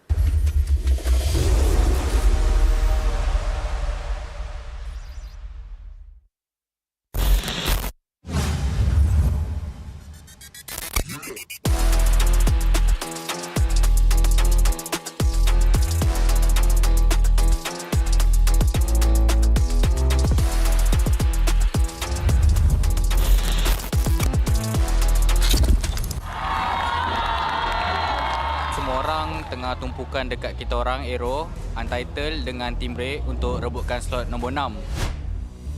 CG Sejujurnya memang rasa sedih sebab season ni lebih teruk. Season lepas walaupun kami kalah, kami tetap ada 1 poin. Tapi season ni kita orang dah 3 game 0-2. Jadi kita rasa tu result yang buruk untuk kami. Mungkin kita orang punya mentality kot ataupun kita orang punya semangat drop. Kami akan buat hard lagi sebab kita orang memang akan usaha keras lagi untuk dapatkan playoff. 1, 2, 3. Go. Lepas kalah dengan SRG, macam kita orang kena tamparan juga lagi saya kan. Sebab Yungko ada cakap dia letak high expectation untuk saya. Lepas tu kita orang tak dapat bagi saingan, semua kecewa lah. Lepas daripada tu kita orang betul-betul try hard lah. Kita tak ada main-main dah. Minggu depan kita orang akan lawan MV. Untuk season ni saya confident juga untuk menang, tapi jangan overconfident, still respect enemy and buat yang terbaik. For now saya rasa team race sangat kurang. Saya rasa gameplay and also kita punya strategi agak lemah lah. So, saya rasa sebab tu kita orang kalah. Perasaan sangat sedih lah sebab last season saya dekat JP pun we relegate right. So this season pun chance tu nak play off susah. Untuk next match lawan SRG and Vamos, we try our best. Kita try our best lah. Okay guys, next week kita akan buat 9 year anniversary celebration dekat sini guys. Okay guys, bye.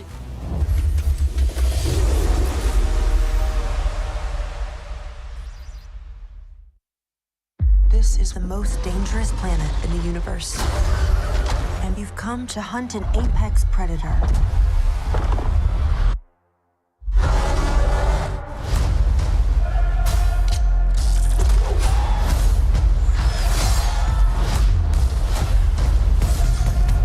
You might not be alone in this hunt.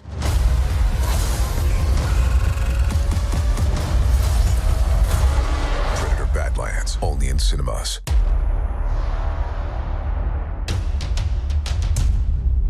Dah 2 season tak main playoff MPL. Bila dapat main balik ni agak rindu lah dengan suasana. Lagi-lagi macam season 10 dulu, ada Viking Club, Ultras. MPL Homebois ni makin season makin kompetitif lah. Season sebelum ni kita boleh tengok macam Homebois dengan SRG win streak. Tapi season ni tengok, even nak tahu slot playoff dengan apa bracket pun dah minggu 5 kan. Tak tahu lagi. So bagi saya season ni lagi kompetitif. Kick semula. Dapat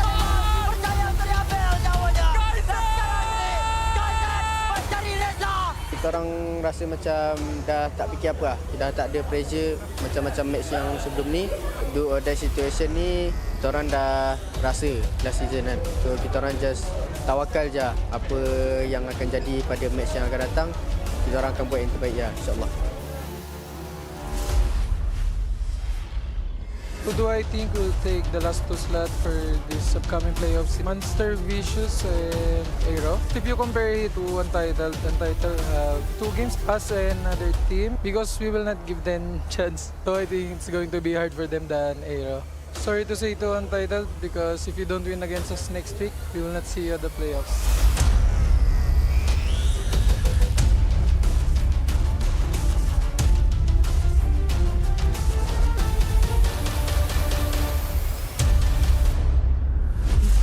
Most dangerous planet to hunt an apex predator.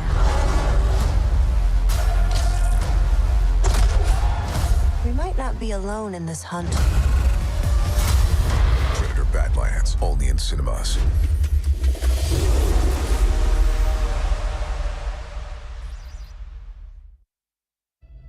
Kalau tengok career saya, season 10 ialah best performance saya. Season 11 tak lepas playoff. Sebab kau ada star syndrome. Kau tak nak main dengan tim. Kau tak faham lagi ke? The best moment dalam career saya adalah season 12 lah. The worst moment season 15 lah. Saya sebenarnya dah tak nak main MLBB dah. Saya rasa saya punya limit dah kat situ dah. Dah tak boleh improve dah. I don't know. Apa yang membuat saya tak nak give up adalah kawan-kawan lah. Saya cuba try hard dan comeback balik lah. Tapi kalau boleh saya nak repeat balik dan perbetulkan balik lah. Yang penting saya boleh bagi the best performance lagi lah. So bila season 16 ni comeback MPL, happy lah.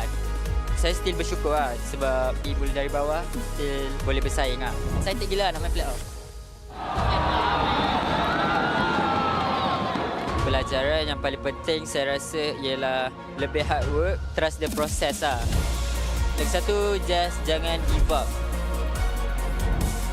in the end mengalah tu bukanlah salah satu pilihan untuk korang berjaya, dan teruslah berusaha sampai titik puncaknya.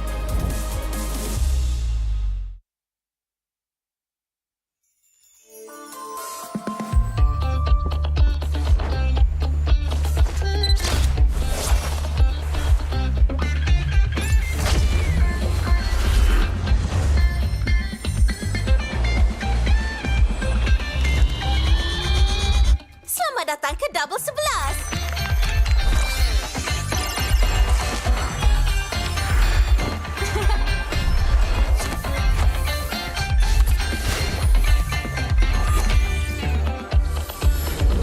Harga menakjubkan, gaya menakjubkan.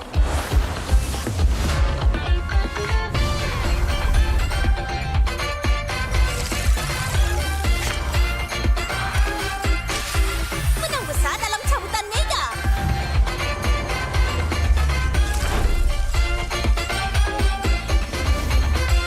Harga terendah, manfaat berlimpah.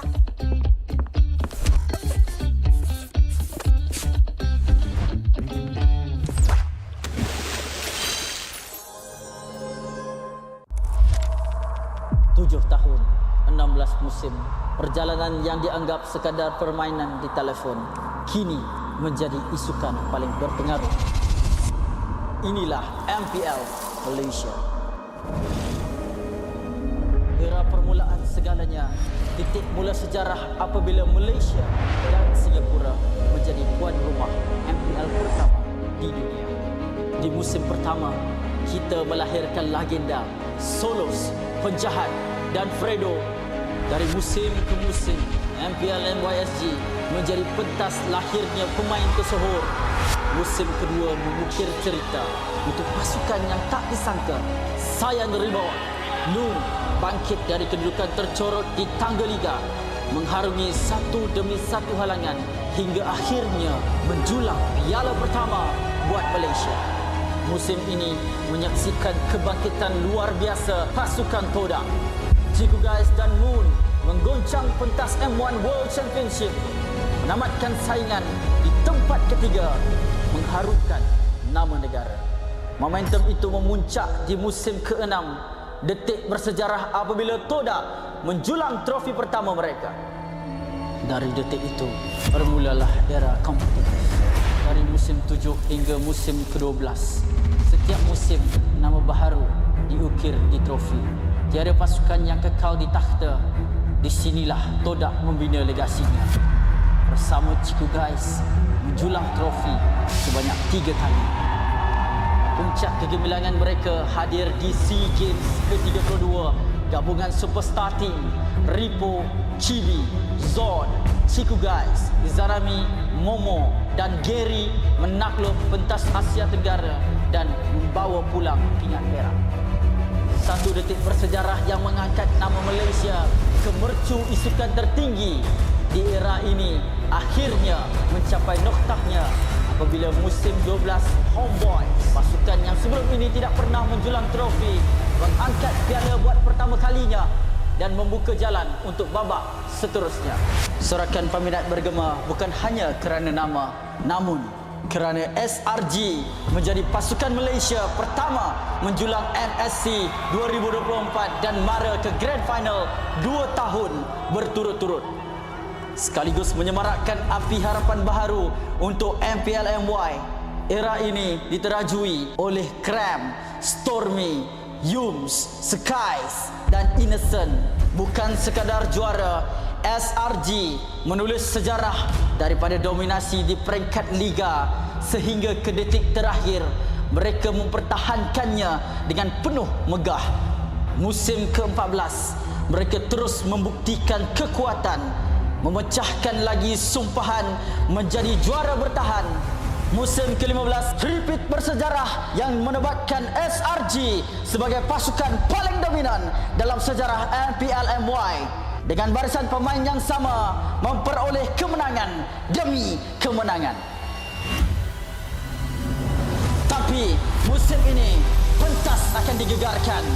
Wajah baharu muncul menentang gergasi. Wajah lama kembali membawa dendam membara. Medan tempur terakhir sebelum segalanya berubah. Pantang mengalah. Menuju perjalanan ke era baharu MPL MY musim ke-16. Hanya yang gagah kekal juara.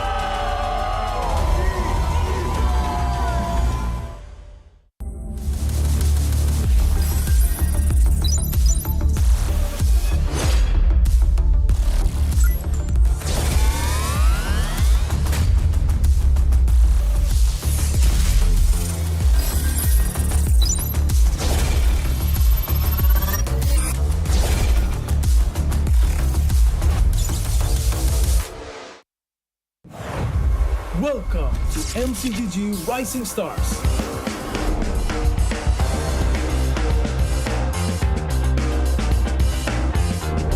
From September 12th to October 19th, take part in the regional contest, open to all players. Step up and prove your strength. Division finals will run from October 24 to November 2. The top 16 players in each division may advance to the next stage of MRS. Check your in-game mail for information.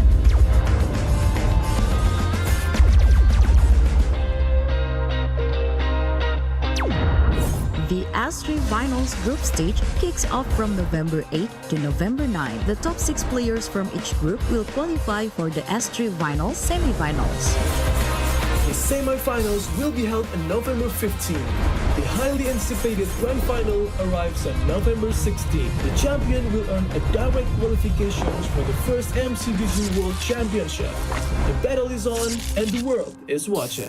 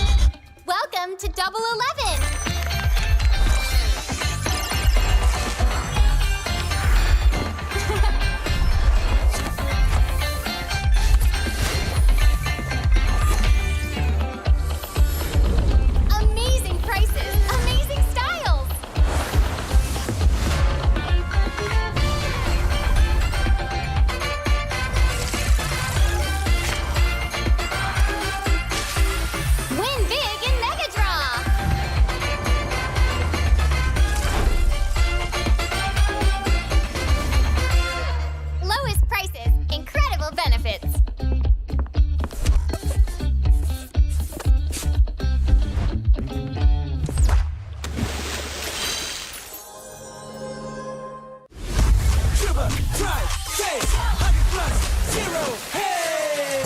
Rasa, padu, tanpa kalori, yo, tanpa kalori. Yo, hebatkan harimu dengan 100 plus, zero. Cuba, drive, chase, 100 plus, zero, hey! Welcome to MCGG Rising Stars.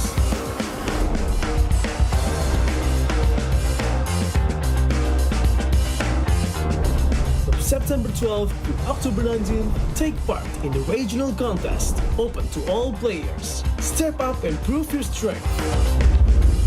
Division finals will run from October 24 to November 2.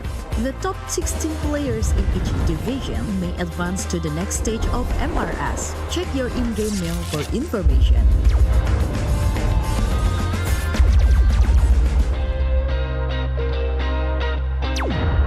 The S3 Finals group stage kicks off from November 8 to November 9. The top 6 players from each group will qualify for the S3 Finals semi-finals. The semi-finals will be held on November 15. The highly anticipated grand final arrives on November 16. The champion will earn a direct qualifications for the first MCGG World Championship. The battle is on and the world is watching.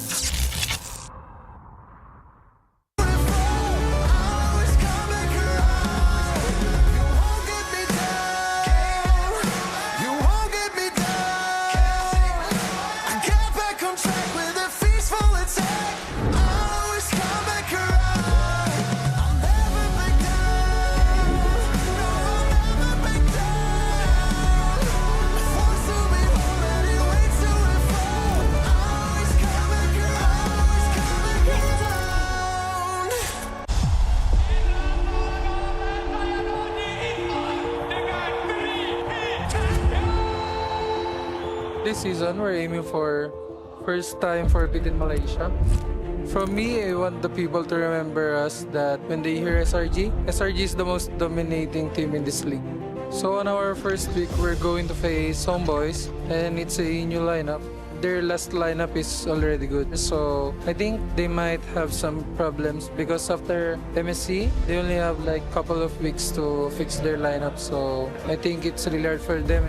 My message to Homebois, good luck and have fun. And don't lose your morale. This season, I just nak pergi M series lah. Tak kisahlah, tapi kalau boleh nak try to beat SRG first lah. So netizen stop calling us Todak version 2 sebab kita orang pun dah tak ada kena-mengena dengan Todak dah. Keep support both team lah.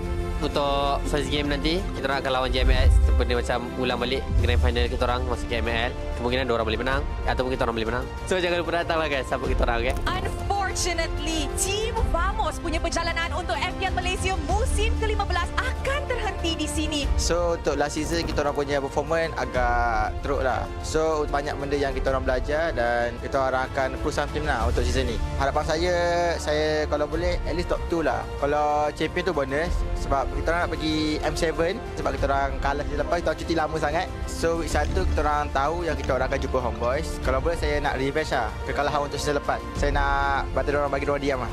Kalau korang tengok MPMY pada 13 September ni, korang boleh datang dekat Stadium Putra dekat Bukit Jalil. So kalau korang dapatkan tiket, korang boleh pergi dekat MPMY punya official page ataupun bio MPMY. Jumpa korang kat sana.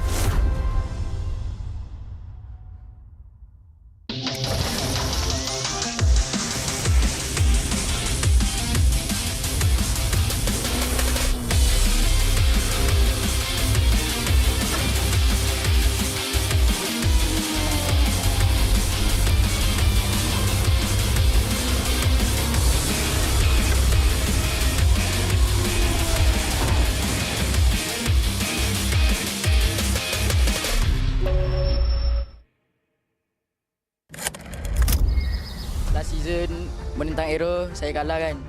Maybe season ni mental saya dah lagi kuat dan matang.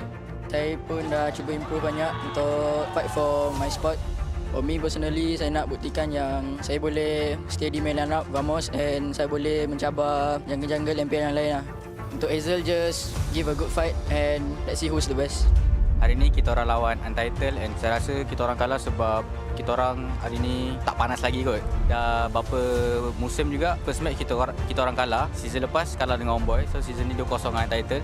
Kekalahan ni jadi macam tamparan untuk kita orang. Kita orang tak boleh berada dalam zone selesa lah. So kita orang kena betul-betul mencari performa kita orang yang hilang tu untuk lawan Homebois nanti. Tentang first kita orang rasa sangat happy lah. Sebab kita orang kan selalu match sampai 3 game kan. So kita orang suka sebab dapat habiskan 2-0 season ni. Minggu kedua ni kita orang ada back to back match. Kita orang akan lawan dengan tim CG. Bagi saya player-player diorang tu player yang veteran macam Ciku, Valence, and saya harap kita orang boleh konsistenkan lah kita orang punya kemenangan ni. Jangan lupa datang untuk support tim kita orang dekat Dewan Sri Putra dan jangan lupa dapatkan tiket dekat bio MPLMY official page.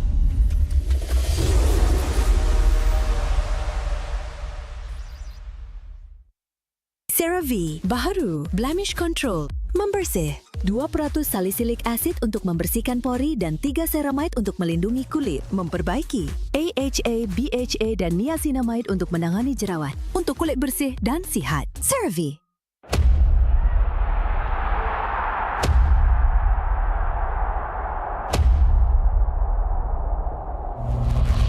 As a veteran, kita orang akan menentang Untitled untuk next week. Player-player yang saya kena highlight untuk Untitled which is KZ, Kimin dengan Siska. Tiga-tiga ni antara player muda yang sangat berbakat sebab diorang dah buktikan last season diorang antara yang the best dan antara yang terkuat. So untuk lawan Untitled nanti kita orang kena disiplin lebih guys sebab takut nanti kita orang yang kena bantai dengan adik. So yang macam korang tahu, CG nak ke international and kita orang nak sangat kalah dengan SRG. Kita orang nak tahu standard kita orang kat mana. Sebab even kita orang menang 2-0 pun saya rasa daripada minggu lepas kita orang tak clean team fight and tak proper com lah. InsyaAllah kedepannya kita orang akan cuba baikilah benda-benda macam comms and decision making.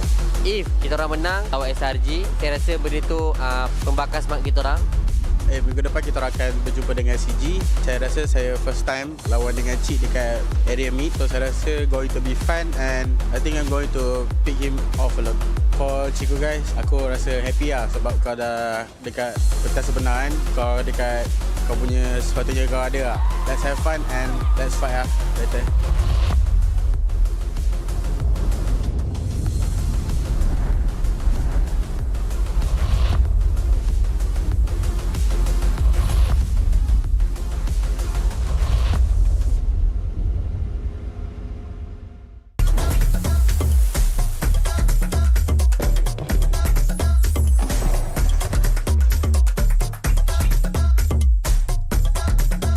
Flame grilled peri-peri chicken. That's a Nando's thing.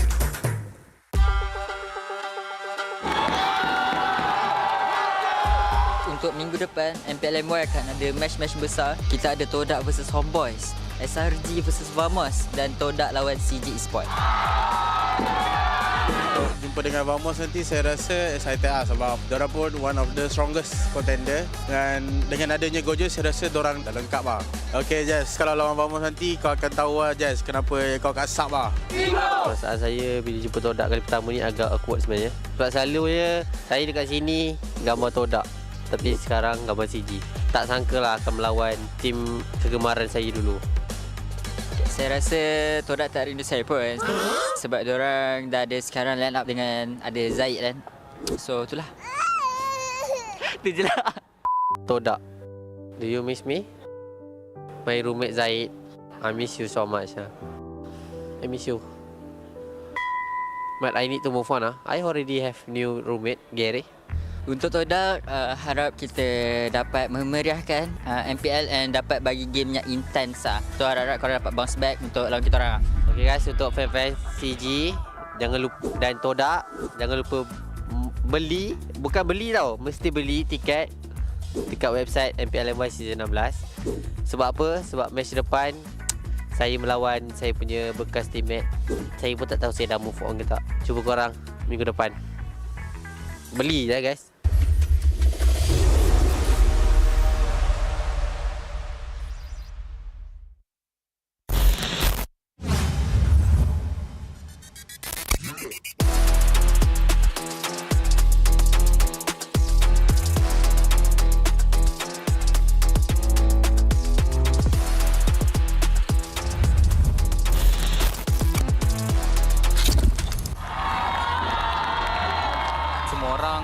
tumpukan dekat kita orang AERO, Untitled dengan Team Break untuk rebutkan slot nombor 6.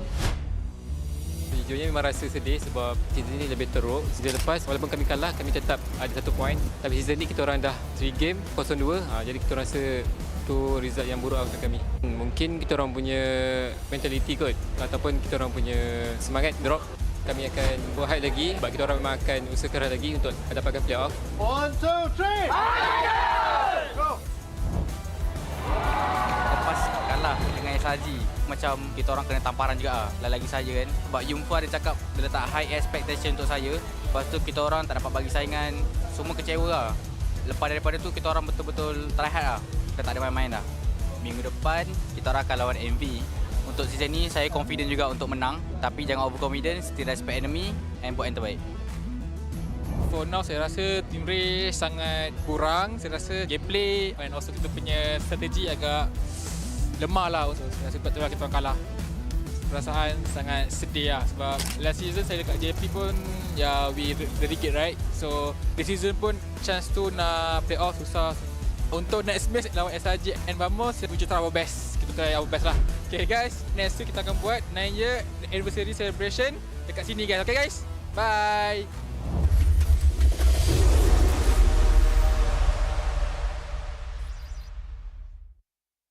This is the most dangerous planet in the universe. And you've come to hunt an apex predator.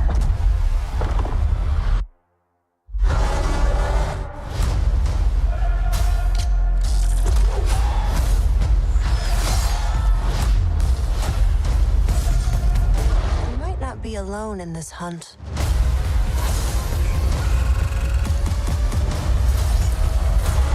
Predator Badlands, only in cinemas.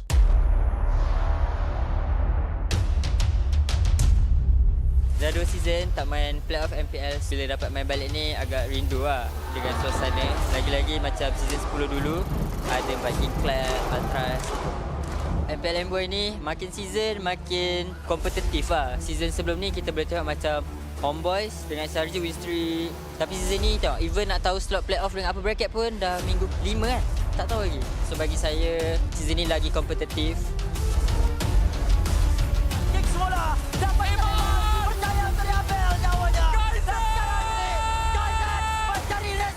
Kita orang rasa macam dah tak fikir apa lah. Dah tak ada pressure macam-macam match yang sebelum ni. Do or die situation ni kita orang dah rasa last season kan. So kita orang just tawakal je apa yang akan jadi pada match yang akan datang. Kita orang akan buat yang terbaik ya, insyaAllah.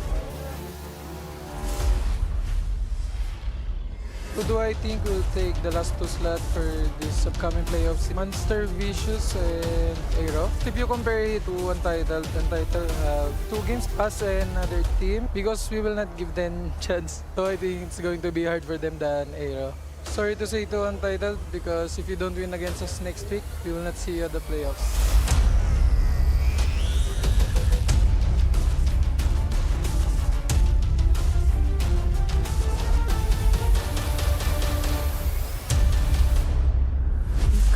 Most dangerous planet to hunt an apex predator.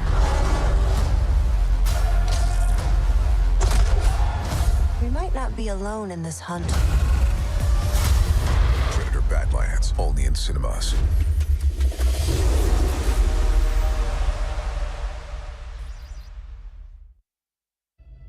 Kalau tengok career saya, season 10 ialah best performance saya.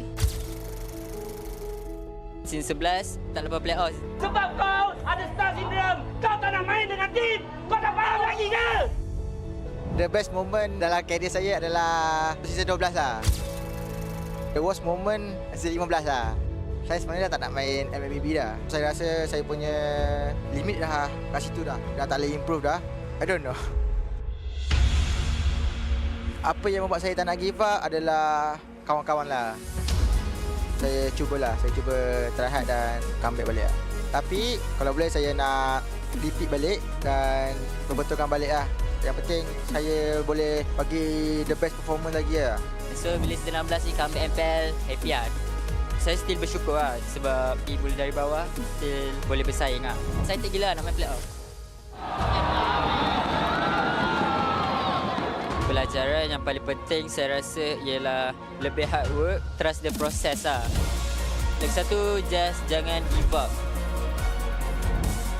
In the end, mengalah tu bukanlah salah satu pilihan untuk korang berjaya dan teruslah berusaha sampai titik puncaknya.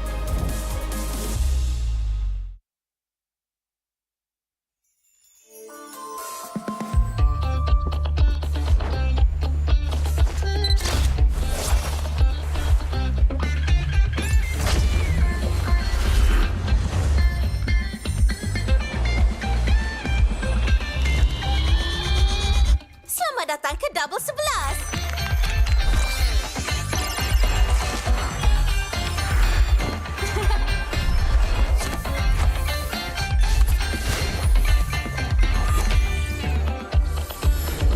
Harga menakjubkan, gaya menakjubkan.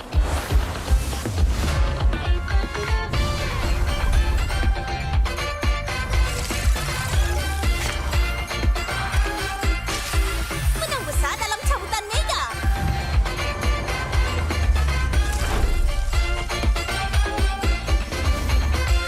Harga terendah, manfaat berlimpah.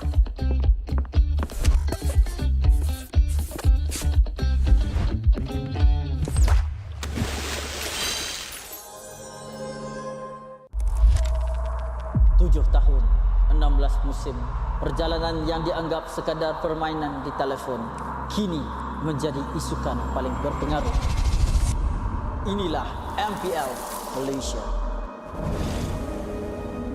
Era permulaan segalanya, titik mula sejarah apabila Malaysia dan Singapura menjadi tuan rumah MPL pertama di dunia. Di musim pertama, kita melahirkan legenda, Solos, Penjahat dan Fredo. Dari musim ke musim, MPL NYSG menjadi pentas lahirnya pemain tersohor. Musim kedua mengukir cerita untuk pasukan yang tak disangka.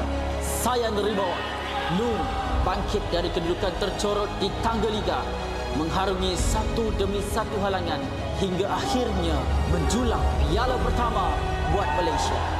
Musim ini menyaksikan kebangkitan luar biasa pasukan Todak. Ciku Guys dan Moon menggoncang pentas M1 World Championship, menamatkan saingan di tempat ketiga, mengharumkan nama negara. Momentum itu memuncak di musim ke-6, detik bersejarah apabila Todak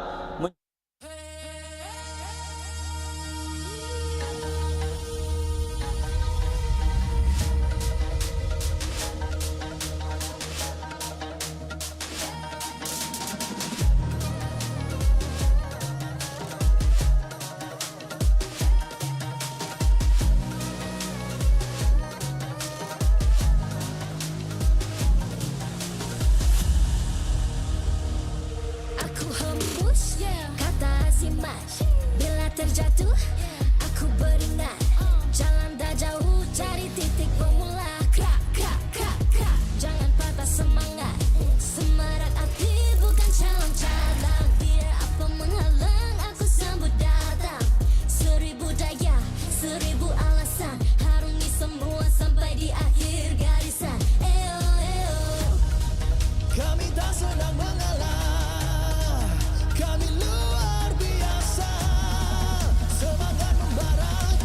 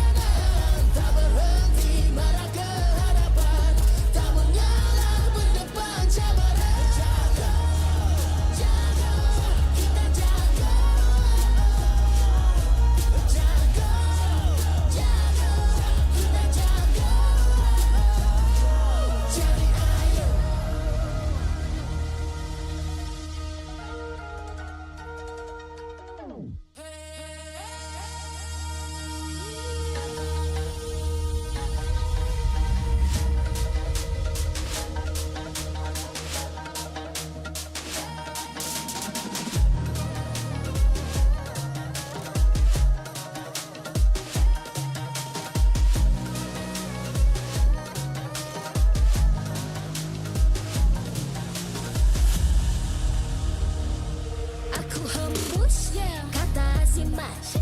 Bila terjatuh, aku beringat. Jalan dah jauh, cari titik bermula. Krak, krak, krak, krak. Jangan patah semangat.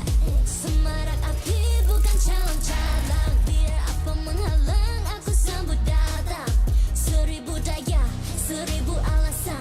Harungi semua sampai di akhir garisan. Eo, eo. Kami tak senang mengalah, kami luar biasa. Semangat membara, harungi bersama. Langkahlah sama-sama langkah, bergema di kiri dan kanan. Tak berhenti marah ke hadapan, tak mengalah berdepan cabaran. Jaga, jaga, kita jaga.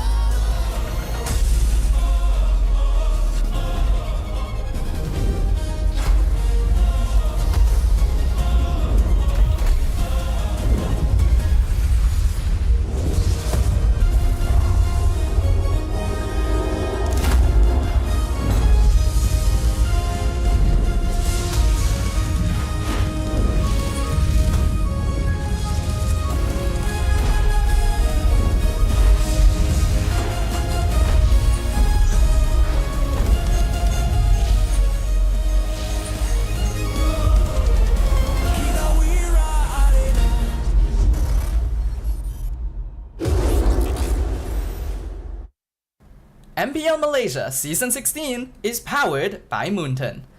Presented by Celcom DG. Stream, game, vibe on social media, and more to your heart's content without missing even a single moment. Power up with lightning-fast 5G speeds. Stream all day long with Celcom DG prepaid 5G. Our official sponsors. Official gaming smartphone Infinix GT30 just launched. Comes with a free magnetic cooler, even more affordable than the GT30 Pro. The only phone in its class with GT trigger, 1.5K display, and 144Hz refresh rate. Supports steady performance with 120 FPS in MLBB. Available in 2 exclusive colors for the GT30, green and blue. Perfect meals for gamers, Grab. Grab food for one. When eating alone, enjoy meals from 10 ringgit with just 1 ringgit delivery fee and no minimum spend. And group order. Get 15% off when eating in a group. Bigger gang, bigger savings.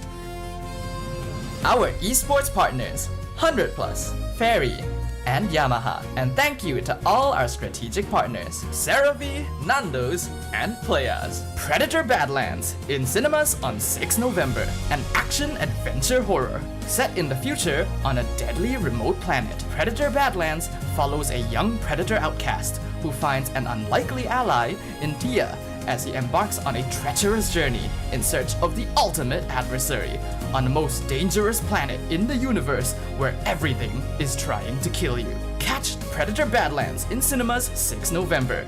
Keep an eye out for special ticket bundles that reward you with in-game diamonds when you purchase Predator Badlands movie tickets for IMAX or 4DX. Supported by KBS, ESI, Rakan Muda, MESF, MAPS.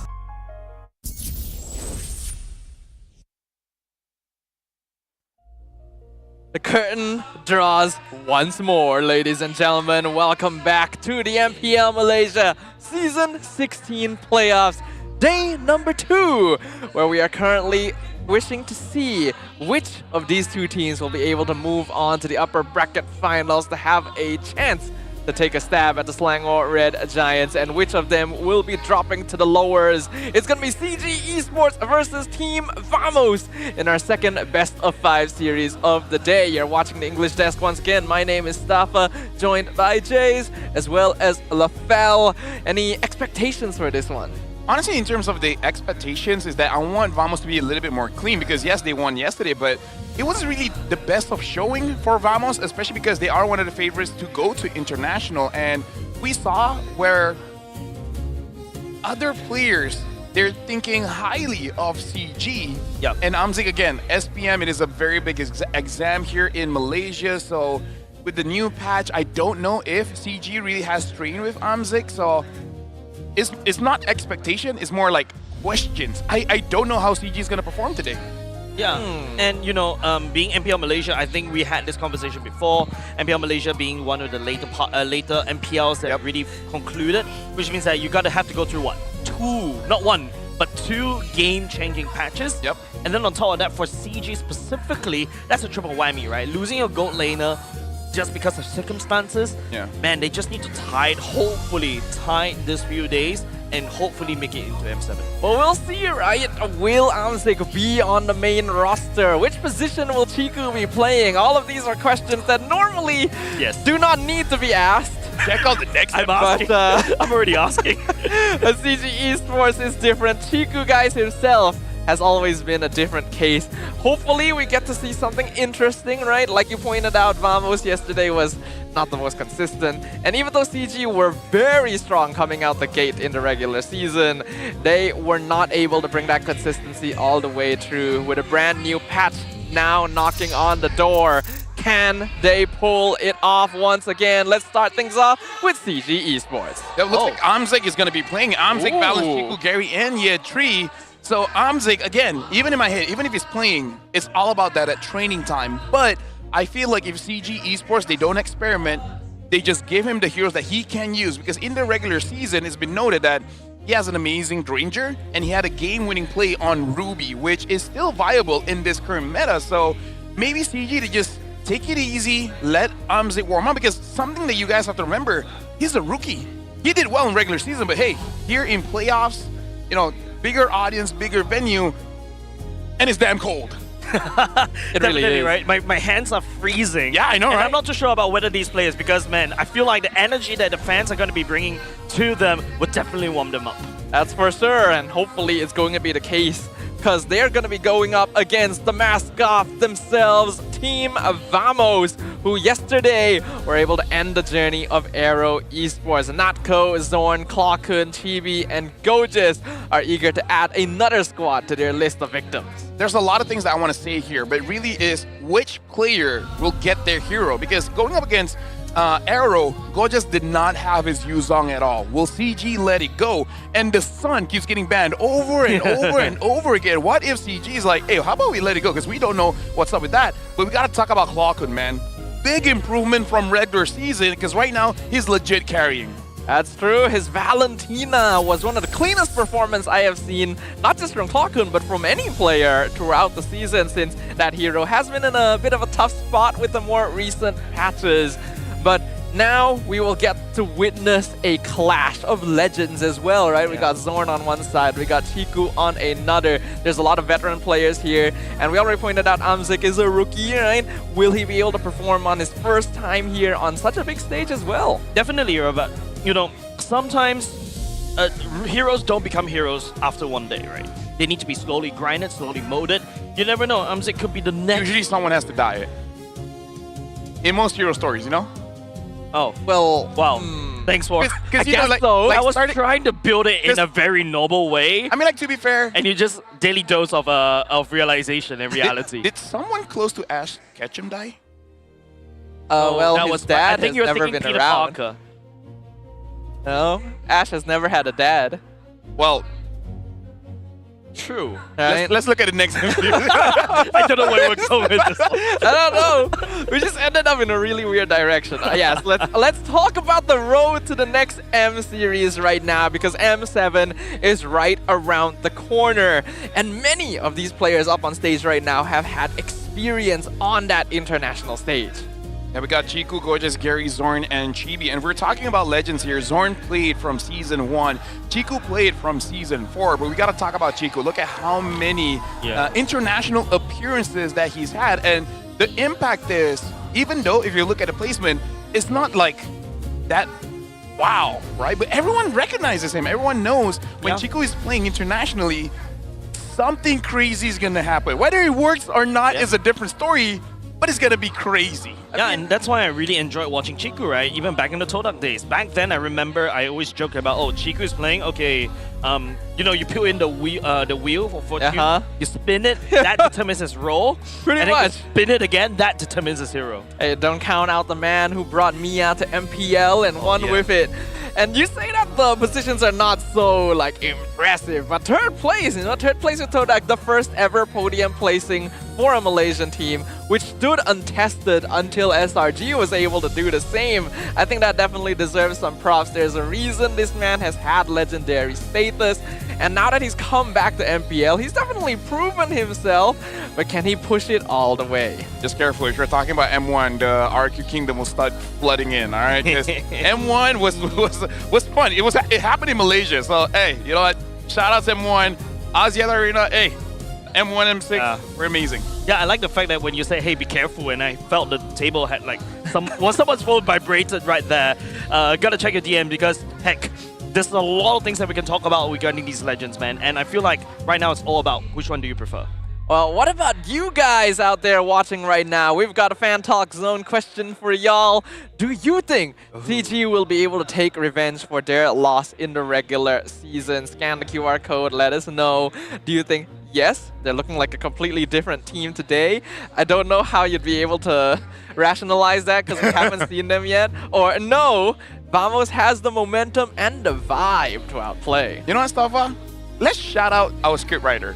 Because we were talking about, why is there a maybe? And then there's no maybe now. Yeah, they actually took it out. Right? You know what? Shout out the scriptwriter. They probably listened and was like, actually, they're right. Yes or no? Yeah. 50-50. It's that simple, right? Shout out to your scriptwriter. I like the fact that we use vibe as part of the they can win this kind of thing. Vamos is really a vibe kind of thing, you know? It's V for vibe. Yeah, but they definitely need a lot of aura right there. Also, that's what V is for. Yeah. Yeah, I watched the movie, but I've never known what the V stands for. Yeah, it definitely stands for vibe, not a different word, right? Well, we've got the match starting soon, so of course we gotta welcome the teams up on stage. So let's throw it on over. Introducing our marshals that will ensure fair play and professional integrity in the matches. We'd like to thank Rez, May, Nuna, and Aiden for their work on the stage.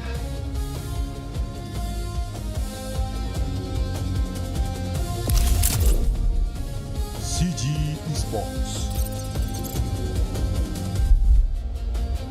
After a late season slump in the regular season run, today marks their long-awaited return to the playoff stage with renewed determination. Still on their mission to reach the grand world stage of M7, can they overcome the obstacles in their way? Give your loudest cheers for CG Esports! After 4 long seasons, finally Valence has made it to the playoff stage. And Amzik, here's the rookie here. Can he overcome the pressure? Team Vamos. They survived the full 5-game series, edging out AERO yesterday, and return today with greater fire and momentum. Taking out CG for the second time will be their next target. Ladies and gentlemen, uno, dos, tres, hala, vamos! And now we can hear from the crowd. Vamos is definitely the favorites here, but is it their time to get back on the world stage? Can Zorn perform like he did yesterday? And now introducing the head of League Ops, Franklin, along with the coaching staff of both teams, the masterminds. For CG, we got Coach Rain and Coach Cody.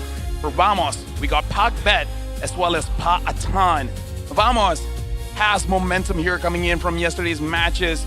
They have warmed up, but for CG, this is going to be the first time they're going to be playing on the stage. We got to see, have they really adapted to the new patch?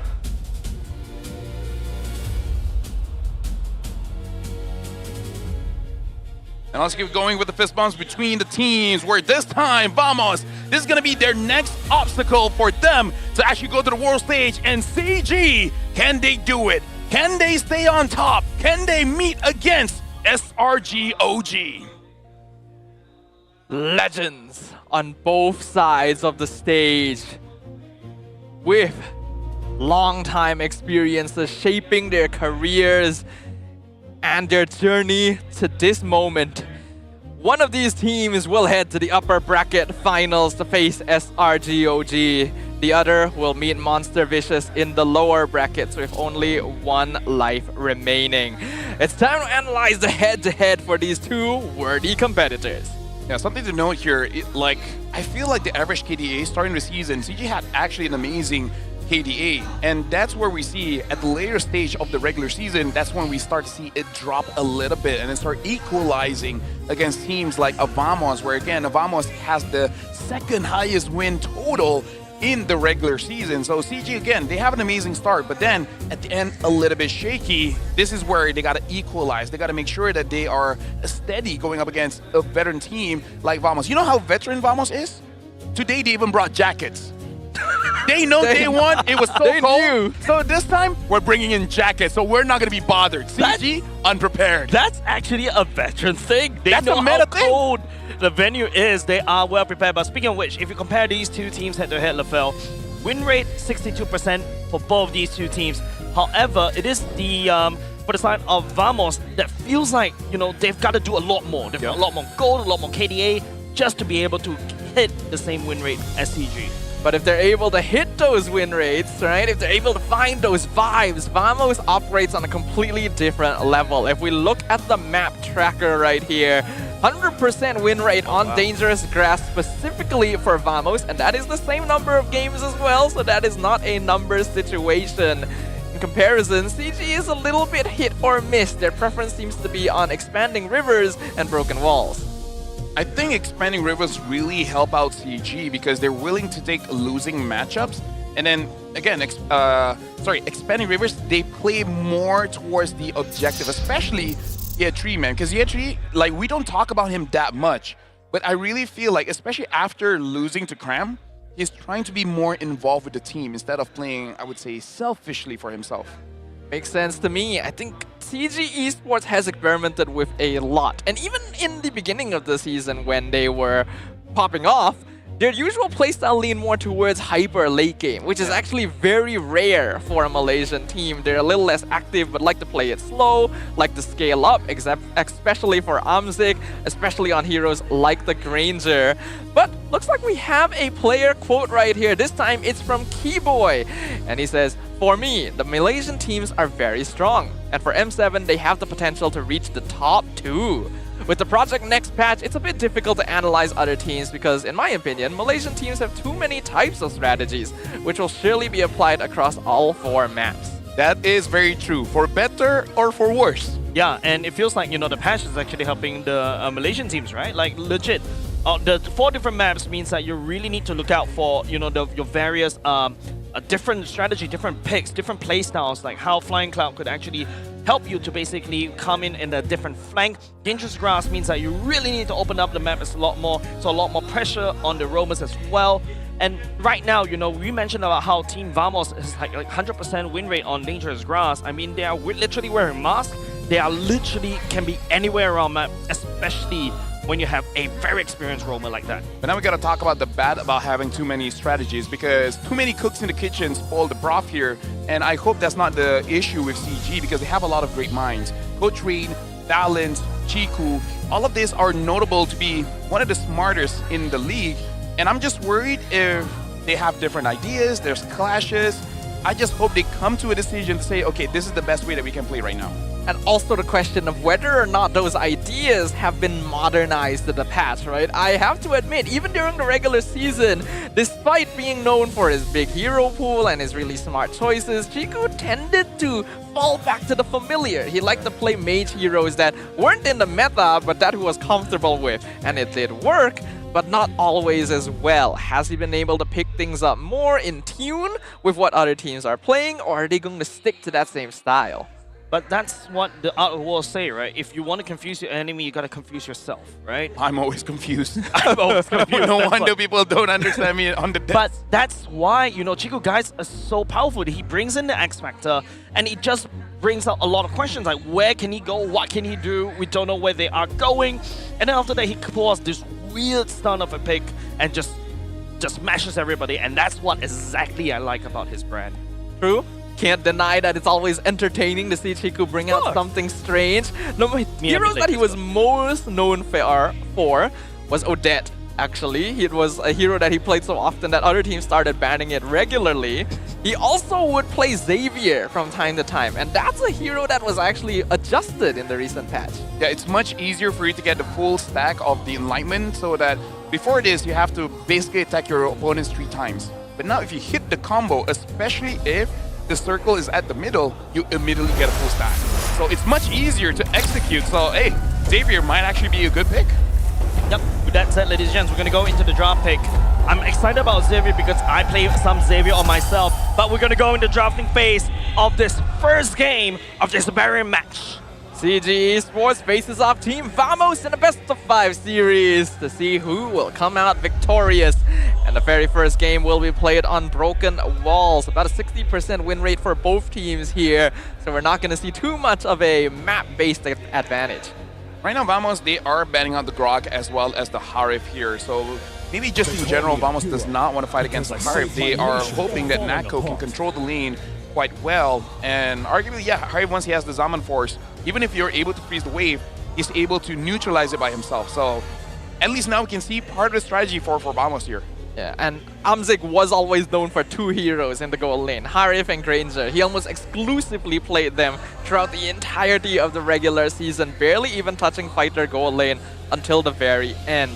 So Vamos might be specifically targeting the rookie here. Yeah, and you know, there's also a saying in some other other part of the interwebs. I don't fear the guy that is a strong master of everything, but I fear the guy that's master of one style. Right? Yes. And I think you saw that Instagram reel, right? It's basically that kick woman. It's like, I don't think I saw the reel, but I know the phrase, right? It's like, I fear not the man who has practiced 100 punches one time, but the man who has practiced 1 punch 100 times. I think that was the original phrase, and Sorry, you're not wrong, right? That phrase. All good. We get the meaning, right? It's true that Amzik might have a smaller hero pool, but hey, if it works, right?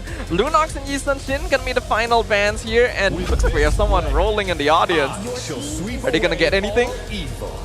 And it looks like CG, they are gonna opt for the Lancelot, which in my head, I was questioning whether they want the Lancelot or the Baxia, because I feel like if you pick up a Baxia, it's gonna be safer for Amzik to get a marksman here. Or are you just gonna claim it? Oh, he's getting it. He's getting it. All right. It is a pretty cool skin, though. The fact that your ult changes color like 3 times, that's insane. I actually did not know that. I have not seen much of that skin. I see you've been playing a lot of Laylas in your range. Nah. Do you know about Tamos? His special interaction with the skin? No, actually. So, base skin, nothing. But when you get a kill, you get a crown.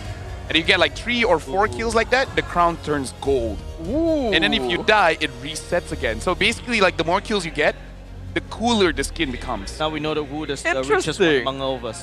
What? Yeah. Now we know who is the richest one among all of us here. Oh man, I just watched TikTok. You know, man, he's the viewer. Yeah. He's not speaking from practical experience. I just watched it like, oh, so that's how it works. Okay.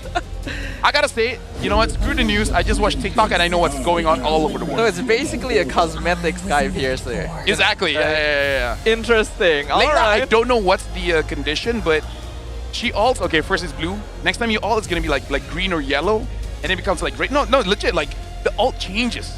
Interesting. Yeah. All right, we'll keep an eye on that if a Layla pops up at some point. Maybe Chiku could bring it out. Maybe, right? Well, let's look at the draft so far. CG going in the more team fighting style. We got the Lance with the Gatot Eve. And then Vamos going for the Baxia Kimi. So since they are playing Baxia, there is a chance of Zorn going for an aggressive roam. And well, there it is. Yep. Again, we talked about how yesterday AERO, a lot of target bans towards Vamos. You know, the Yuzong, the Hellcurt, the Sun. And this time looks like Vamos has a bit more free reign. Now Zorn on that Hellcurt, it will be a bit troublesome here because for CG, Eve is an amazing hero that can control the game. And if Chiku is not having a good time, especially as the main shot caller, is going to disrupt the team like tremendously. Yeah, but of course, you know, if you turn off the lights for the Hellcurt, all of a sudden the Eve, what are you going to do? Real world manipulation is up, but like, Do you swipe everything? Where do you tap? So I think this is a really like a pseudo counter against what CG wants to do with their Eve. Yeah, especially if Gato doesn't know where to jump. I'm a little worried because we already pointed out that CG was known to be more of a late game team, and Vamos is trying to lean into more early mid game pressure with this Baxia jungle and Hellcurt roam. So hopefully we've seen CG work on their early game phase, because otherwise Vamos is going to take control quite easily. Something to note here as well, CG is playing it quite safe here. So again, maybe it's because, you know, first game on stage for the playoffs, haven't played for a while, and wants Amzik to become more comfortable. So they go for a very standard draft, right? Lancelot, Gatot, and Eve, one of the safest openings that you can have. But look at Vamos. Vamos is already betting out the Harif, betting out the Ruby. If they ban one more hero for Amzik, unless he has been training, Amzik might feel the pressure in this game, especially he has to consider he's going up against a Baxia, he's going up against a Hellcurt. We saw yesterday where Melkidi on the Granger, he really couldn't survive against a damaged roamer. So maybe that's just the game plan. Let Amzik get tilted and then the whole team can't do anything. I haven't really seen Amzik get tilted so far though. Gotta admit, this rookie has a lot of composure. But will his hero pool be tested already? Granger will be his last main pick. If Vamos takes that off the table as well, then we might get to see if CG has properly prepared their composition. But it looks like it is a Lapu ban instead. So now, right now, honestly, for Vamos, going up against a Hellcurt, I would say it's probably safest just to go for a fighter in the goal lane, which is why the Lapu was banned as well.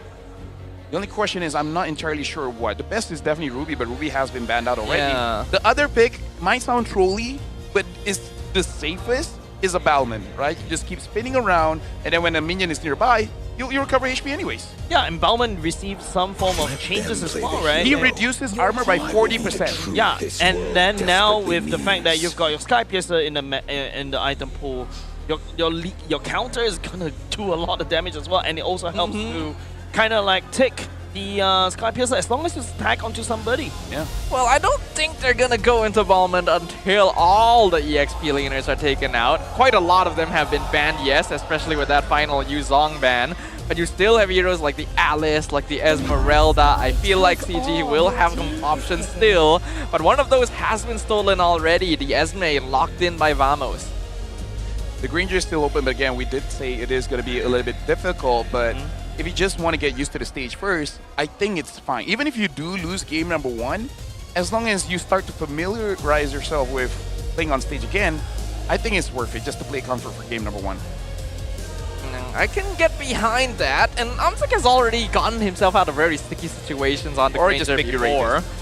Oh, that's true. Uranus is still here. But I'm not sure if I'll be a big fan of it. Oh, the glue going to be let through. Glue gets locked in, most likely going to be a Tree's pick. I think this is the first time Glue is showing up for our playoffs. And that does sound like a Granger, so Amzik back on his signature pick. Yep, and we can see the reaction coming in from the crowd. And yeah, like I said, CG is going for comfort first, get their mental in a very good state, and now the Sun. There it is. So now we get to see what is all this band about. We got to see the Hellcurt, we get to see the Sun. AERO was no fun yesterday. CEG, they're allowing Vamos to get this draft. Well, soon, is this the first time it's being picked in MPL MY? Yes. Not ever, but for this season, yes. For this season, yeah, that's right. And this is going to be very interesting of a match because Soon brings a totally different dimension when it comes to lane phase. The Sun was perma-banned by AERO Esports in their matchup, and it went all 5 games as well, so they didn't give them a chance at all. And it made us so curious about why. What kind of threat does this Sun pose that AERO Esports would choose not to give it over? It is going to be a gold lane Sun in the hands of Notco with the Petrify.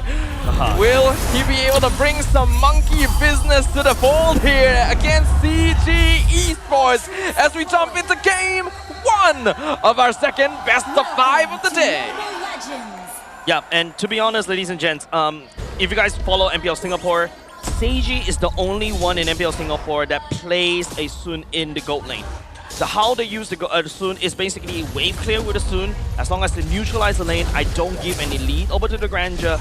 And what happens towards the mid parts of the game, I start split pushing like no tomorrow. Then after that, what happens is I come in for the flank, I go in, I petrify, assassinate you with a clone, and then head out. And that's how, you know, CG was able to play in MPL Singapore. And I feel like this could be what Netco could be doing in Vamos. Okay, so let's discuss among ourselves. Are we gonna call it Sun or Sun? I was hoping you would bring that up. I'm gonna call it Sun. Yeah, I've been saying Sun the whole time. I don't know. I just Sun Sun. Yeah, you can do you know? Right now, looking at the emblem setup here, it looks like Nako just wants to sustain inside the lane, having the common emblem. Does have Trill so that he can properly trade, but guessing as a Sun, he's gonna wait for level 4 first. One thing I worry about for picking Sun in this matchup is that Granger is one of the marksman heroes that has enough burst to farm the clones early on. So if he doesn't play it correctly, he is giving Amzik a lot of free gold with those Sun dupes. Yep. So right now, looking at what CG really wants to do is that I feel like they got to neutralize the waves and then try to get a win around the turtle. Because at that point, maybe it's going to be a little bit more difficult for Zorn to get a target. And preferably, I feel like Yetri should be the one looking for Zorn, because balance is probably needed to peel for Chico. Because again, one of the main damage dealers early game. I agree, and I think that is the kind of playstyle that CG was already known for anyway, but it looks like Chibi is going to be working on the turtle here. Yep, has to back off just a little bit. Zorn is right there, doesn't really have the ultimate. Real wall manipulation, Chibi securing the turtle over as well, and now he's going to get possessed just a little bit, but Year 3 will be just disrupted right there. No pickings coming off of CG for now as Vamos sneaks away the first turtle. Well, that's a bit unfortunate because Gary was definitely in the area, so he missed his retry timing, but it is Chibi we're talking about, still one of the best turtle slayers in all of MPL MOY. It was a good initiation. And again, this is a landslide. He has a lot of damage on that on Rose going up against Chibi. It's like, what, just throwing a slab of stone? Throwing a turtle shell? Chibi, again, like, I don't know how he's consistent for, like, what, like 8 seasons now, always being #1 or in the podium of getting the most amount of turtles as well as lords. I do have one worry though. It looked like CG was a bit clueless of what to do at that turtle. So I hope that's just them not having the power spike just yet.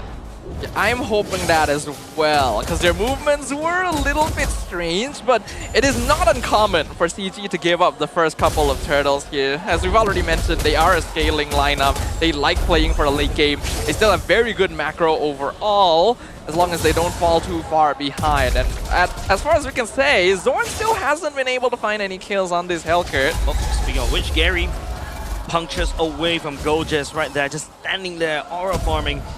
As of now, this is very peculiar, right? Like 3 minutes in, we haven't seen a single kill. By the way, let me just say, the last time in MPL MY the Sun has been used was back in 2023. It's been 3 years. That long? Yeah, it's been 3 years, yeah. Used by Sonic in MPNC during that time. Oh, right, yeah, we used... Yeah. Was that even Season 12. the rework? Season 12. I think I remember thinking it was after thinking of the Sonic name. Yeah. That was, yeah, he used to be known for playing this, but that was in the jungle. Yeah. So quite a long time, 3 years. Damn. A lot has changed.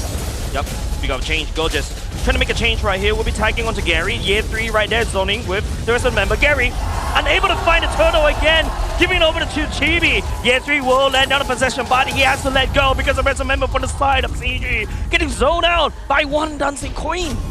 Okay, that was just straight up skill issue. Yeah. Gary had free reign over the turtle. Yes, he got poked out, but Chibi was being CC'd. He was the only one in the pit, and he lost it. Here you go, the Petrify from Zorn as well. Azing trying to make a play right here. Trying to sidestep the Stingers. Balance also landing help with the AOG. Zorn! Dash the blinks away. Scot-free, murder accomplished. Oh, dude, at this point, it's going to be stabbing CG here because you know that Amzik's not going to have a good time. He's going to get targeted. And then you're like, oh, it's okay. We can get a return kill. You don't even do that. Zorn gets away scot-free. Really should not have been able to get out of that. And Nako even pops the ult to get away from the taunt. So right now, Vamos firing on all cylinders. Yeah, 3 getting melted down by Clocken right there. No way for him to run. getting slowed. And this is just Chibi, right? Just walking right underneath the turret of CG up top. This is getting a bit worrisome because it does seem that long break, Amzik going through exams might have really impacted CG because they look out of practice, and that's let's just hope it's just game one jitters. I hope so as well. I wouldn't even blame Amzik for it specifically. We just got the fun fact. LaFell was actually faster this time around, so production needs to work on that a little bit. To be fair, I checked WhatsApp. So it was there. But either ways, right now, for CG, I feel like Ye3, he's trying his best. It's just that the follow-up from Chico needs to be better. Zorn right there, Balance actually got terrified just a little bit, revitalized. Amzik tried to output some form of damage, will not be able to find anything. Clockroom picks up Balance, and now Vamos is just stalling, just aura farming on top of CG's corpses. The problem right now, Vamos, their draft eats up any front line because the box there reduces your healing, and then Sun has a lot of shred. Ye3 jumping once again, there goes the Thorn Rose coming up on Gary, but the main problem right here is still Natko fighting on the Chico, assassinating him, also using the Petrify, and don't forget, Zorn also used the Petrify as well, so it is just annoying, but Gary at least sneaks away the turtle from Vamos. That's the turtle that Gary wins? Well, at least it's better late than never here. We can see that CG is in a bit of a mess right there. AOG comes in, not gonna catch that, but Ye3 jumped way too far forward without first checking around the pit for any potential flank angles, and then their backline just got dismantled. They cannot be doing that. I hope that is a sign that Gary just needs to warm up just a little bit. So it's like, okay, I'm starting to get the groove of Lancelot again. I'm getting the vibe. You guys were fine. And Zorn just finished up the Demon Hunter sword. Nako as well, I saw having that Windtalker. So I'm really looking at CG for someone to build the Chastised Pauldron just so that they can stop a little bit of the attacks coming in from Zorn and Nako. The burst, you kind of can't do anything about it, but the damage afterwards, at least help out your team a little bit. Yeah, I think that would be pretty good, but I don't think CG is going to grab that particularly early on. You have to note as well that Demon Hunter Sword is a first item prio for the Hellcurt as well, so he's not going to have the Siege path, and instead trying to contribute to melting down the front line for Vamos. Which I think is a good idea, because again, Ye3 is trying hard, and Valent, he is willing to put himself in a dangerous spot for his team. So it could just be a very easy way for them to get map pressure when no one is able to open up the map. Chibi rolling around, trying to look for a play right there. Balance will be the one absorbing that. Does take some chip damage from the side of Vamos, but they're not really bloodthirsty. This is something that...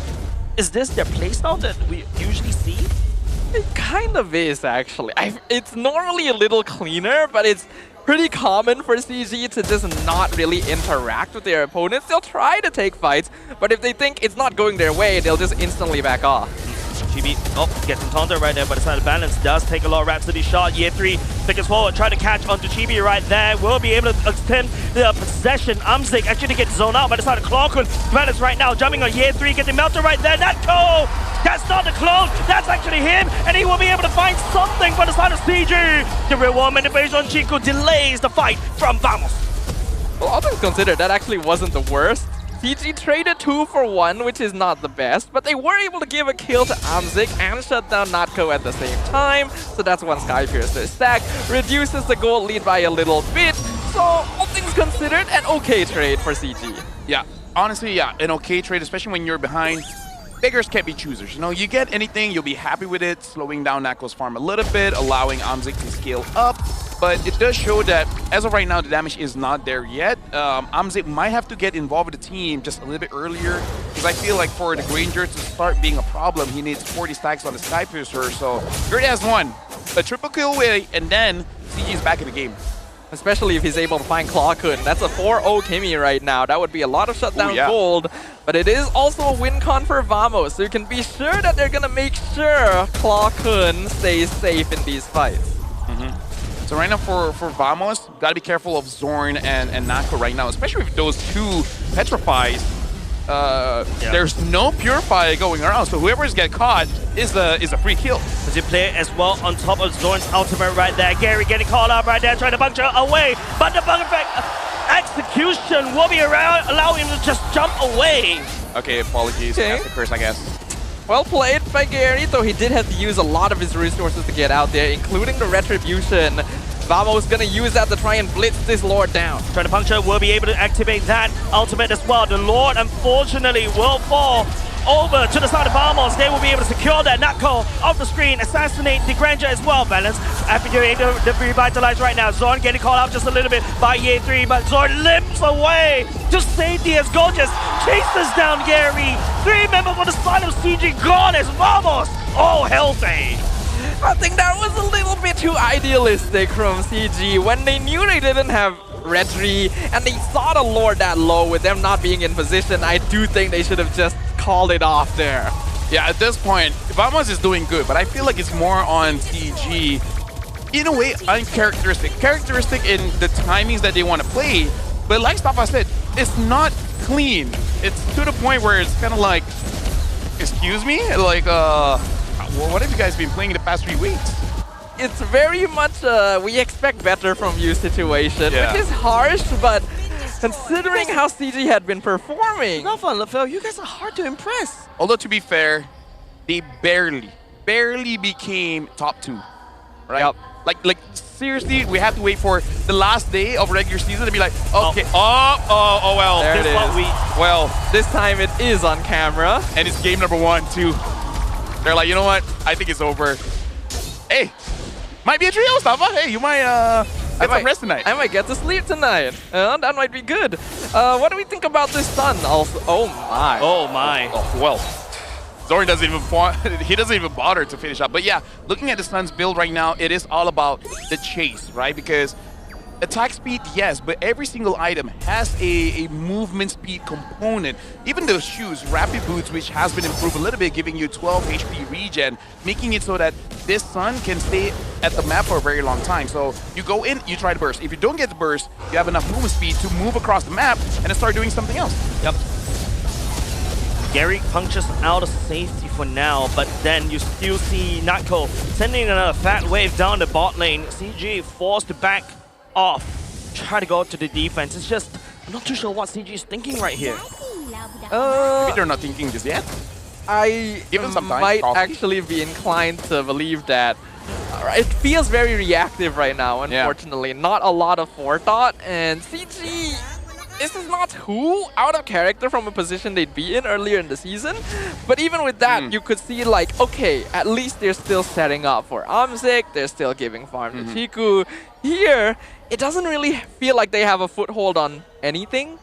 Right now, I'm looking at the player screen. Yeah. And only, hold on, Chibi gets caught. Chibi getting caught right there. Now this time around getting possessed. Nutco coming in. Petrified. Catcher's gone to the Granger. And now Vamos just going to collapse. It feels like Vamos fell across the map. But when Chibi gets stunned down by CG, they come and save him. And then after that, consider CG wipes out just like that.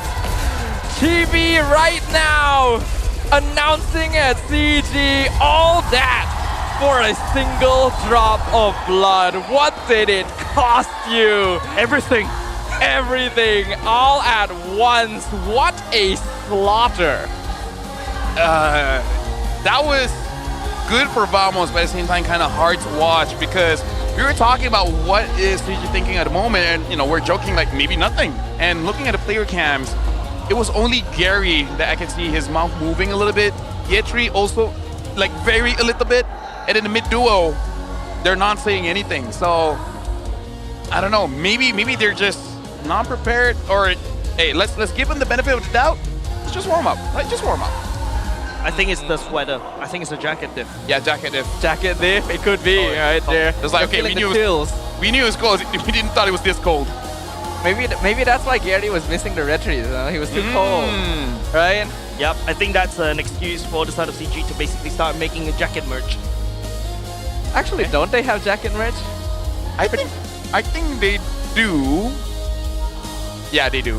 I think they do. Well, hopefully they'll have some ticker ones here, because that was not a good experience for any player here in the MPL Malaysia playoffs. That was the first game that we witnessed from CG Esports ever since the end of the regular season. And we had hoped that the 3-week break would have given them some time to adjust, figure out what's the main lineup, what's the main win condition. so far, we are unfortunately not seeing that. The way that I would summarize is that this is a smart team, but that was just a lot of nothing going on, right? Where before the game even starts, too many cooks spoil the broth. Okay. I'm worried that might be the problem where Chico wants to do something else, Velas wants to do something else, and then ended up just not doing anything. And it's really tough, right? Because, you know, CG does have quite a few stars among their roster as well. But sometimes, you know, big brain get big brain. Their heads, the necks unable to support. They snap their own necks by accident. Whenever you talk about brains, That's the first man, time I've heard that. Sorry. Whenever you talk about brains, no brain, too much brain. It's like, are you literally brain? Are you sure you're not a zombie?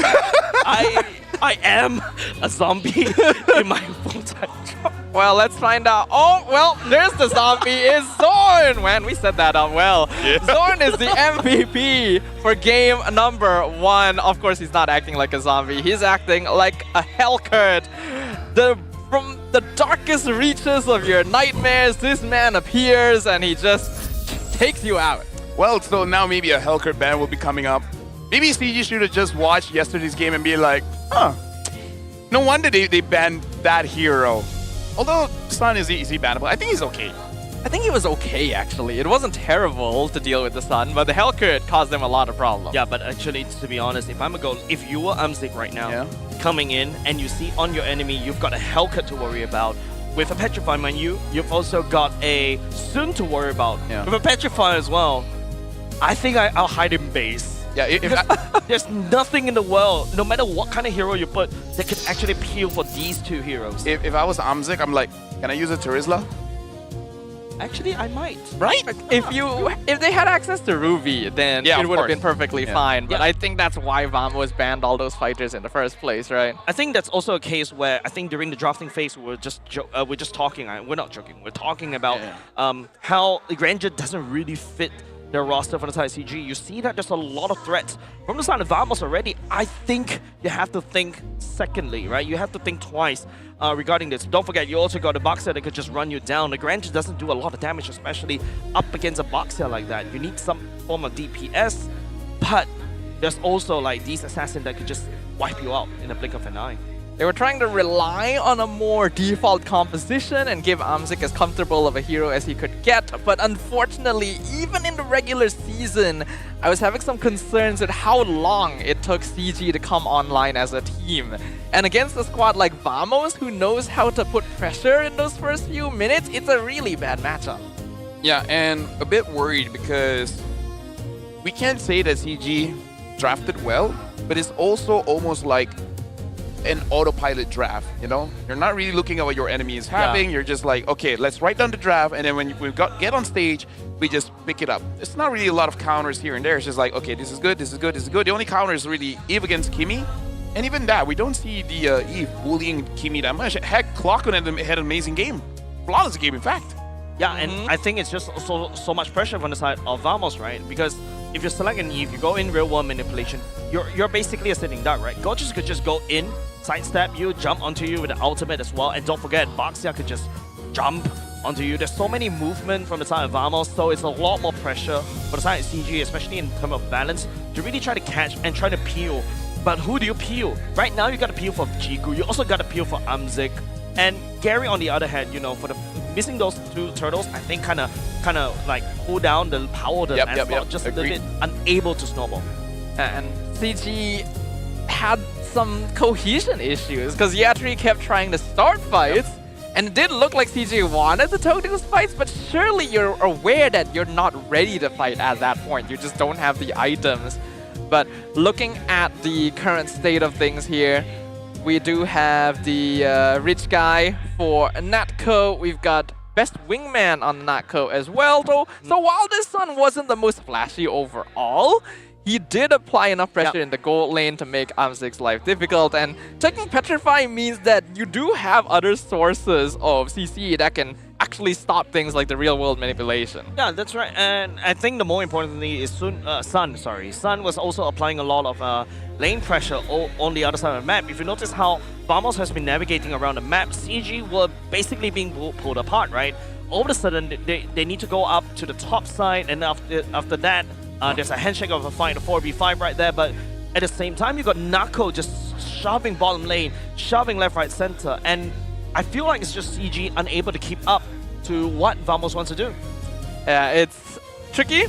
I don't think Sun is really worth banning yet. No. But it all depends on how well the draft does go. Because if you have a fighter goal lane, most of them can handle Sun pretty well. And I also think that CG needs to work on their early game rotations, have a better idea of what exactly it is they want to achieve on the map.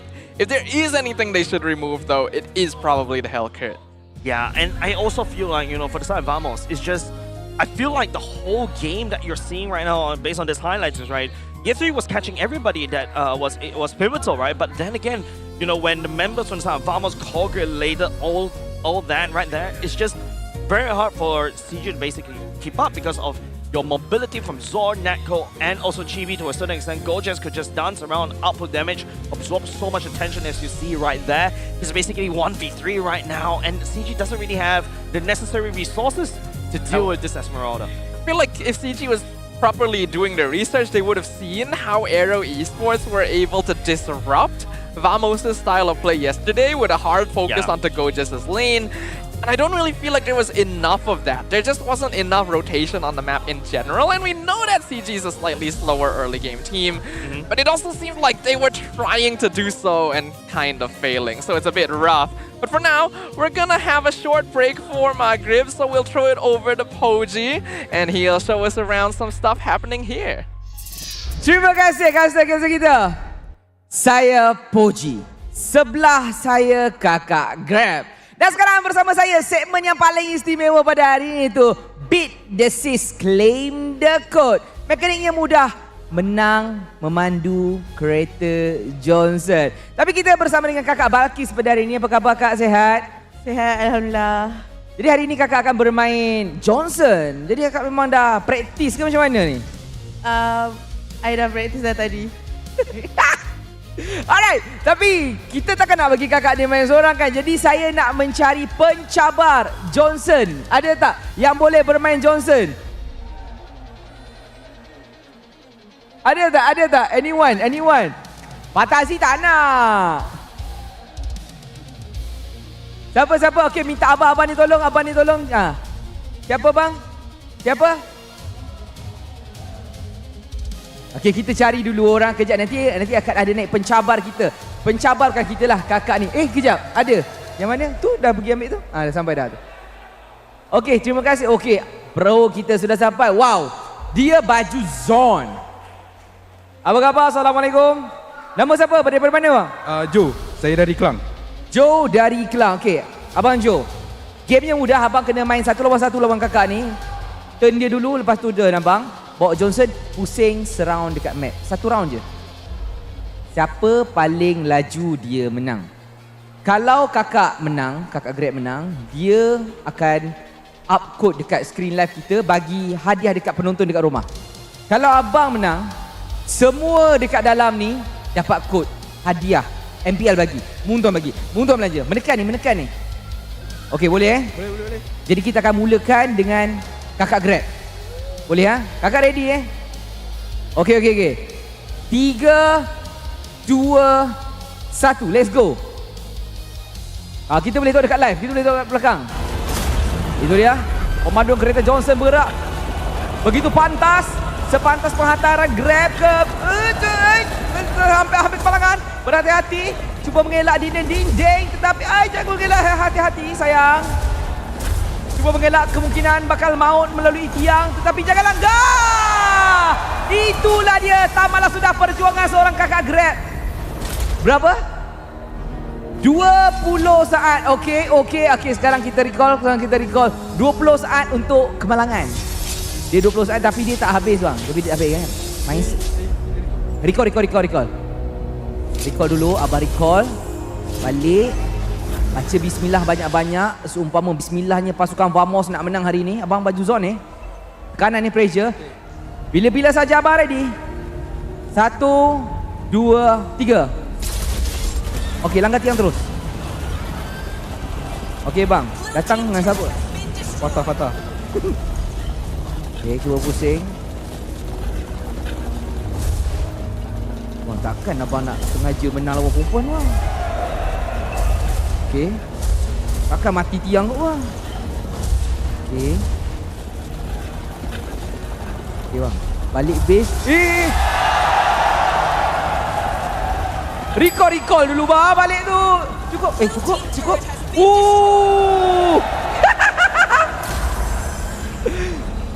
Tak payah saya nak tanya siapa yang menang. Sebab abang ni dah membuktikan dia buat pusingan lengkap sempurna. Tahniah Abang Jo. Disebabkan abang ni menang, jadi anda semua yang berada di Dewan Maims ni mendapat kod istimewa daripada MPL. Tahniah kepada anda, tahniah kepada abang juga. Okey bang, apa perasaannya bang menang dengan Grab? Menang biasa je lah rasa. Biasa je. Ayat tu macam Vamos yang jawab. Okey kakak, anything yang kakak nak cakap, sengaja kalah ke macam mana? Congrats. Terima kasih banyak-banyak. Okey, ini kod sudah pun dinaikkan kepada anda yang berada di Dewan. Boleh screenshot, ambil gambar dan sebagainya untuk claim dekat dalam Mobile Legend. Masuk saja dekat dalam Mobile Legend, tekan profile, pilih setting dekat atas kanan. Lepas tu ada jatuh drop down, pilih redeem code. Tebus dekat situ. Mungkin dapat ini, mungkin dapat itu, mungkin dapat tak tahu. Segala-galanya adalah rahsia Tuhan. Tapi yang penting sekarang kita nak berehat sebentar bagi memberikan ruang solat kepada pemain dan juga kru dan juga coach kita supaya mereka datang dengan permainan yang lebih menyala lagi. Mungkin ada kejutan daripada pihak Wamos ataupun CG bakal buat comeback. Terima kasih kepada pihak MPL dan juga terima kasih kepada Grab sebab sudi memberi kita ruang untuk bersama-sama bermain dengan peminat yang datang dekat Maib Serdang pada hari ini. Jadi kita throw to break sekejap. Jumpa korang sekejap sahaja lagi. Bye.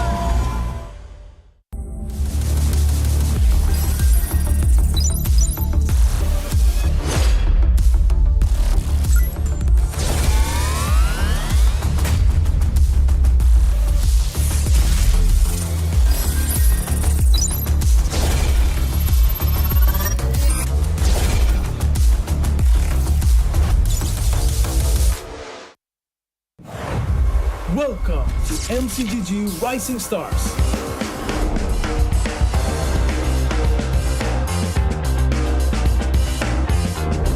From September 12th to October 19th, take part in the regional contest, open to all players. Step up and prove your strength.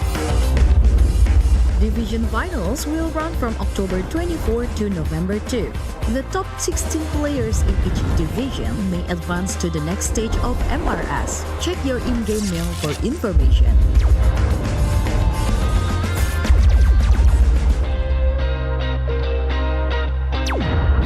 The S3 Finals group stage kicks off from November 8 to November 9. The top 6 players from each group will qualify for the S3 Finals semi-finals. The semi-finals will be held on November 15. The highly anticipated grand final arrives on November 16. The champion will earn a direct qualification for the first MCDG World Championship. The battle is on and the world is watching.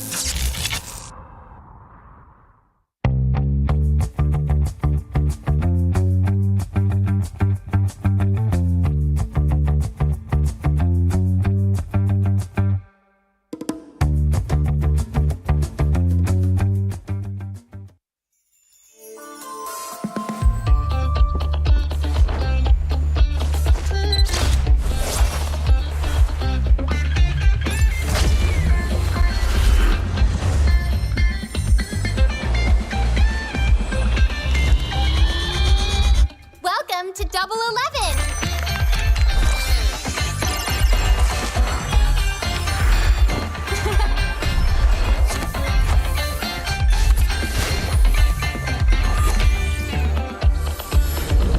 Amazing prices, amazing styles.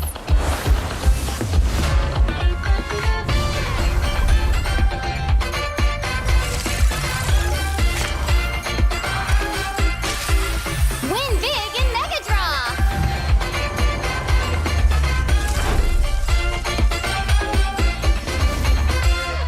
Lowest prices, incredible benefits.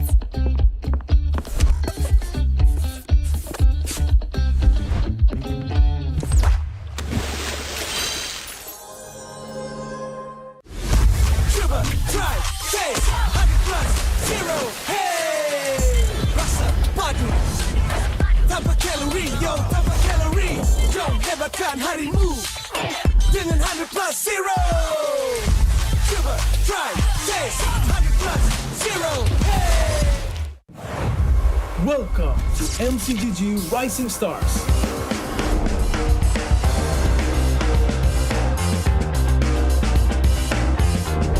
From September 12th to October 19th, take part in the regional contest, open to all players. Step up and prove your strength. Division finals will run from October 24 to November 2.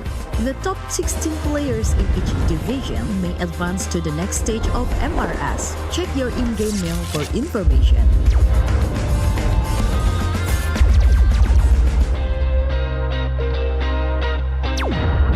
The S3 Finals group stage kicks off from November 8 to November 9. The top 6 players from each group will qualify for the S3 Finals semi-finals.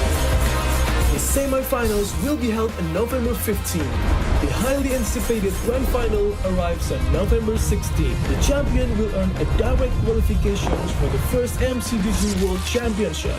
The battle is on and the world is watching.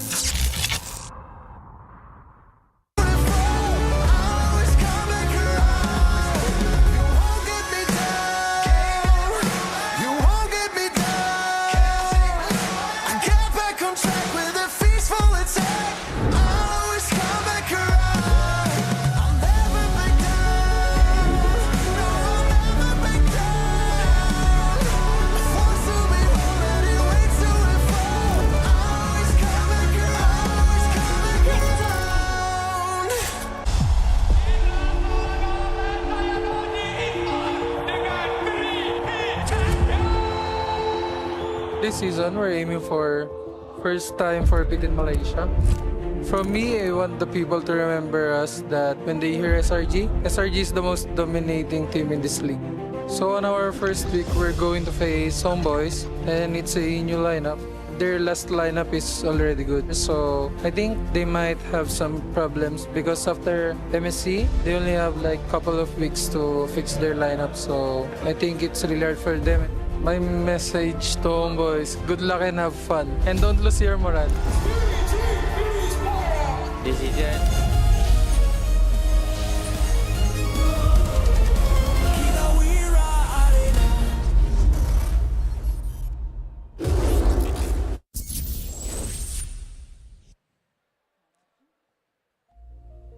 And we're back Welcome back once again, ladies and gentlemen, and thank you for waiting for the short little break there, because we are about to jump into game number 2 of our second best of 5 series of the day. Unfortunately, in game number 1, CG Esports' performance left us a little bit wanting, so we're hoping that we get to see something different moving forward. My name is Stafa, once again joined on the desk by Lafel as well as Jays. How do you feel right now? I feel like, okay, for you engineering nerds out there, right? The CG was very high for CG. It was unstable. Yeah. It toppled immediately. So I really hope they really ground themselves in game number 2 and hopefully make a play, perhaps, like these people. I'm in the wrong type of engineering because I did not understand that. So let's talk about something else instead. We got the iconic teams of MPL Malaysia. Many players, many squadrons, many brands have made a name under the Malaysian banner in the past. And here we can see a history. Because here in MPL Malaysia, if it wasn't for Air Asia Saiyan, people wouldn't even know about MLBB. They were the first to make this game popular in Malaysia. They're the first team that made people care.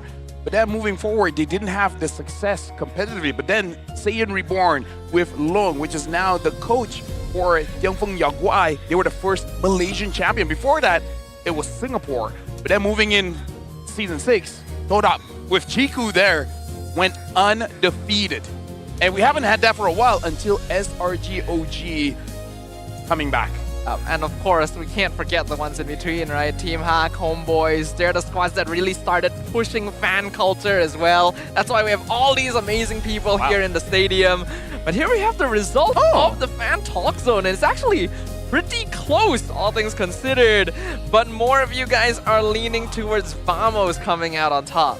And after that game, if we did this again, I feel like the numbers will be quite slanted. And I feel like me and Stafa are disappointed because it's...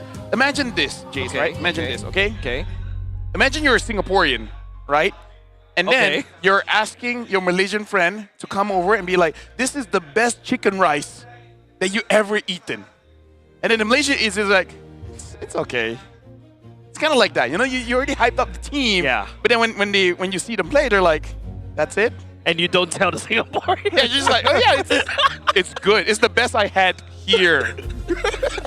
And imagine the Singaporean is like, wow, this is really good. Yeah. And you're like, yeah, Hey, I feel the pain. At least in Singapore, you live for quite a long time. Yeah. For better or for worse. Yeah.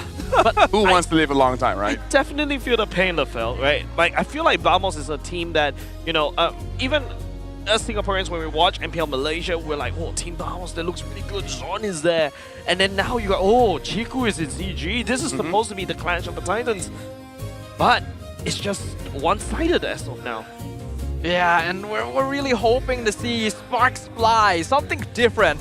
I think we all came into this knowing that Vamos might have the slight edge just because of the way they play the game compared to CG. But some of that signature comeback energy has always been around, and we just didn't see a glimpse of that. It felt very directionless. It felt very basic, unfortunately. So that's not what we're hoping for here on the playoff stage, especially after the performance of SRG earlier today, right? Yeah. You're not even close to hitting that mark.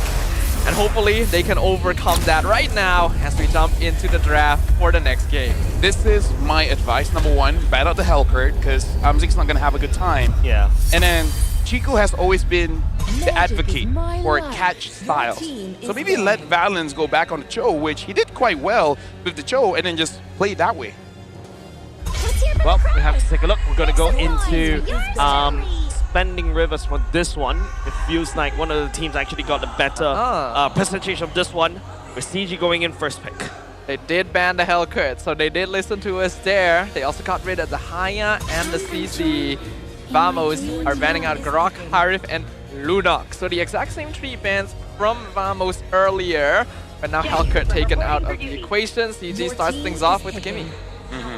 Honestly, one of the more comfortable picks for Chiku here. And I guess this opens up for Vamos to be the one making the decision. Someone got the Layla skin. Damn! I should be starting pulling because I pulled. I still don't have the skin. You know, like it does cost a bit. You know, it does. It costs a bit. So now Vamos, like, do you pick Lancelot or Baxia? Because I feel like Gary will just take the other. Or maybe even Yisenshin. Oh, that's true. Yisenshin is open. Honestly, I think Vamos is in a very comfortable place to continue going support jungle offensive roam because it fits the way Chibi and Zorn like to play in the first place, right? Their whole personalities actually support this kind of playstyle quite well. It looks like they are going to go in a different direction though. It is going to be the land slot for Chibi this time, along with the Eve. Yeah, so this opens up CG. I would say Gary is pretty good on the Yisenshin as well. But if they really want Amzing to be using a marksman, I kind of feel like they have to go for Baxia or Fredrin. They grab the Gatot and the Yuzong instead. So not gonna give Valence a catch type roamer, but Gatot is still very stable in general. Yuzong will also offer some backline dive, but it depends on whether Vamos has a backline to dive, because Eve is going to be pretty okay. What if they just pick the Sun here, because just like, why not? And then making the CG difficult to redo anything. Is this the Tamo skin? Yeah. Yeah. Tamo skin. It's honestly pretty sick. Yo. And this is the first time actually looking at it directly. That is really cool, actually. Whoa. Yeah, imagine getting kills and then all of a sudden your skin gets better. Bro.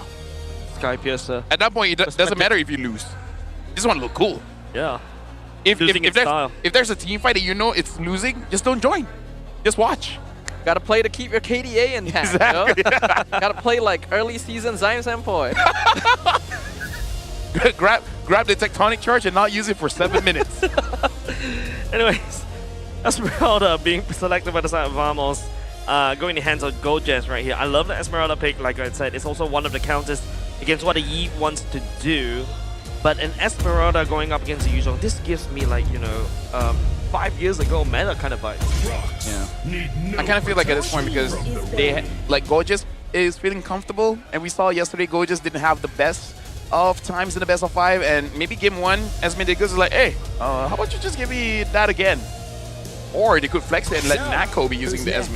Was about to say Esme is actually one of the fighter heroes that works very well against Sun, clears the clones very quickly. So perhaps Vamos is trying to make CG ban that out, which they do eventually decide to do. That does mean that there are quite a few fighters left in the pool. Vamos also has the option to ban out Fredrin here just to completely limit Gary's hero pool. Or Yisenshin, right? Either or, just so that like he doesn't have a choice. Unless we see something crazy coming in from CG, I just don't know what is gonna be inside the jungle. So I don't know, between the two, maybe just Yisenshin, because at least Eve can handle Ish, the Fredrin. Time to drop the beat of Joy's the dead. flash. Oh, now that's a curveball. So Vamos won't ban Fredrin because they have tools to handle it. Yep. But they're actually okay with letting YSS through as well. If they get Uranus, then I understand. Or maybe they're trying to force CG to play a double fighter, and then they'll pull out Export Gold. Oh, that too. That could actually happen because they don't really have burst heroes to deal with the Faraga armor. Been itching for a real fight. Team is Kalea gonna be the last ban now. Let's see what Vamos decides to go for. If they are trying to keep the Export Gold as an option, they are going to be locking in their roam right now. Yeah. Honestly, any roam would work here, even something like a high loss. As long as it's a way for them to get onto the Kimi, I think it's good. The Cho is open if they want to go for that. But yeah, I feel like any roam in this situation should be fine. Traditional high loss works very well, especially when you have an Eve drafted in, right? Land down the Glorious Pathway, people find it very hard to escape on top of your real-world manipulation, and all of a sudden Vamos is basically playing a game where you try to push people inside the box as long as possible. Well, Atlas, I am thinking about this particular hero. Oh, I am so hyped. Oh, yes. Thorn Atlas. Yep. Which also was banned in game number 1 from AERO. AERO banned this away from Zorn. The Frigid Glacier, in my opinion, right now is honestly even better than Fatal Links because the cooldown is much shorter and it's easier for you to just engage. If it gets onto the Kimi, bye-bye Kimi. Yeah, and especially when you know, when your passive is actually... Oh, Fanny! Whoa, that was open? I forgot that was open. It's a Gary Fanny. Because Vamos never not ban Fanny. Vamos is always the one banning Fanny. That's really interesting. And they lock in the Ruby beside it as well. So it is double fighter, but Ruby is one of the best answers to Fanny. So CG is trying to deny that away. Xborg is definitely not as good now that there's a Fanny around. Vamos needs more solid lockdown. Maybe a Cho angle? What about Cho Gold, right? Yeah. Cannot co-play Cho Gold. I mean, as an EXP laner, there's always that maybe, you know, maybe. Oh, there it is. In the world. So it could be, okay, let's see, is it Cho Gold or EXP? I'm thinking Gold. Should be Cho Gold. It is Gold. Okay, so pretty interesting draft coming for both teams, but I think we're in agreement, especially after game number 1. Vamos looks more solid. Vamos looks comfortable, they look confident, and you can tell that there's some direction in how they want to play. This is a very big shift for CG, and it's a comp that lets them play early, but will they? Yeah, and I think there's a lot more pressure for the side of CG, especially Gary, right? Fanny really needs to rack up these kills. But if you look at the roster coming up from Vamos, who do you target? I think the only target from the side of CG Esports onto Vamos is perhaps only the Eve. It's very hard to kill the Esmeralda, very hard to chase down the Cho. Yeah, so right now, I think CG has to kind of focus mostly on the mid lane.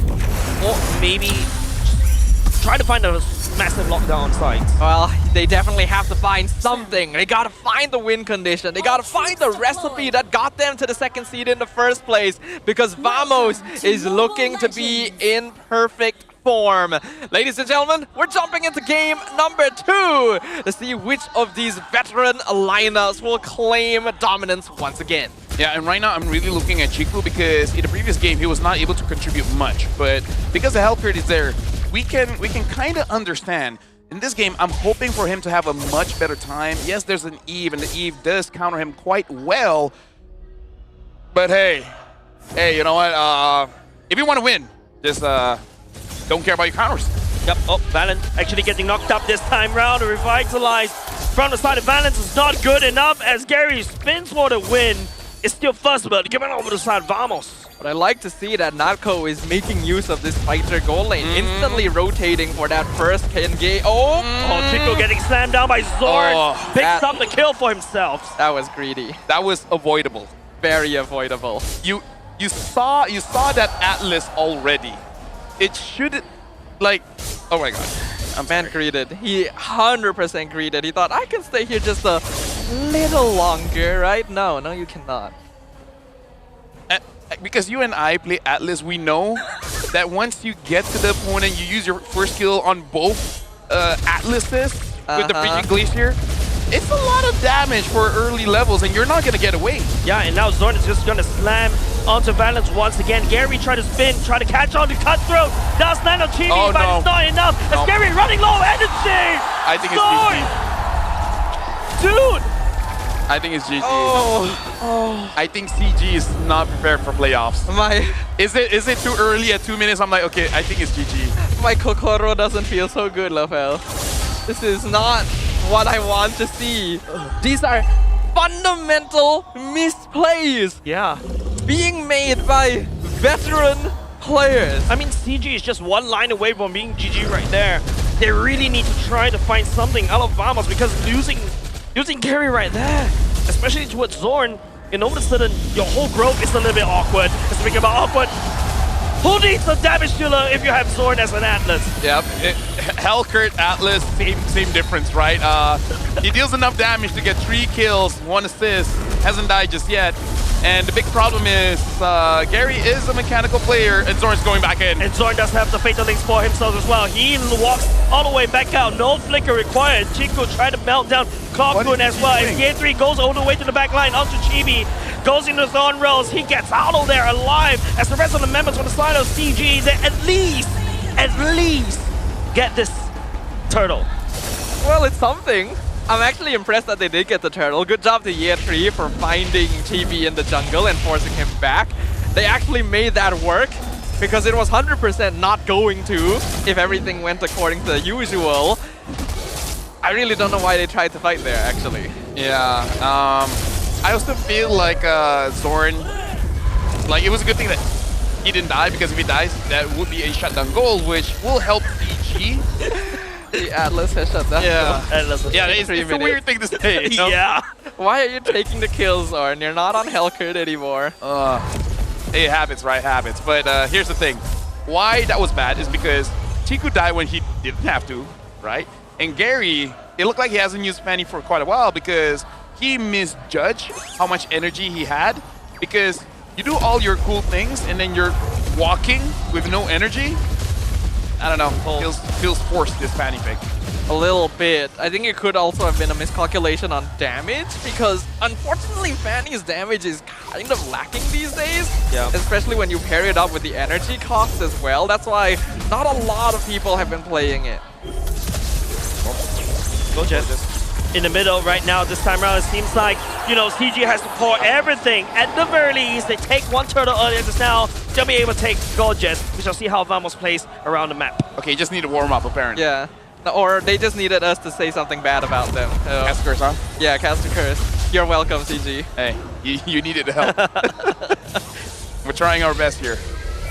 Okay, Balance does see TV, but no one's nearby, so he's definitely not going for that. Also, Natko, gotta give props. He does know how to play Cho. He's doing it well. Okay, I'm not liking Zorn's build as well. Same as they keep going for the fleeting time. I think it's understandable this game. He hasn't used a single Fatal Links this game as of yet.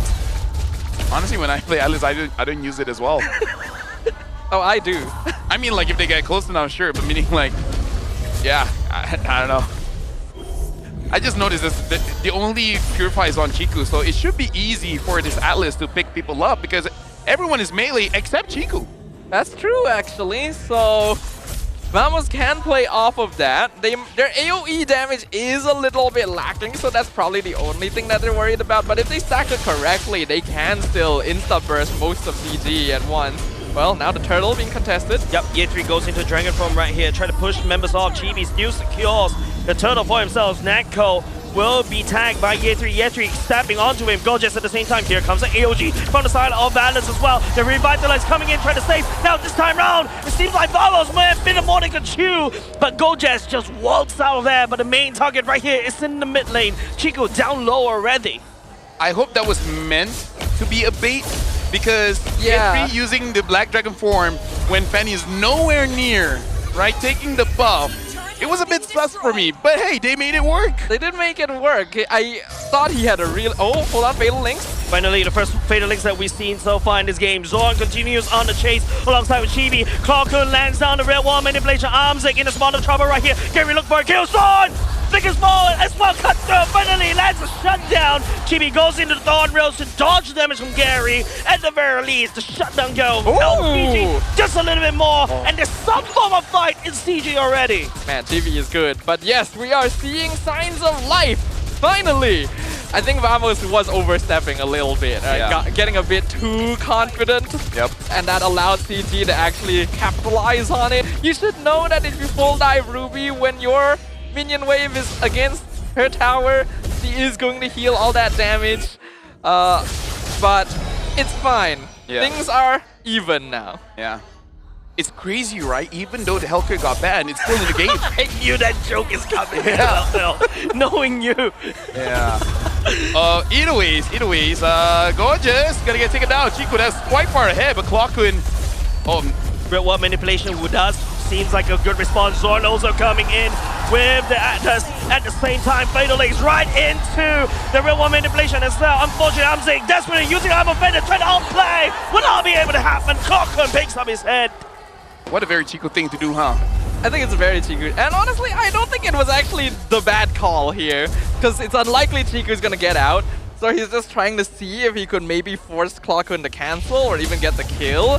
I think he could have told his team to just commit with him to take out the Eve sooner, but I guess he thought he would be enough to get them out in sacrifice. Zorn on the rapid boost, he's just walking around. Gary Whoa! steals away the turtle from side TV as well. And Vamos left a little bit awkward right there. And now if you take a look at the gold lead, yes, it's still 500 gold in the favor of Vamos, but Vamos already lost 2 turrets. I guess all CG, like the win con for CG, is for us to say bad things about them. I guess so. We are the keys of victory. We're the keys to victory. He is the victory. It's like, hey, CG, you suck. Boom, they start getting good. I guess we're gonna have to swallow our pride here and maybe give him a bit more of a hand. No. We're helping them because, you know, like all the protagonists, like Naruto. Yes. Right. When people say like, "Oh, you're not good," boo-hoo, Hulk no genuine. jutsu. And then, oh yeah, well. Well, that's usually a different thing. That's usually Naruto telling the bad guy to like be his friend or something. Yeah. It's like the bad guy is like, I wanna kill everyone, and then Naruto's like, but why? Where are you gonna live? And it's like, oh yeah, I need to live somewhere. And you can still change. Yeah. Come with me. You know, as you guys are talking about Naruto, there's a bit of an assassin fight all the way up top. Chibi versus Gary. Gary's the one that has to dunk out. But right now, it's a very awkward map, right? I've got no idea who has a better lead right here. No, say you know what? Neither do I. Because I don't know what's happening at this point. Like, Vamos is doing good, and then they start throwing a bit, and all of a sudden, Gary is kind of like carrying the entire team. In my professional opinion, all right, I don't know. Yeah. I wasn't ready for that. Imagine you go to a doctor and he say, in my professional opinion, I have no idea what's wrong with you. You panic. Yep. Trust me, I searched up Wikipedia. There's no pictures for what you're having. Would you like to submit a photo? Okay. Right now, looking at itemization here, it looks like the build coming in from Nako. Oh, Neko. Getting this spot of trouble right here. Does try to dodge right here. Gary will not be able to find him. Nako download just a little bit of balance on conceal. Yeah. I was gonna say he should have enough items to really disrupt Gary. Even if it doesn't kill, should get him low enough so that he would not get back into the fight. So Nako just has to join in the fight and catch Gary. Because so far, like legit, Gary is doing a lot for his team. And yet, it's just that KDA Yetri doesn't look that impressive just yet. Yeah, not that impressive, but he's done what he's needed to so far. I feel like Yetri is actually one of the more consistent players in CG this series, which is props to him there. For now, the goal difference is pretty even on both sides. Both teams have pretty similar scaling styles. Oh, hold on. Execution, Fatal Link just for one, but it is more than enough. Amzik, the receiving end for multiple ultimates. And speaking about ultimates, it's going to be Year 3 in the sky. The Petrify will be able to land on the Zon. Gary comes in with a fight, and all of a sudden, the red HP bars are dwindling down. CG will be able to try to find a foothold. But hold on a second, Vamos seems like they're fighting back. Chico right here trying to outplay. But Clockon shuts him down right there where he stands. How is Clockon and Chibi escaping death time and time again? They're just too good. Honestly, Chibi is popping off. He made one mistake of dashing through the Yuzong knockup, but somehow didn't get punished for that. Gary had a really good timing of entry. If not for him, CG would have lost that fight for sure. But Vamo is also showing some impressive micro mechanics. Both these teams really should consider stop fighting. I agree. Have some macro bit, right? Yeah. Yep. He's like, oh, Gary on the wrong side. Oh, he does miss one. Gable. Oh! Wait! He takes the lawn away from Vamos! Real 1 minute picture for the side. Clockon right here. It's going to be Year 3 all the way to the backside. With the Petrify will now be able to land onto Clockon right there. Year 3 pulling the members to the side of Vamos right here. And Gojes dances around, distracting CG. But now this time around, it may be a bit more in control. Getting melted down. Balance picks up Gojes. But the members to the side of CG. Amzik stepping forward as well as Gary wrecks havoc and takes down mid lane turret. That's a rare miss from Chibi. Like, if they retro at the same time and the opponent gets it, sure, but that was way too soon. And he doesn't make those mistakes. Yeah, and all of a sudden, because of that, Vamos is actually on a losing end right here. And it seems like the scales has been tipped. I don't know what to say. This is quite impressive, actually. I guess there's a reason all the teams have been banning out Fanny, even though she's not in the same state she used to be. CG Esports coming online in that mid-game power spike. This is usually where they start fighting pretty well. And it does seem to be following that trend. Vamos, unfortunately, overheating a bit too much.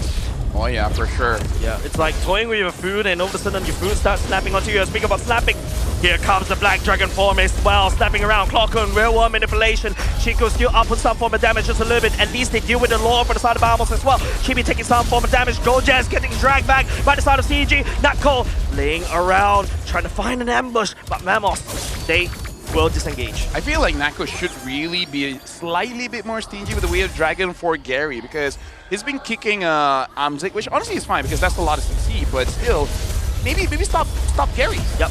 Taunted Cup on the side of Valence as well. Zorn does use the concealed play right there to try to push Chibi. Phantom Execution punctures back to safety right now. Both these two teams, they're literally playing with two sides. Middle links on the side, Zorn as well. Will be able to let Amzik gets picked up by the side of Vamos right there. But it's still Vamos defending their inner turrets.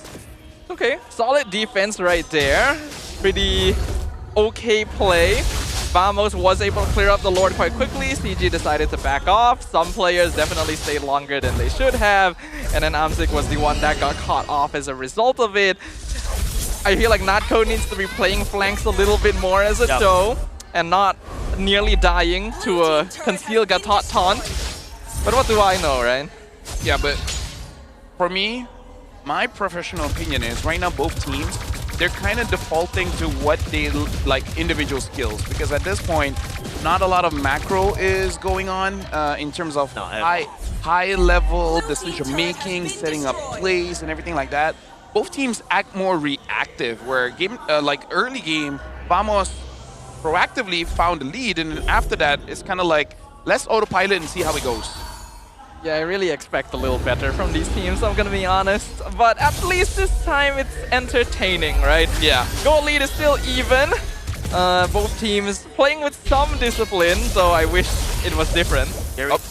Took some of the damage from the side of Nako. Shin post auto there, but Valence right there. Does land on the taunt. Amzik, I'm offended, will not be able to land onto anything. Real one manipulation from the side of Klonkun as well. Chico up with the damage, but Goldjets is there to kind of distract just a little bit. But Gary, ranking havoc in the back line. Klonkun has to flicker away from the wall, just away from Gary. Chico shuts down Klonkun, and in the wall, there's nowhere for the side of Vamos to run away from Gary.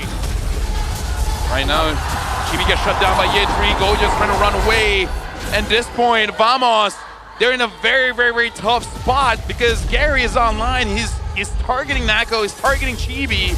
And I think we talked about this during previous drafts where we're not sure about the Cho goal lane because honestly, only a very select few can use it that well. And Nako was doing well with it early on, but I feel like that might have been the only point of the game that he actually practiced, unfortunately. So CG is reaping the benefits of this. Gary is doing a great job. Yetri is holding the front line super well. Chiku is getting the pelt at them for free. The game state has completely shifted even after the blunders made earlier. And I am probably not sleeping tonight. Yeah, remember like off screen where like if Vamos loses game number 1, somehow they do something in game number 2. Yeah. Because they like to even things out. It's the opposite. It's the opposite. Game one. They win game 1, it's like, hey, we have leeway, right? We use too much energy. We got a lot of time, right? Hey, right? We got nothing to do after this. Yeah, what about sleeping? What about sleeping? Yep, Lord will clash onto the bot lane for now. Zorn gets him melted down by Chiku. Chiku focusing on the turret right there. We'll be able to take down Chibi, trying to make a play right here. Trying to find out to Amzik. Amzik goes into Frozen, but Chibi this time round, not enough. Ultimate for them, and Chiku will be there to finish off Gorgeous. The members on the side, CG, this is the moment. Where's the Lord in tow? They equalize the score against Vamos. An excellent base siege right there from CG Esports. I can definitely say that objectively.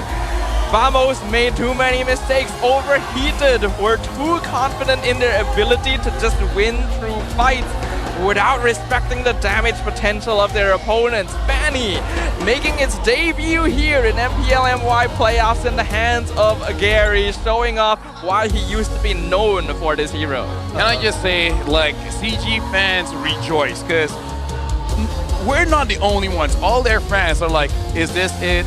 Is this what they're gonna show us? Yeah. Game number 2, man. Like, again, going back, we did say this. Maybe game number 1, just get a comfortable drive, just get used to the weather of what it feels like on stage, and then afterwards, you start popping off. And oh my goodness, Gary and Yetri, they both popped off. I feel like the rest improved a bit during the game, but Yetri and Gary, dude. 100% agree. It was those two. Yetri especially setting things up initially, and then Gary wasn't the cleanest early on, right? But once he got those items, really started feeling like the classic Gary we know and love. Fanny is definitely getting banned next game, I think. Seeing the audience, they were so like, ah! Oh, we're doing it! Ah! We didn't waste our money! Ah! I don't blame him after what happened. Yeah. I like the fact that literally CG got custard cursed to victory in game number 2. We are the win keys to victory. You're welcome. Let's see who our MVP is going to be, and this time it is Gary. I don't know what he was trying to do there, but it's Gary on the Fanny. Bowling. And showing us why this hero does deserve to stay on the ban list. In the hands of a skilled player, really breaks fights wide open. And this is going to be a full damage build as well. Yeah, and having the wings, just make sure you can fly longer. Yes, that's what they do. Yeah, right? Right? Oh. I never knew that having more swords than you need to actually do allows you to do a lot more damage. Like, if you've ever watched Attack on Titan, you know that they actually have a bunch of spare swords. Yeah, because those, except for Levi stayed for quite a while. Others, one hit chip, right? They're just not using them right. Yeah. You just gotta be an Ackerman so that you have a sword buff. Yeah, I feel like, you know, Gary was the Ackerman, but not CG, right? He literally cabled his way to victory apart from us literally saying things about CG. But of course, I think it's just Vamos overestimated the amount that Gary could do on this Fanny, right? And there's a lot of times where Yedri really sets up for the whole team for the side of CG, right? His Black Dragon forms on point and allows everybody from the side of CG to just collapse onto Vamos. I kind of feel like Clockwood and Chibi locked in, and then just slowly seeing what their teams are doing, what teammates are doing. I'm like, guys, if we lose this game, I swear, guys. This Clockwood and Chibi actually did a pretty good game, but Chibi, we have to take note that big mistake at the Lord, retreating early. Maybe it's just this, right? Professional players, they have adjusted their reaction time, assuming the opponent is going to do something good. So then, when they don't do anything, it's like, oh wait, I just used the retro too early. Maybe. Right? Or maybe Chibi is also not used to new Fanny damage, right? Yeah. Maybe he's expecting the Fanny to do more damage than it actually did. I don't know. He did still play well. Nako was okay early, Zorn was okay early, kind of performed worse. I still don't like fleeting time. Yeah. Still don't like it. Unfortunately, Gojust, I did not feel his presence at all.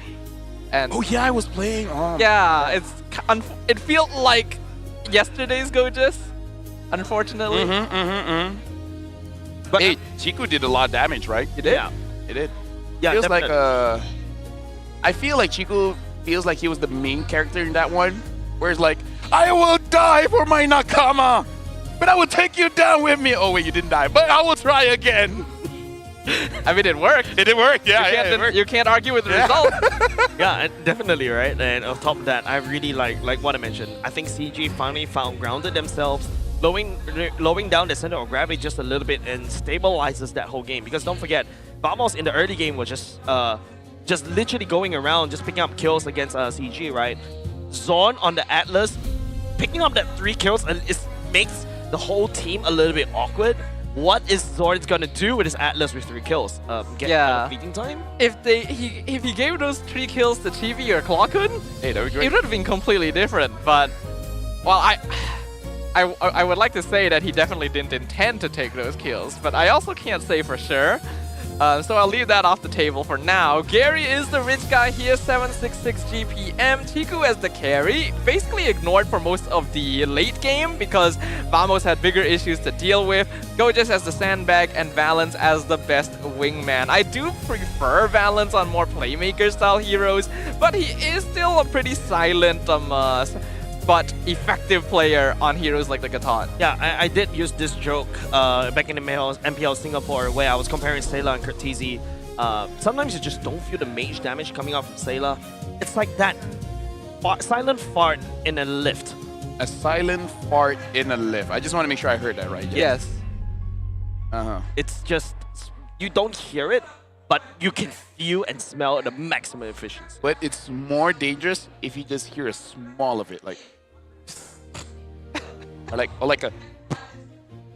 It's mostly just like. And you wonder like, what was that? Yeah. And then it hits you. Yeah. by that time it's too late. by that time it's too late. There's nothing you can do to protect yourself. Yeah, and literally, right? Like, I think the whole highlights that we are literally watching right here is just all-out brawl from the side of Vamos. They went a bit too much. I think that previous clip was the one where they overextended just a little bit. Yes, they're able to make a lot of these rotations, but Gary, coming in just at a wonderful time. That shutdown goal was the one that allows him to secure the Malefic gun, Roar, and then, proceeds on to just dominating the game. Yeah, I don't know. Vamos was a bit too unga bunga for me. Yeah, this was the play. I can't look at Gary. He's basically trying to escape everything. He flies into the pit, steals the Lord, and his team goes all in and just takes over everything. There were still some very awkward moments. This fight was a little bit nonsensical for me, but CG was in a good enough position at this point that they could just dive in regardless. I really wish that Vamos saved their CC a little bit for Gary instead, rather than overextending themselves. Nako didn't look the most comfortable. Zorn bought fleeting time and barely used Fatal Links. If he had Guardian Helm, it would have been a different situation, which is very sad, but, well, you get what you get. I kind of want to hear the comms for Vamos. Like, what were you guys saying that got you up to this point? But I kind of feel like, Nako had a pretty good laning phase, right? Laning phase against Amzig was pretty good. It's just that later on, I would say he knows how to play Cho in terms of the skills. Yep. He doesn't know how to play Cho in terms of the movement, if that makes sense. He only practiced Cho in 1v1. Exactly, yeah. Exactly. I feel like the Cho gold lane is such a very interesting specimen because, yes, you can play a Cho like a Roma does, right? You can play a Cho like an EXP laner does. But when it comes to a gold lane Cho, your main role is to basically just, secure, wave clear very quickly, start rotating, create plays elsewhere in the map, just in case, and once you go to the mid game, you become this split push monster to basically counteract what the Fanny wants to do. Now, all of a sudden, the Fanny has to think twice to basically come in and wave clear, because all of a sudden you're kick, and then after that you assassinate basically the split pusher, and then after that you join the fight. Yeah, honestly, like the best performing Cho damage was Leone, right? And Nako didn't do anything like that. Yeah, there's a few things that could have been done better there, unfortunately, but I believe we have a tour happening with Pochi. That sounds interesting. That sounds fun. Shall we go ahead and let him take over for a short moment? We'll be back with Game 3 later. Selamat datang ke Esports Carnival untuk MPL Malaysia musim yang ke-16. Sekarang ni, kalau korang boleh tengok dekat belakang saya, kita ada watch party besar-besaran. Dan hari ni kita ada repo. Yang menariknya untuk watch party hari ni, kita boleh tengok ramai orang yang datang dan ada banyak booth orang meniaga, ada streamer yang datang, ada pro player, ada audience dan macam-macam booth. So first kali saya tunjuk ke korang, inilah dia watch party kita. Ada repo, jom kita kacau. Sini. 3-12-0. Hai Ripo, apa khabar? Baik, Dok. Say hi to camera. Hai, apa ni? Konten. Oh, konten. Okay, hai, halo. So inilah nampak, streamer datang. Panggil semua orang datang. Semua orang, siapa-siapa yang datang, korang boleh datang ke apa tempat ni? Serdang. Serdang. Siapa-siapa yang nak tengok MPL, korang boleh datang ke Serdang. Kalau korang tak dapat tiket masuk dalam, korang boleh tengok dekat luar. The watch party. Untuk esok dengan lusa, Moon esok, lusa fix. 10. Okay, terima kasih. Let's go. Kita tengok benda lain lagi.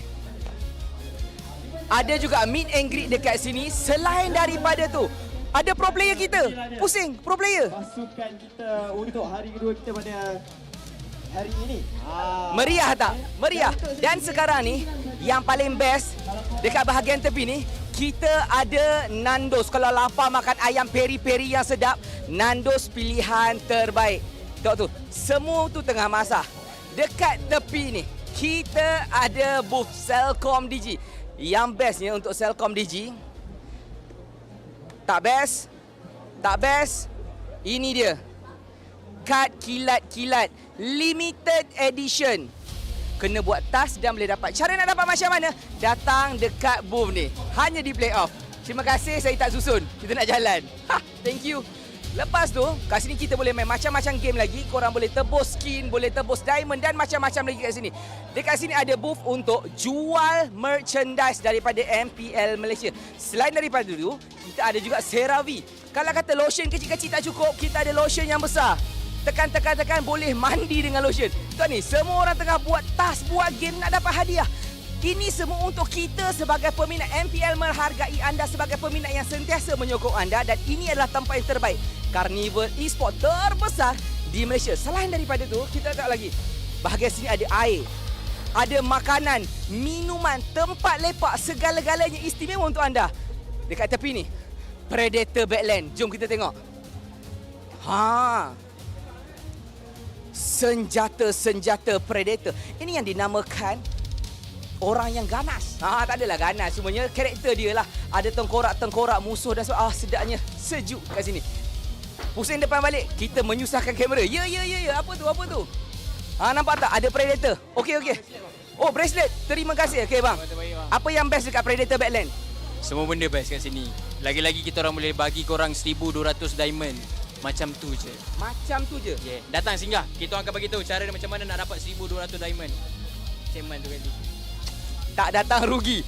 Selain daripada tu, kalau korang tengok kat sini, ni ada tempat jual air, ada booth rakan muda, mencari bakat muda Malaysia. Register sahaja QR dekat sini dan korang boleh dapatkan pelbagai lagi faedah dan juga maklumat mengenai apa yang mereka offer dekat sini. Sebelum kita menutup video kali ini, kat sini ada booth Infinix untuk korang cuba sendiri rasa macam mana rasanya gunakan telefon rasmi untuk MPL Malaysia kali ini. Masuk kat dalam, cuba sahaja Infinix GT30 ni. Dan last but not least, kita ada Grab Food dekat sini. Grab Food ni yang menariknya ada juga games. Boleh dapat diamond, boleh dapat skin, boleh dapat macam-macam lagi hadiah. Dan ini adalah sedikit sebanyak apa yang ada dekat kita punya booth ni.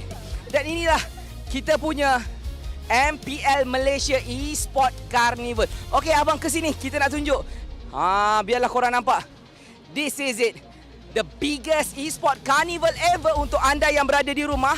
Tak berani nak datang, takut tak seronok ke apa.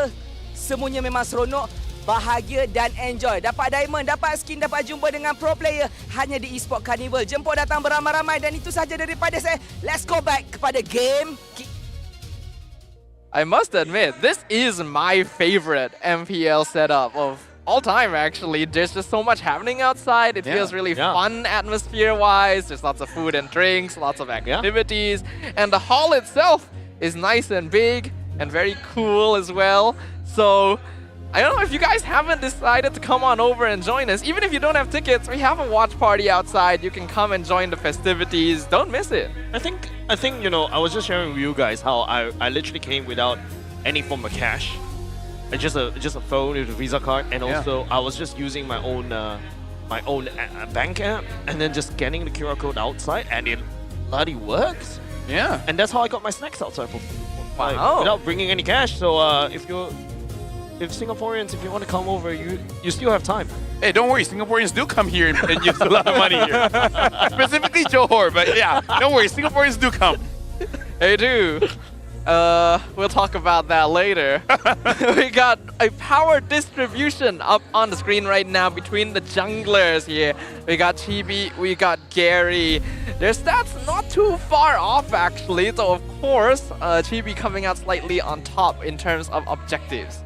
And KD as well, because Chibi did use a lot more assassins before compared to Gary, because I definitely remember Gary using quite a lot of Boxias as well. But yeah, in terms of the average Lord kills, imagine this, Chibi averaging 1 Lord per game is insane, and Gary is catching up here, and I like that CG basically just woke up, and now, honestly, both teams, they only have 2 bans, because CG has to ban the Hellcrit, and then Vamos has to ban the Fanny. Yep. So it'll be kind of similar to what other teams have been doing so far. And I'm hoping that they have actually woken up for real, right? That's not a fluke victory, because it felt that way for Vamos game 1 a little bit.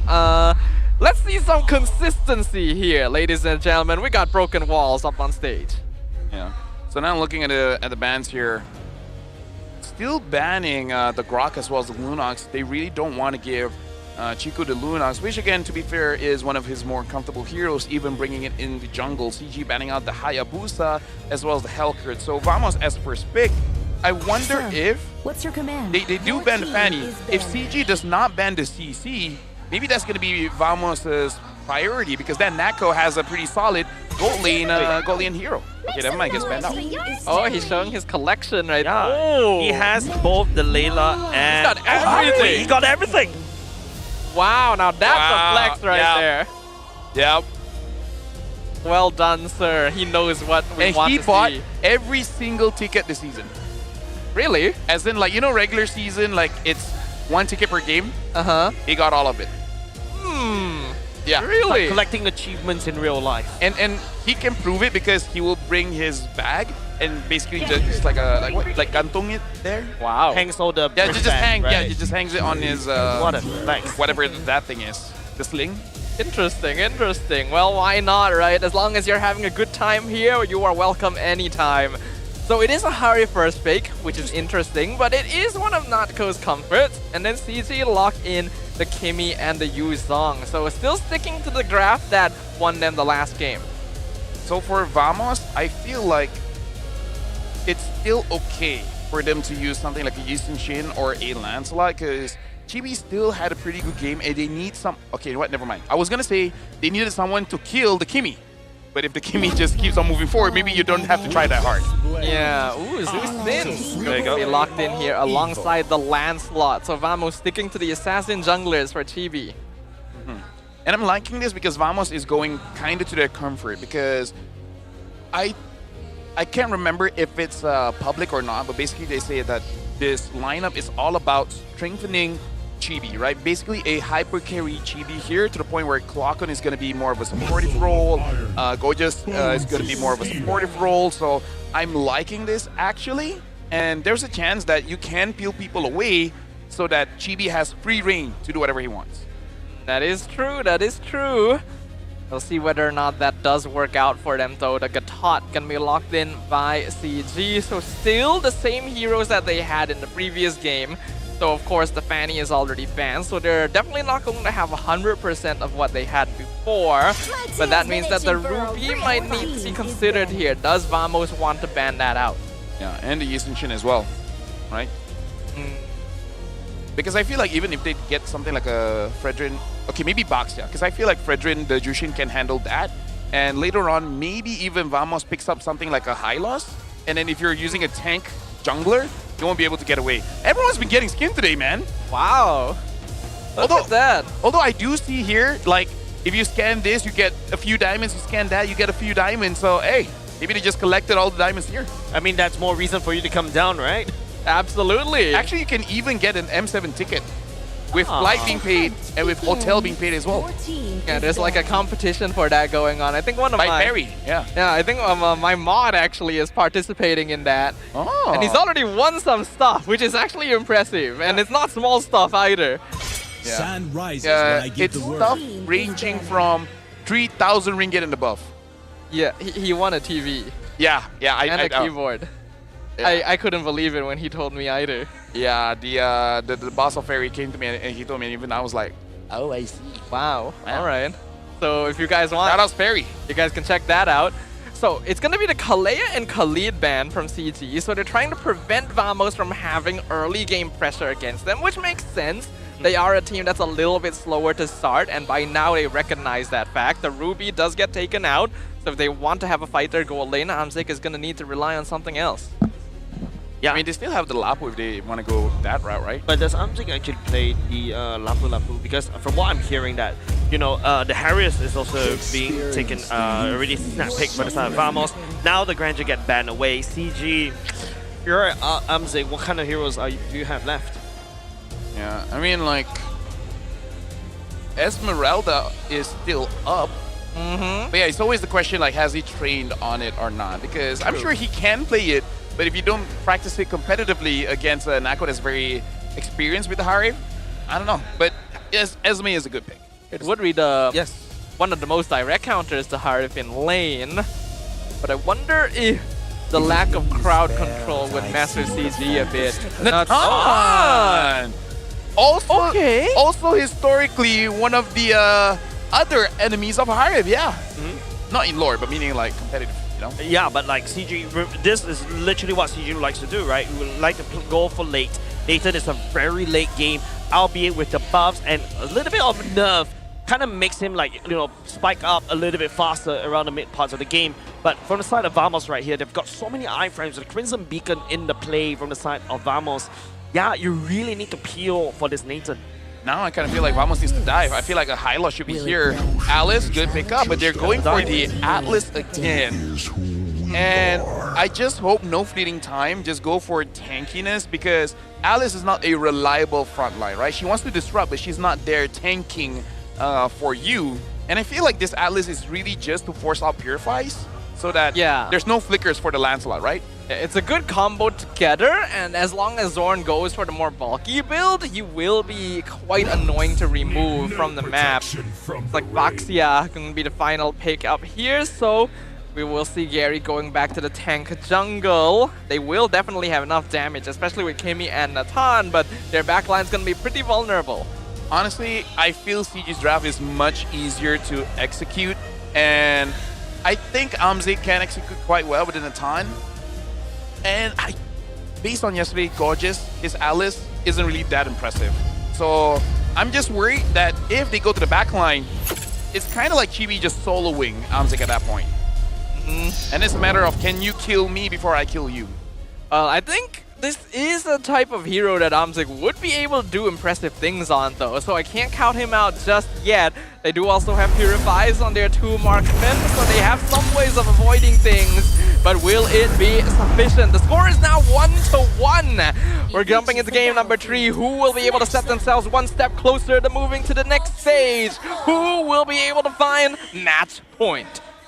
I would just like to say as well, the intro for the coming into Land of Dawn looks beautiful, man. Yeah, Lunang showing off the playoffs, and then Salcom DG as well. Good work by the graphic team. Honestly, I think the graphic team has popped off this entire season. Yeah, everything's been looking very clean overall. I'm just hoping that the gameplay is also that. Yeah, hey. Don't ask for too much. Yeah. Right? I mean, is that too much to ask for? It's enough. Be grateful with what you have. Like, surely that's not too much to ask for. If you don't expect anything, you won't be disappointed. Yep. Yeah. All my life. Yep. That was a wise quote from Mary Jane. Oh wait, no, it wasn't Mary Jane. It was the other girl. Peter's girlfriend. Oh. The one with darker color skin. You know what? Doesn't matter. You guys know what I'm talking about. Zendaya is the actor, but I was about to say Zendaya. Yeah, but like, what was that? Michelle Jones, it's MJ. I think. It's MJ. I think it was Michelle Jones, if I'm not wrong. No, it's not Jones. It wasn't Jones? It's not Jones. Wasn't it Jones?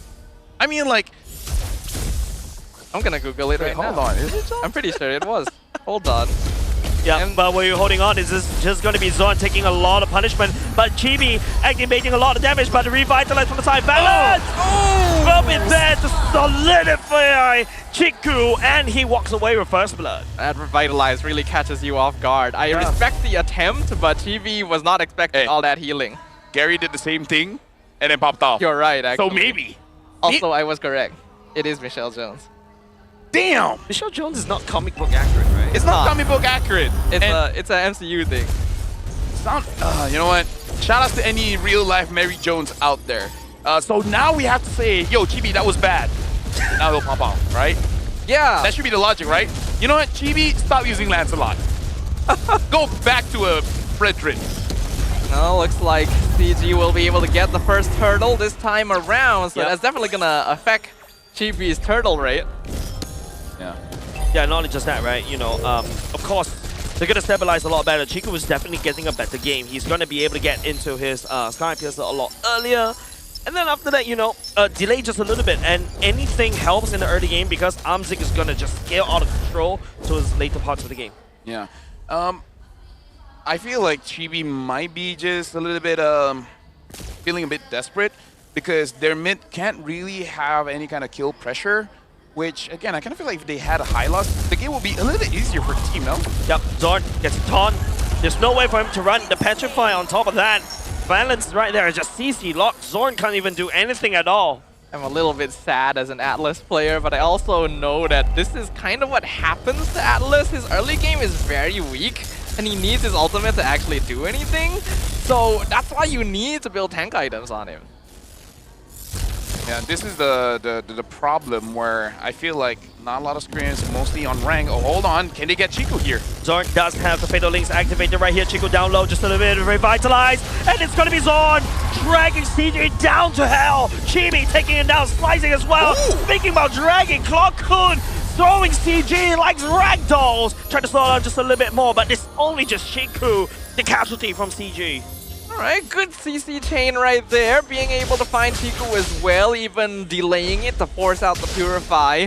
Unfortunately, Chibi's cooldowns are still a bit long, so he wasn't able to capitalize on the Zeus-in pickup. But that is how Vamos wants to be playing this. They have a lot of catch, and they just need to be able to execute on it properly. Yeah, Chico really wants to stay alive, that his first item is actually the Blood Wings, which still makes sense considering that Gary, being Gary as a boxer, has the Life Bane intact on his own kit, so that you don't desperately need that anti-heal. So hopefully with this Blood Wings, he's able to stay alive longer. Yeah, this is going to be a very important lore for the turtle for the side of Vamos right here, and the defend that execution. But Zorn will be the one to catch the turtle and also the rest of the members on the side of CG, and it's also going to be Gojes spreading havoc, wrecking havoc around CG's backline as well. Chibi outputting the damage. Chico already down. No more damage to the from the side of CG already. Clock-kun, Chibi, Nakto onto Gary. The Thorn Rose, a double kill for Chibi. So we just did say that Atlas had some issues and that Zorn needs to... Zorn is basically taking kills game 2. And Chibi's doing well too. And Chibi's doing well too, and we also did just say some bad things about him. Maybe we should watch under our bed tonight. Yeah, I don't have things under my bed. You will. Alright, well, duly noted. Folks, if there's anything happening to me tonight, I would just like you guys to know that that was not a threat by Starfight. We're just having fun for legal reasons. Yeah, okay? no. Right? Please do not use this as Exhibit A in my court-martial. Exactly. So Vamos looking better now, but let's talk about this Atlas-wise. CG lost because they don't have damage. Because Chico was one of the first to be taken down. Yep. And then Yetri did not have a good position to basically get everyone. And all the while, Chibi and Nako was able to do damage. And Gorgeous actually had a pretty good Throne of Ruin alongside with Zorn. So it was a lot of chain CCs going on. First item dominance. He didn't oh my goodness, time. Alhamdulillah. Just his personal growth. Thank Lord. And this is why he's doing good right now. Exactly. See, so it's just the item diff between games. That's all it takes. Item diff. Bro, like, as roamers... Up. Hold on. Prince Beacon for the side. Clock-kun is the one. The same in Zorn goes into second skill. We'll be able to try to lock Balance right there. Balance desperately trying to cling on to life with a revitalize right here. Chico spreading out the damage. Neko goes into Zaman Force. Amzik is also there with the ultimate, but he's actually getting Thorn Rose still to the ground. Gary, unfortunately, will be able to take down Gorgeous, but here comes the A3 on this massive dragon. He's looking for blood onto Neko right there. Deleted. It's a 2-4-2 between these two teams. Not gonna lie, even I was questioning why did Amzik go in, because I doubt at around 7 minutes of the game you would have enough items to really shred your opponents, and then Chibi, basically one combo killed Amzik. And Lancelot does so much damage these days, so that was definitely a blunder from Amzik. When you're playing Natan, you do expect to do a lot of damage, but it is still a little early for him to be committing to that, and that means that Vamos can take the next turtle. Yep, which means that, Turtle going over the side of Vamos right here. Gary getting picked up by the side of Clock-kun like a ragdoll. No follow-up from the side of Vamos though, but it is still, Vamos coming back, leading the charges under his own. Man, a bit more than him can chew, giving a kill over the side of E3. I wonder if CG can only really do well if, the game is still ongoing, right? If Gary is carrying as well. Because between Amzik and Gary is the one with more experience, right? That does seem to be the case. So I feel like Amzik was doing perfectly well in the regular season anyway. But Gary is on a tank this time around, which, might push your agenda a little bit. We'll see. In terms of damage, CG will still have quite a lot of scaling comparatively, and Vamos is actually a lot more cooldown based in comparison, so that might end up costing them if the game lasts too long. Yeah, I feel like as long as Amzik is careful with Gorgeous, I think it's fine because that Throne of Ruin can really disrupt you. I feel like Zorn, he is willing to use it on the front line. Oh, Amzik, that could be a very questionable out, and he may have punished by the side of Natko as well. Balance to revitalize, not good enough. Chiku going down. Natko, the monster on the side of Vamos already, and taking off his mask as Yi3 going in with a Petrify. Zorn just looking for some Fatal Link as well, but he's actually slowed down just a little bit. Awkward right there. He drags Yi3 right there, and also the rest of the members on the side of Vamos just turn around onto the dragon. Natko picking up 3 kills from that sequence. Well, I feel validated. And Goja survived all that as well. Yeah, that was a bit too greedy. Oh, they found Gary as well. That was very messy from CG. I can understand, okay, you get the taunt on Gojas. Amzik goes forward to try and do the damage, and then he realizes, now I can't go back, and everyone's diving me. That was a bit of a mistake. They definitely could have slowed that down a little bit, especially since I don't think they have enough burst to just one-shot Gojas anyway, so they should be taking these slower. Mr. and Mrs. Production, can we please look at the items? I really want to see what this Amzik has that gives him the confidence thinking that he can burst down an Alice or an Atlas. A complete boot.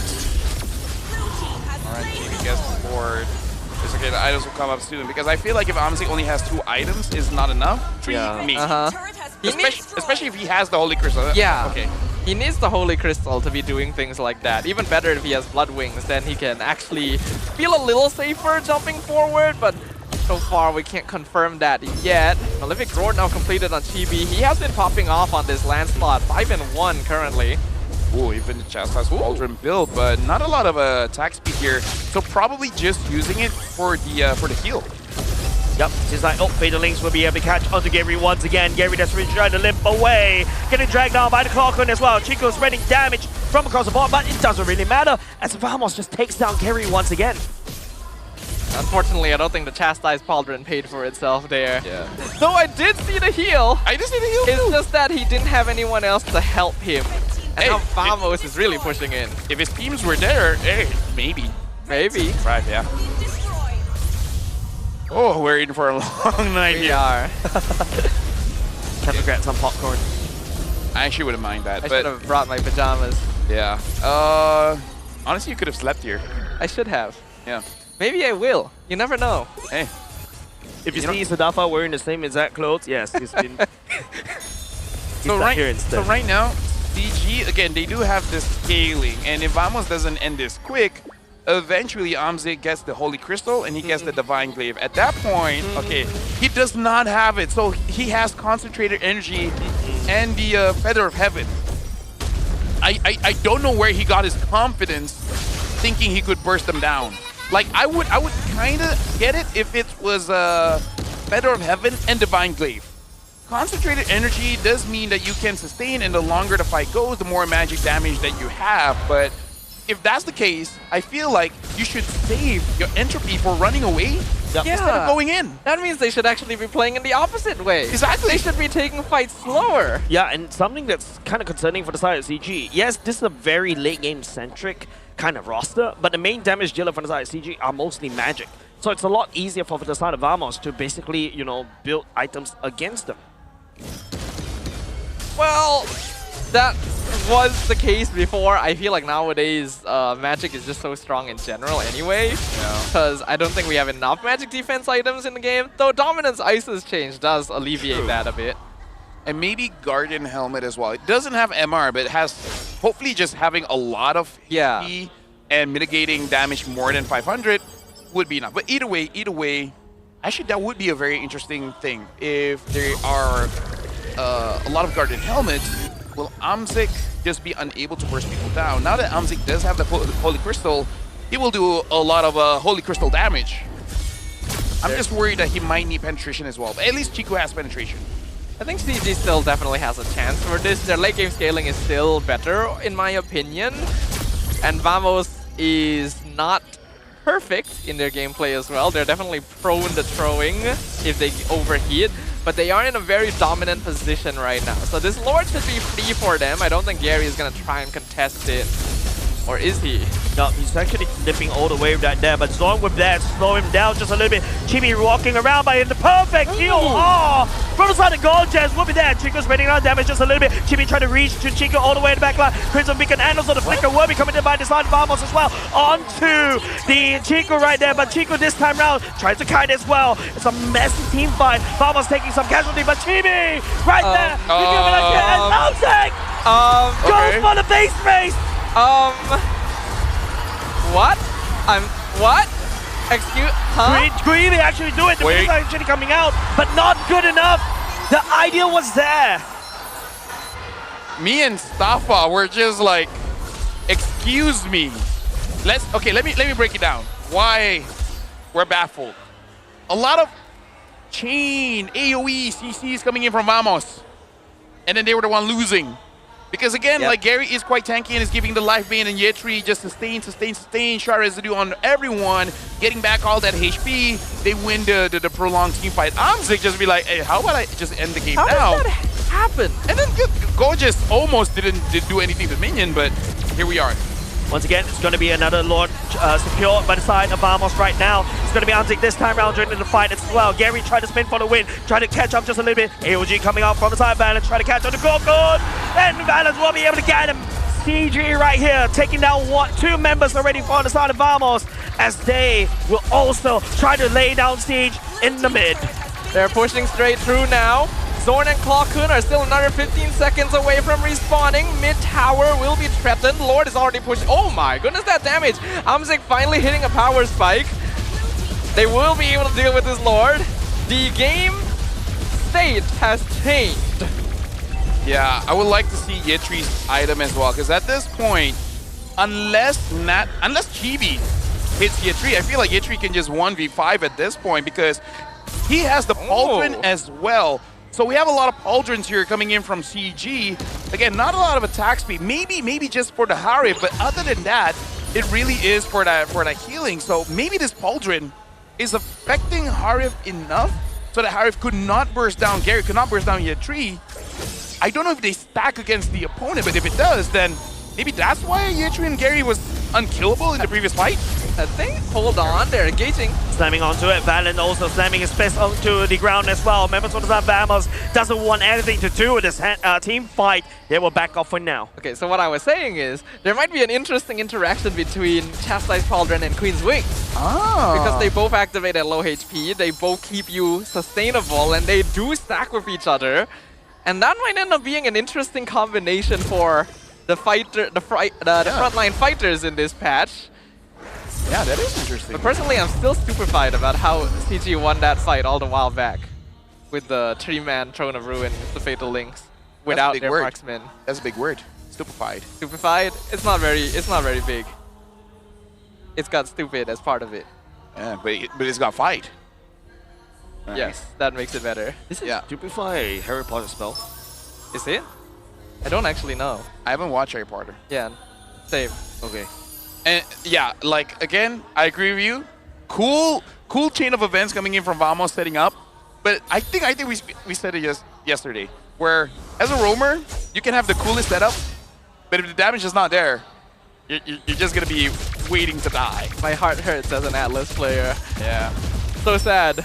Vamos does have damage, but again, it is very cooldown based. And now CG is starting to hit power spikes where Amzik and Chiku both actually do a lot of DPS consistently.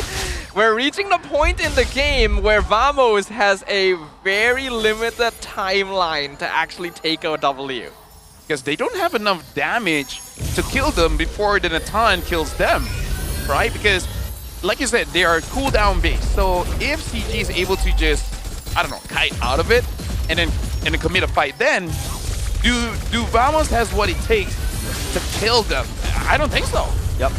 So the Cochran right here coming in to Bukin. They're really gunning for Amzik right there. Gorgeous goes in with the TOR, but not good enough. Jessery trying to limp away.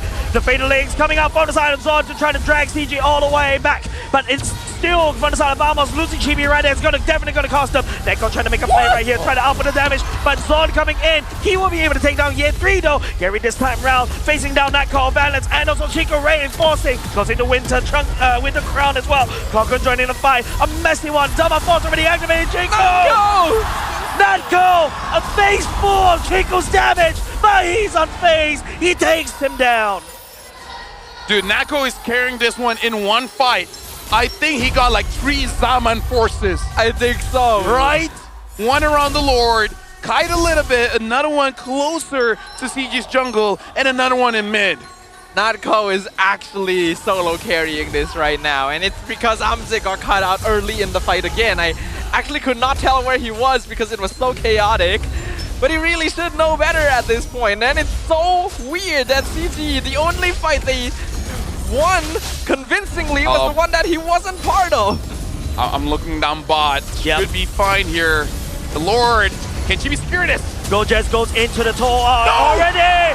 CG denies the Lord from Vamos! And look at the position for the side of Amzik! He doesn't want to really join the fight as CG desperately trying to delay the back from the side of Vamos, but Vamos knows better with the helmets on and Glogan right here, and it's now going to be Amzik slowing down by enough damage to take down Zord. Amzik right here trying to make a play, trying to look for a Chibi as well, but the damage from Chico and Amzik will be there to take him down. They're doing it, ladies and gentlemen. CG Esports making the comeback happen. I don't even know if I can call it a comeback because this game has been so weird. But Nako trying to go in. Nako outputting the damage onto Chico right here. And unfortunately, he got punished. And now it's just the rest of member for the side of CG. Alongside with the Lord, they crash onto Vamos. In one fell swoop, CG Esports secures match point. One step away from moving onwards to the upper bracket finals. Still, multiple blunders being made, consistency in question, but hey, can't argue with the results. I'm just saying, man, CG, it's a good thing you got Yetri on your side. Yeah. Because he stabilized so many losing situations, winning fights that shouldn't be won, zoning people out when it should be zoned away.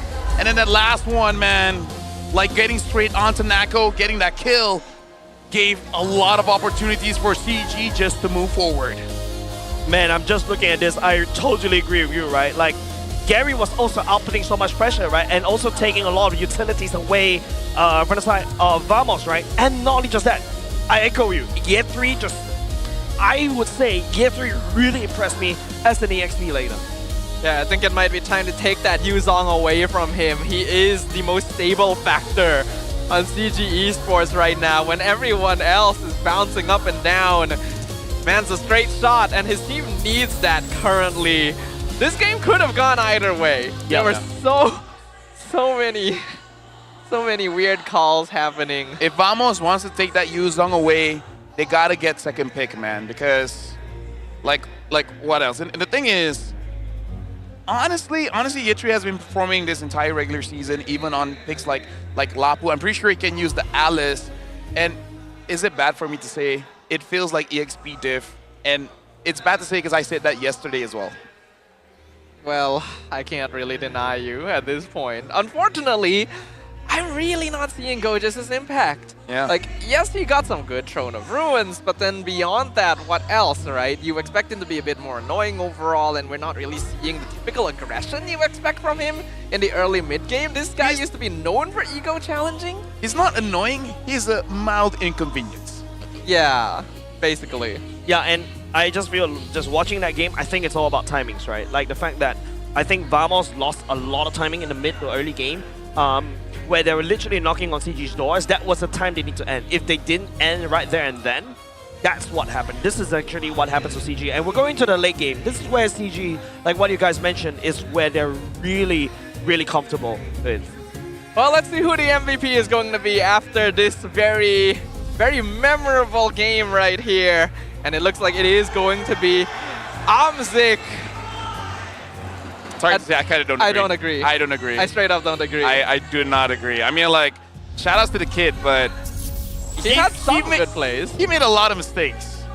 Like the opportunities was given to him for doing something.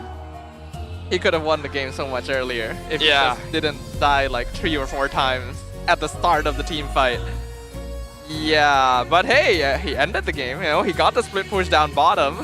He threatened the base just a little bit. CG won the fight that he wasn't part of. What if we're saying he doesn't deserve this in the next game, then he really pops off? I'll welcome it. Hey, just end the game, Let's do it. Amzik, you played bad. Imagine you getting clipped out of context now. I almost want to see who voted for him. I'm going to get clipped for this, definitely. I don't have enough energy to avoid these situations at this point. But hopefully you guys are having a good time. Because this was a nearly 20-minute game, kill score pretty much even. And Vamos was in control for a good chunk of it. Yeah.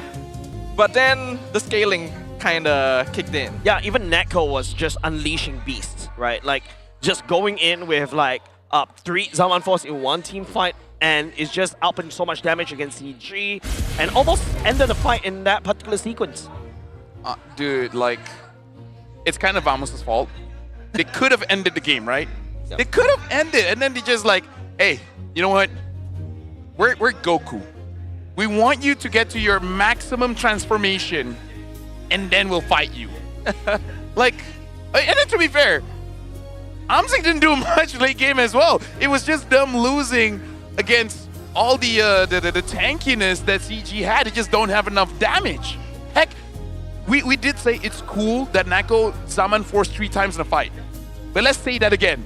He had to Zaman Force 3 times to get kills. There were actually 3 chastised pauldrons on the side of CG by the end of that game. So that probably was kicking in a little bit as well. This is an item that will work well against cooldown-based heroes because that extra burst of healing can really throw off their timing. And when paired out with things like Queen's Wings on a hero like Yuzong, you can see how Ye3 is able to stay in those fights for so long. These fights were so messy. It was so difficult to keep track of what was going on. Yeah. Yeah. If I was SRG, I might be laughing at this point. Well, because we want the teams to be doing good, but at the same time, like, we're just casters, right? But if casters can see what's wrong, it wouldn't be crazy to think a coach can be like, okay, we can exploit this, and that, and then the coach be like, what were they doing? Yeah, literally, right? You talk about the list of things that both these two teams, you know, after this game, definitely got a bit of a little bit of debriefing for both these two teams, right? Especially for the side of Vamos. There's a lot of moments like what we mentioned that they could have won earlier just now. Like, there's a lot of a moment of opportunity. Chibi was just outplaying his minds, Natko as well. But it's just all down to the timings when, you know, Amzik secures his items. And of course, you know, if Ye3 is just like creating so much space, Chico up putting damage from afar, Gary tanking everything, and, you know, chastised Paulson coming in. Yeah, it's just, Vamos just ran out of steam. Both these teams are getting away with too many blunders, man. This is unfortunately not playoffs level gameplay, I will have to say. There's moments where stuff looks good, where good calls are being made, but on a consistency standpoint, it is very much lacking. Vamos was okay early, kind of lost momentum later on, then regained it, then threw it away again.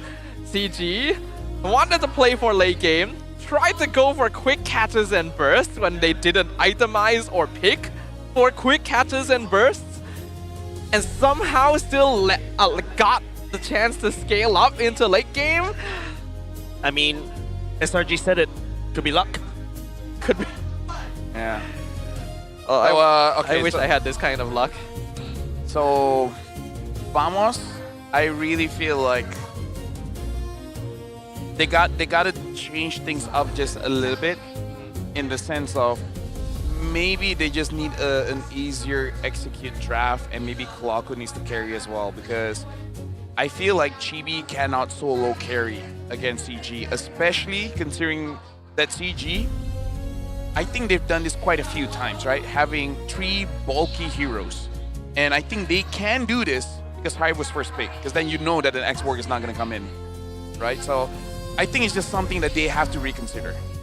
That is true, that is true. We've already known CG likes to play for late game scaling, so they are one of the few teams that still goes for triple frontline, double artillery scaling marksman. It's risky because the game state has accelerated nowadays in this patch, but if you have opponents that are making mistakes and letting the game run the distance, then that scaling just automatically carries you to victory because the other team cannot compare. Yeah, and especially when this patch coming in right there, right? This is the reason why Paravis is also still kind of preferred in the gold lane, right? Because of his harder scaling. When he scales, he's just an absolute monster. The Zaman Force is more than enough for him to basically output the damage. Unfortunately, there's still a Nathan right there that could just like DPS all the way to help. Like, heck, Vamos could just like need to dash around to be able to do something, and all Nathan has to do is just spam AA. Spam basic attacks. I mean, Nathan just needed to not walk in front. Yeah, the fight honestly. started. He knows that there's a bunch of ultimates that are going to come, and they're going to use them. Yeah. Just wait a little bit. Just stay where you are, right? Stay where you are. If you see the Lancelot, ult backwards. You are literally playing a time traveler. Wait a few seconds, right? Is that so much to ask for? I don't know. I don't know if I will bring this up in meeting, but I feel like Yetri should really be the MVP because he stabilized so much. He made a lot of plays, and he was the one that actually caught Nako, which made it much easier for CG to end Yetri needs to ask for a raise after this because man is literally... Hey, his boss is playing. True. His boss should be seeing what he's doing. I hope so, because man is MVP of most of these early stages. The only reason they're even able to scale is because of this Yuzong causing havoc. We can see in the highlights early on, Vamos were in control. Nako was getting a lot of farm, Chibi was popping off, they were punishing CG for doing this. Yep. Let's ask the question. Chiku first picked the Kimi, and then even second pick, early pick the Kimi. Is it doable to ban out the Kimi? Because you can fight with a Eve, but maybe just hurt him in his hero pool, you know?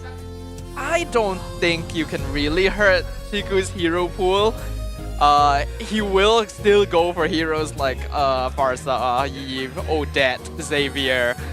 I think it's perfectly fine to let Kimi through. You just need to make sure that you handle it. And I don't think Vamos had the tools to do so once it got into the later stages.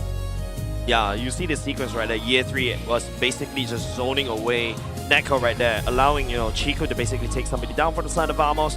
And I really totally agree with you. Like, EF3 really stabilized it, allowing Amzik to really shine towards the later parts of the game. But there's also another thing that I'm literally looking at all of these sequences is that Chico, I feel like he's kind of forced into the Kimi because that's something that Clawkun loves to play. Clawkun also played really well on this Kimi. I guess that's a fair observation, but at the same time, Clawkun can play other artillery mages as well. I think they tried to go too hard on the crowd control combo with Atlas, Zusin, and Alice. If they had a Farsight, right? If they had just a little bit more damage, 100% they would have won that game, but they didn't, and that's what happened. Yeah. Yeah, I agree with you because maybe I just hesitate just a little bit on taking out the Yuzong because I feel like with how Gorgeous has been playing, it's just no matter what, like Yetri will do just a little bit more than him. I don't know, man. Vamos, in this state, it's kind of hard to go all the way to the grand finals, in my personal opinion. Yeah. I mean, there's also a reason why, LaFell. It's that some of the pro players from overseas were just looking at this team that's rising up in the ranks of MPL Malaysia, right? Doing a good showing even against a team that's very experienced in the form of Vamos, right? Chibi as well on that helm. It's really playing really well earlier just now, but it's just, I think it's all about timings. I mean, we did talk about it, right, in SRG's game. You're good, but it's just not enough. But I kind of feel like for Chibi, he was good. Everyone else was not enough. Unfortunately, that has been the story for Vamos the whole season. Right, sometimes some of the other players are good, but Chibi in general is the only constant, right? He's the only one that always performs no matter what. Yes, he does have some down days where he misses objectives, but that's usually the worst of it, right? Yeah. Compared to his teammates who, the worst of them is, well, what we saw. Their worst of them, the worst is constant. Yeah, sometimes the best of his teammates is the worst of Chibi. Exactly. Yeah. Like, oh no, I missed Retri. And then my team is like, oh no, I set a team fight for us to lose. Pretty different Guys, lows. The fail is enough. I can't believe this is the second time I'm saying it today. You guys are hard to please. Oh no, we have been. What's the word? We've been forced. We're not the worst. Let me just tell you, we're not the worst. If Husky was here, bro. Dude, we here in Malaysia we had to stop him in the fires of hell itself. We have been through so much with some of these teams, some of these players, that we just do not take it anymore. Plus, the audience deserves honesty. They do. Yeah. All right. This is how we educate them, you know? Yep. Plus, we're raised by Asian parents. What do you think? Ooh, dangerous grass. 100% win rate for Vamos up until now. Maybe. Definitely need that one to bring us to a. Oh, should I say that? I don't know whether you should. Zanaba just looked at me right in my face like, you already know his hard to please, so, you know. True. I haven't had sorry, I enough sleep. failed. You want to take this outside? Take off your comm set right now. All right, Yuzong is banned, so that's one good thing. Maybe Vamos hopes that they can get a Hilda, right? That's true. Maybe that's something, you know? It's one of the heroes that Gojas has actually performed on this playoffs. Ish. Yeah. Dude, why is Gojas playing so off this playoffs? The pun was not intended. It's cold. Did he not bring a jacket? Yes, he did, but not for his hands. He needed to bring gloves as well. Right? He needs gloves. I see. Very sure that. Oh, but the problem is if the gloves, you might not. Exactly. Not So you just gotta get the right gloves. Huh? Fingerless glove. Yeah. But then your fingers will be cold. Like the tips will be cold. If you wear fingerless gloves, do you still have fingers? Huh. Sorry, I'm lost by the. Sorry, I'm lost by We're the. contemplating the meaning of life right here. Yeah, I can feel you guys are really drained, and I'm just like guest caster coming in is like, wow, MPL Malaysia, wow, big stage. Actually, now I know why we are critical. Yeah. Because we've seen the highs, so then when we see the lows, we're like, bro, this is not you, right? When you see SRG, and you see other people, it's like, excuse me, what? Okay. And when we see Vamos had like an amazing game, and then something else happens, like, what? And we have CG had an amazing game, and then like, wait, what?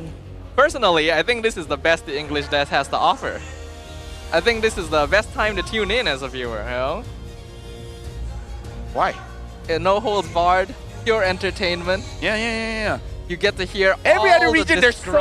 Every other region is so political, man. Political? Meaning like they have to be nice. correct. Oh, you mean like polite? No, political. Politically correct. Isn't political something else? I'm political indifference. I don't know. I don't even know what that means. No, political being like. Isn't that like politics? Yeah. Okay. Politics means relationship. Okay, wait, no, I kind of see what you mean now. Yeah. Now you get it? Yeah, I get it now. So yeah, every other region, they're political. I'm sorry, I haven't tuned into the LaFell frequency. Still learning the ropes just a little bit.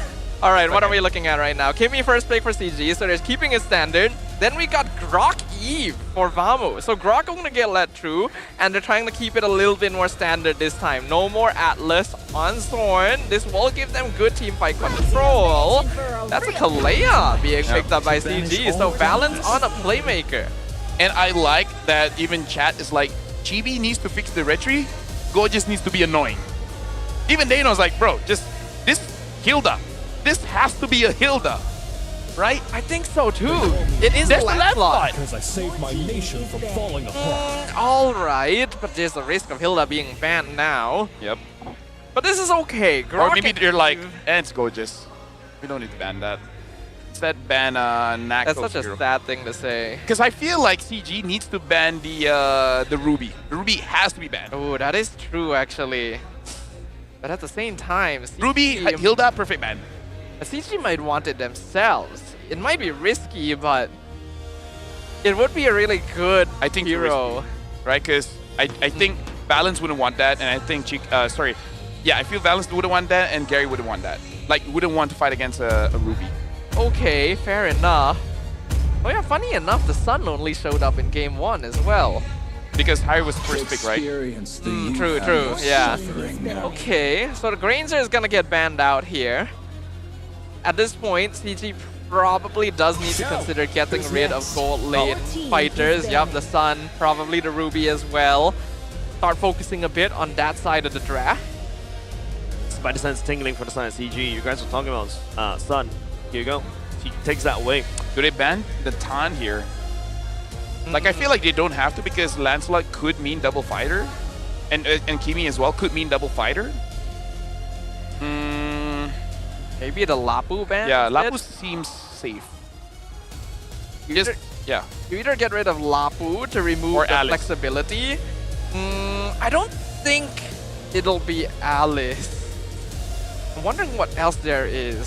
Yetri used to play Arlet, but it's not really a good comp for it. In fact, it might be better for Vamos. But I don't have a lot of faith in Gojas right now. A bit of a target ban for the side of Vamos onto Amzik right there, right? The Ruby also taken away. Hilda, please. If you don't take Hilda here, bro. Either Hilda or I would be okay with Arlet too. The setup is very good. And Gojas used to play Arlet fairly well. But Dangerous Grass is a map that Hilda really shines. I'm looking at you guys. You guys are discussing. I hope you're discussing on the rotation of what the Hilda has to do. That's not a Hilda. Why? I maybe it's a deny, but in my head, you don't have to do that. I don't think so as well. Yes, you could technically grab it in advance to prepare for a Lapu or Uranus lane. But Hilda has so much more impact. Teams are specifically banning Hilda only on Dangerous Grass because of how much impact. Imagine if CG did themselves pick up the Hilda because Vamos is thinking, we pick up Esme first, can go into gold lane, and then we pick up Hilda. Like, that could be the idea as well. It could be. But I think that's too risky. If you go Hilda, what would you go on the opposite side? Lapu is still open. Not too bad, actually. They go Uranus Lunox. Oh! Lunox got let through. Yeah, I mean, maybe because they thought, oh, it's going to be a Kimi, so why bother, right? But Kimi Gold. It could happen, yeah. The only team that played Kimi Gold the entire season was GMXK. And specifically when MQT was playing. He played a very good Kimi Gold, but no one else has tried this. So CG doing something a little different. Yeah. And now with the Uranus there, I would say Vamos doesn't have that great of a time going up against Uranus. In their experience going up against Smooth in AERO, eventually did win with the Hilda. Vamos, this could be do or die. The ultimate answer. And they do get the Hilda. I have no idea how he got all the way through, other than the fact that CG's like, yeah. What's the worst it can do? Hilda, it's like, literally we were teasing the Hilda for so many Lunox Gold times. Oh! Interesting. They're not letting Chiku play one of his signature picks? Maybe Chiku was like, you know what, I had 2 games of Kimi. I kind of have a momentum going on. That's true. Plus, he is the boss. So maybe he's like, I'm sick. I will also say that Chiku has made multiple of his jungle proteges learn Lunox jungle. So I wonder if it's like a requirement, right? If you're going to learn under me, you need to know how to play Lunox. In every lane. So maybe they prepared Amzik for this. Hope so, because they are currently at match point. There is a chance for CG Esports to move forward to the next stage here. Will Vamos deny that? Will we see another full series? Let us find out back in the land of Dawn. Mobile Legends.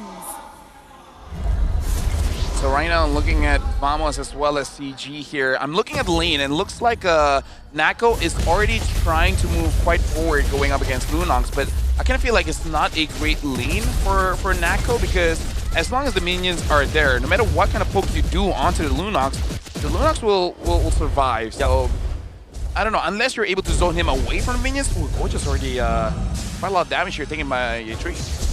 And that's Year 3 not even hitting level 2 as of yet, but he's able to just push Gorgeous all the way back. But I mean, Gorgeous, the Hilda, should be able to just heal all the way back up underneath these dangerous grass. As long as everything goes to plan, this should be a very nothing burger lane right here.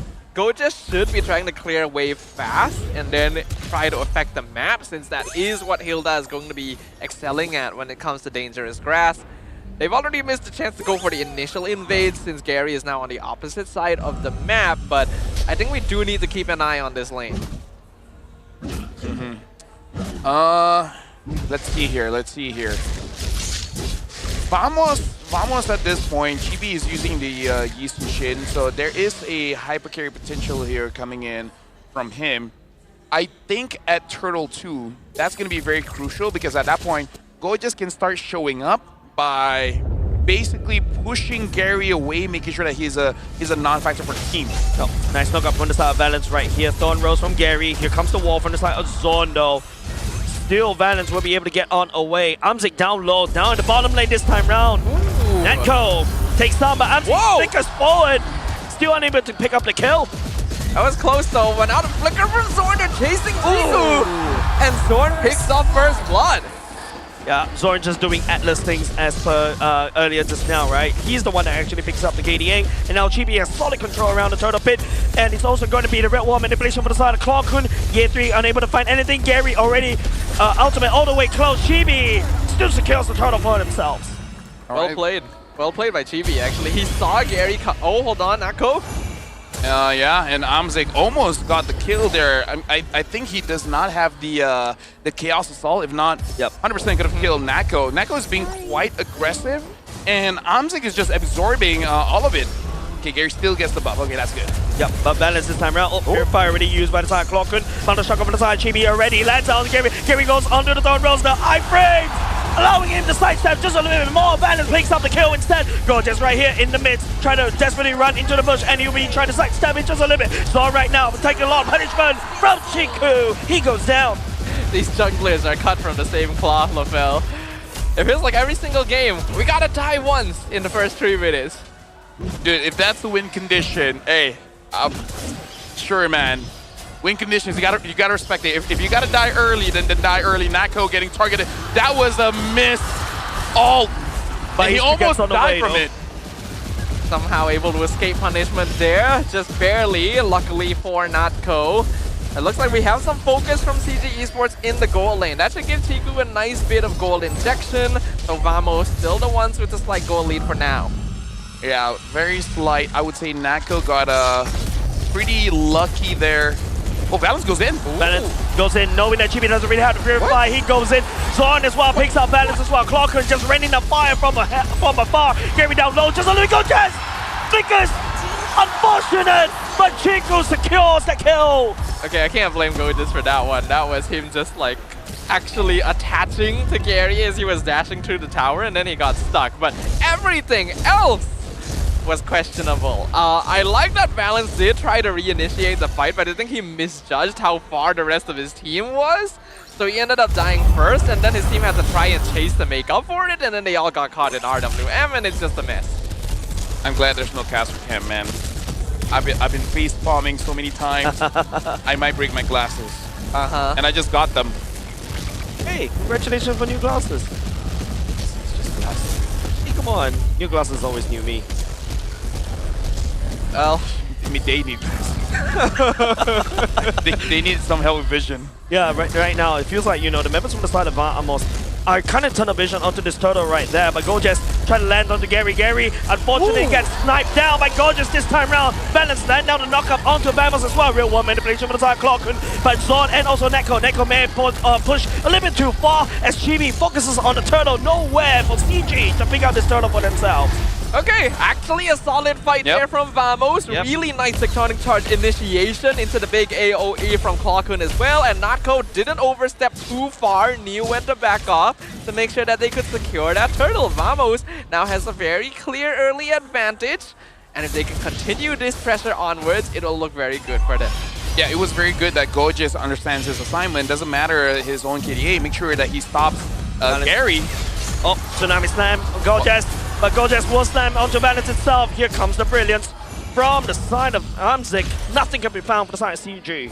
at least they didn't die there. Yeah. Because Valence was already caught in a bad situation, able to use the Tsunami Slam to save himself. So I think at that point, CG, just be thankful nothing was really lost there. Yeah, I'm actually really impressed that Valence survived that on 1 HP. Well played on Amzik to make sure they could zone them out as well. But the tower does eventually go down. We can see right now that Vamos just straight up has more rotational pressure on the map because of the way their heroes work, and especially since Gojes is getting involved now, CG needs to take this a little slower. Yeah. Shout out to Mirko. He's watching this, and I'm guessing his reaction is more or less the same as mine. Except he doesn't have his bosses watching, so he can do whatever he wants. So shout outs to him, you know? Always a good time when it comes to Mirko. Always a good time when it comes to teams here in MPL Malaysia as well. We are approaching the 7-minute mark. Vamos still holding on to a 1.5k gold lead. When we look in terms of late game scaling though, CG are the ones with the advantage. They have a Lunox and a Kimmy. Lancelot hits pretty hard as well. Whereas Vamos is quite wholly dependent on Chibi and a little bit of Kwakun as well. So if they're not able to end the game early, just like before, things will get tricky. Yep, Gary right now is getting zoned by quite a lot. So definitely a game where Chibi can really excel, because the other jungler is basically unable to respond because Gojes and Zorn, they're doing quite a good job of zoning Gary away, but maybe with the Brute Force Breastplate alongside with the War Axe, eventually Gary's able to sustain enough to get a kill onto either Clockun or Chibi.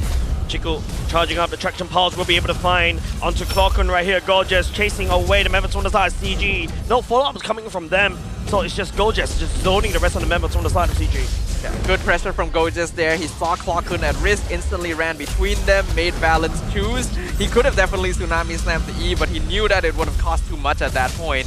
So Gojes' positioning saved his mid laner. And oh, hold on a second, that's going to be Esmeralda landing the ultimate onto Amzik right here. Gojes down low! That's a tectonic charge from the side of Vamos from Zorn. And real world manipulation from Clockun right here. Members on the side of CG getting stuck. Amzik has no choice but to use the chaos assault right outside, but he's getting slowed by Clockun. Year 3 right here, Consecration will be able to run out of that. Yeah, and all of that right now, Gary is starting up the Lord.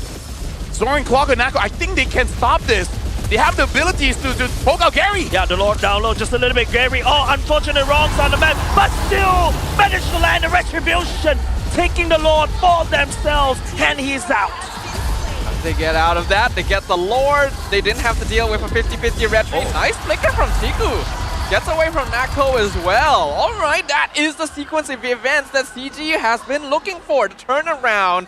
And it all started with Valence somehow finding a flicker catch onto Chibi when he was at 10% HP. I thought he was going to die before he gets the catch off, honestly. But yeah, Chibi died and a lot of damage was on Clockun, and Clockun was not able to deal consistent damage. If Clockun was able to kill Gary there was a 50-50 chance Vamos could turn things around by grabbing the Lord.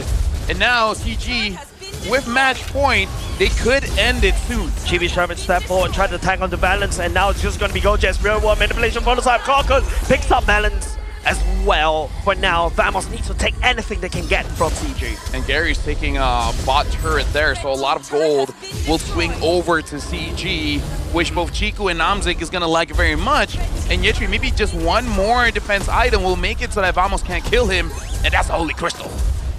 This is now looking a little rough for Vamos. We talked about how they needed to be ahead, needed to be able to end the game early, else the scaling would catch up with them like before. And now CG has been able to accelerate that thanks to a genuinely good play earlier. I don't think Valence needed to die again, but it's still fine because Gary was getting the split push in, getting that gold injection, the structural damage. The map is a little harder for Vamos to play with now. Honestly, this game, this entire series, or any game with Vamos in it, I'm flabbergasted, but you know what, Staffa? You know what we say in this situation? Yeah? The games are memorable. They are? They are memorable. We had a very memorable day one, so they just want to do it again. Can I say I'd rather forget? So right now, it looks like Zorn does complete the Radiant Armor. Should be able to sustain just a little bit more. Looking at the items for Chiku does make it so that he can sustain for quite a while. But this is interesting. Gary is not going defensive here. He is not going for the Brute Force Breastplate. Random execution. Valence get knocked down by Zone just a little bit. But still, Vamos unable to find any form of lockdown from the side of CG because Gary is so slippery. CG is definitely starting to find their flow a little bit. Their movements are more decisive. Their reactions are quicker as well. And that is starting to catch Vamos off guard a little bit. They may have gotten too comfortable with their Game 1 victory and are expecting things to go the same way. You know what will happen, Stafa? That B in game number 1? Yes? Oh, that's gonna get memed on so hard. Oh, yes, it is. There's a lot of CG fans waiting for that. So, if I was Vamos, skip TikTok and Facebook for a night. Maybe so. Maybe they'll sleep better tonight. We did kind of caster curse this as well, right? We were trying to call out Amzik a little bit. He hasn't popped off yet, but so far he's been solid on this Lunan. Well, now that you say that. Oh, yeah. Oh, Chico this time around get caught by the Mountain Shocker from the side of Chibi. Chico right now getting caught. Oh, go Jess! Outplayed by the side of Chico as well. Zorn trying to peel for the side of Clockwood. Gary by Chibi, assassinating the enemy jungler right now. The Thorn Rose will also be able to do something. Ye3 picking up that one. And now it's just a pure rare carpet for CG as they pick up the Lord for themselves and even potentially more from Vamos. The team bearing the name of the Malaysian legend now truly finding their flow state. The damage from Gary is at a ridiculous level. Even though he didn't have any kills before this, he's been given free reign of the map. The farm is catching up and Vamos have not been able to maximize their early game advantage with this Hilda pickup. That means they're falling off. Dude, look at Ye3. Ye3 is sandbagging even when he doesn't have to. He's staying inside a turret when there's no minions to get his stats up. And can you blame him? Look at that. He's taking no damage. No damage from Vamos. We don't really do an MVP of the match anymore, but for this one, it would definitely be Ye3. This man has been a rock for CG. Now can they carry it all the way in? Lord colliding up top. Now Chico with the Divine Glaive as well. Go just died against Chico before. He's going to die faster now. Yeah, 3 stepping forward right here. Here comes Tsunami Slam for the side of Valence. Valence tagging on to Neko as well. Zorn, the members for the side of CG, just out for the damage. And all of a sudden, Vamos, they fall one after another. They've been melted down by the damage coming out from Amzik and also Chico. He picks up a double kill. Clocker picking up as well. A bit of a revenge, but it's still CG knocking down Vamos' door. The 3v2 defense. Clock and TV gonna try and hold as much as they can. Ye3 focusing on the call right now. The members from the side of Vamos is desperately trying to wave clear as Chico, but it could be a little bit too much as CG, they go to your upper bracket finals. They defy the odds. Looks like game 1 was a warm-up after all, and all it took was a healthy dose of caster curse to push them all the way to the end. CG Esports proves that they are deserving of that second seed title. They will move on to the upper bracket finals to face SRG.OG. Jace, you say we're being too hard. Yeah. But look at us. We did that to CG and now they end up being victors. I mean, this is why Asian parents exist. That's basically all the Asian, the storyline, the backstory of all the successful Asian people, right? Exactly. We need them to feel bad for them to be good.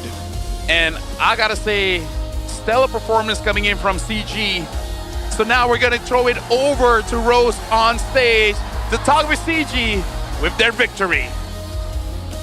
Pasukan kedua yang akan mara ke upper bracket finals esok. Maib Serdang, give it up for CG. Alright, Rose nak borak dengan Ciku dulu kot. Hello Ciku, how are you? Alhamdulillah sihat. Alright, Ciku. Esok first game. Tetapi sebelum tu, hari ini, actually semalam Rose interview Gorgeous dan Gorgeous cakap, CG, jangan main bowling hari ini. Ada kata-kata tak untuk Gorgeous? Sebenarnya betul lah tu apa Gorgeous kata. Sebab kita orang punya bonding lebih ke arah 3 minggu ni kita orang pergi bowling saja. Ya, Rose nampak. So kita orang menganggap setiap game ni ibarat macam kita orang punya frame lah. So bila first frame tu orang menang, kita orang anggap second frame tu kita orang punya. Dia punya mentality of bouncing back dengan coming back tu masih lagi ada lah. Kalau kalah game pertama tak apa, ada game kedua, 3, 4 tu dapat sapu pula tu. Kita fikir frame sebab bowling kan. Fikir frame, betul macam bowling. So, Ciku, Rose nak tanya, adakah kemenangan ini disangkakan, especially 3-1 ataupun you expected lagi sengit 3-2? Sebenarnya kita orang target 3-0. Cuma first game tu kita orang nak tengok lah diorang berani bawa cheese track kata. And then memang diorang berani bawa. So sebab tu the next game kita orang start the band. Faham. Speaking about the cheese threat, since coach tak ada di atas pentas tapi Ciku ada. Selepas game pertama di mana Vamos keluarkan Sun Gold mereka, kenapa you guys decided to ban it in the second and third game? I know it's because it's really good. Tetapi, adakah kalau dorang dapat pick this hero in the future bila korang ketemu lagi, you guys dah ada cara ke untuk counter? Tak tahu macam nak cakap sebab kalau jumpa lagi boleh jadi lain. So kita orang tak nak cakap apa-apa. Tapi you rasa Sun Gold ni is a very good hero? Ya. Untuk Gold lane? Dia kuat pressure. Adakah Amzik akan main Gold Sun soon? Amzik ada hero lagi best daripada sana. Wow! Mungkin esok adalah hari di mana kita boleh nampak hero yang lagi menarik. Tetapi 4 game untuk upper bracket semifinal, tapi hanya seorang yang boleh menjadi MVP of the game. Maib Serdang, siapakah MVP anda? Alright, kita sama-sama tengok MVP in 3, 2, 1. MVP jatuh kepada Ye3.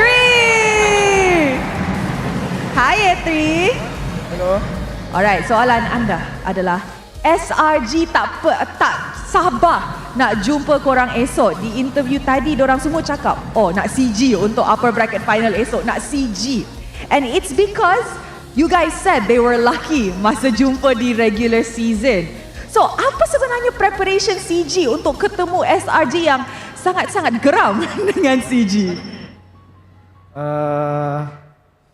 Tidur, untuk main bowling. Main bowling? Lepas menang lawan SRG. Lepas menang lawan SRG. Okay, tu kalau menang first match. Tetapi kalau kalah esok ada lagi satu match. Betul? So potentially playing 12 games in one day. Tak pernah jadi di MPL Malaysia. Apa preparation CG pula? Preparation? Kan, kita orang macam biasa, kita orang akan sama macam regular season. Kita orang akan bagi yang terbaik and of course saya nak prove something yang saya cakap sebelum ni and benda tu tak pernah salah. Which is? Easy. Oh, esok akan jadi sangat-sangat interesting. Thank you very much, Ye3. And of course, Gary. Apa? Gary, di game pertama kan, Retri agak kurang lah. Tetapi dia dapat bounce back. Game kedua dia punya Fanny memang on top. Apa sebenarnya jadi di dalam bilik untuk mentality you dengan momentum you tiba-tiba on fire? First kali kena hypnotis dengan Cik. Dia macam, chill, ingat ni bowling. So saya dah bawa mindset bowling, boleh kejar points, macam tu lah. Memang macam tu je, mindset santai, ada lagi peluang. Betul. Which improves your discipline as well. Tapi sabar je, game tadi pun ada maret. Tak apa, esok boleh lagi kan? Alright, mungkin Valence, is there anything that you want to say, especially invite your fans tomorrow? First match kot esok.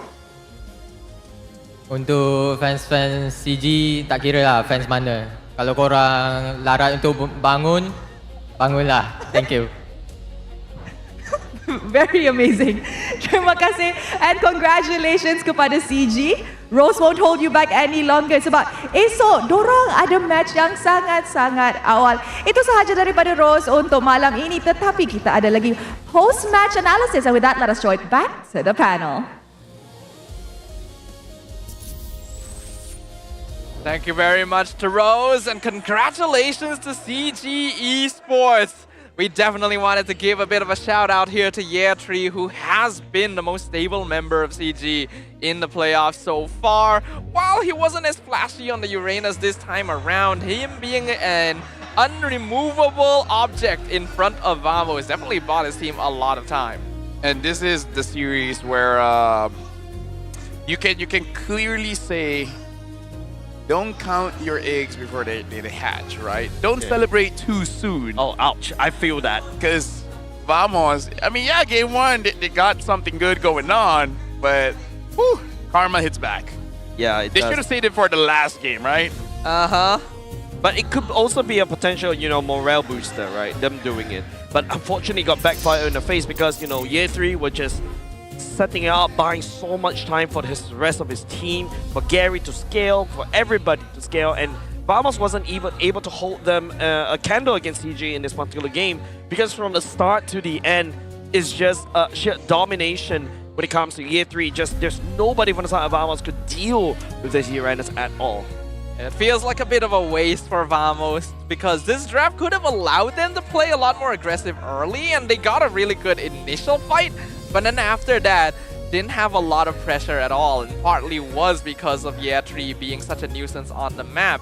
We questioned this Esmeralda pick later in the draft, and I still question it now, especially since Vamos would have known they let the Lunox through for the first time, and this hero is weak to it. A lot of questions, Stafa. Like the chat is asking, what time is the match tomorrow? It is 9 a.m. The first match. Oh boy. Yep. And then the final series is gonna be at 6 p.m., which is gonna be the best of 7. So we have best of 5, best of 5, best of 7 for tomorrow. 5, 10, 12 games. Yeah. Oh. And trades. Wait, not 12. A maximum of 17. But let's never been done before. Hey. SRG. Okay, it's not gonna be 17. That's true. minus at least 2 games. So 15. Oh, that's still a lot, man. My lord. Yes, indeed. But CG Esports has found a little bit of footing for now. Let's see whether or not that will give them what is necessary to, at the very least, provide a challenge to SRG.OG. Because the Red Giants already mentioned earlier that they would like to meet CG, and that's exactly what is going to happen. But Vamos, it was a little bit disappointing here. This team seemed pretty solid, a little bit shaky in day 1, but you would think that they'd have learned something from it. And it didn't feel that way. Something that we can say, right? CG was one of the teams that almost got a series off of SRG. So a little bit of context when CG said lucky is because CG was like dominant game 1. Game 2 is more 50-50. And then around the Lord area, CG already killed 3 members of SRG, and CG had like 3 or 4 members left. So they should have gotten the Lord, but then Cram using the Lapu, threw his swords, stole the Lord. Oh, yeah, that's the one you guys were talking about last match. And then Lapu jumping in, gets the triple kill, and then after that, SRG won. If CG got that Lord, and maybe just don't fight the Lapu, or able to kill him before he kills them, CG could have been the only team to win against SRG. And that's why they said, lucky man, he just got the Lord. And even say that, and also potentially breaking the perfect run coming out from SRG.OG, right? So really, really all eyes on CG right now, right? Yes, it's a very shaky showing in game number 1, but it feels like, after the rest of the members just woke up their idea, and then after that start, working together as a team, somehow even Vamos just doesn't feel like a threat going into the last 2 games. I mean, I don't know. It was 7:30 when they woke up. Tomorrow the match is at 9. I don't know if they can wake up on time. We were talking about me not having enough sleep. Hopefully they will have enough sleep because they're going to need to be there as well. But it's at least a promising start here for day 2 in MPL MY playoffs, and we can hope to see even better performances from these teams moving forward, because Vamos also will have that second life. Will they be able to move on, or will MV be the ones to take them down? Who knows? Yeah. I mean, unfortunately, it's going to be Vamos and also Monster Vicious taking the scenic route down the lower brackets. And of course, it's just a bit more drama, I would say, down the lower brackets between these 2 teams. That's true. Trauma is a... Wait, did you say trauma or drama? Drama. Drama, okay, both. Why not, right? Well, we're going to throw it over to Poji in a moment because he's got some questions to ask over there. So Poji, once again, take it away and we'll catch up with you guys later. Strike! Itulah namanya. Kalau kata kau dapat menjatuhkan semua pin dalam bowling. Happy dua. Anda kembali bersama saya, Poji dan juga Zon Gorgeous. Apa khabar korang? Kabar kalah. Kabar kalah ya. Yes, Soalan yang pertama, korang kalah hari ni sebab korang tak main bowling ke macam CG? Mungkin, tapi rasanya tak juga. Kita orang kalah sebab diorang dah stop main bowling lah, sebab dah tak lalu kan live bowling dekat diorang. So mungkin diorang ambil nasihat saya lah. Mungkin they need to thanks to me lah. Ataupun mungkin korang kalah sebenarnya korang sengaja tak nak jumpa SRG awal. Betul juga. Dia macam ni, kalau jumpa SRG, kita orang kena bangun 9 pagi. Bukan bangun 9 pagi. Pukul 7 pagi tu dah kena sampai. 6.30 nak kena gerak. So kita orang kan gamer mana bangun time tu. So esok CG jumpa SRG, diorang turun. Esok kita bangun lambat sikit, warm-up sikit. Jumpalah CG malam tu. Wow, okey. Tapi dekat game 1 recall Wii awal sangat recall Wii. Dia suruh. Lepas tu ciduk, rata, padam.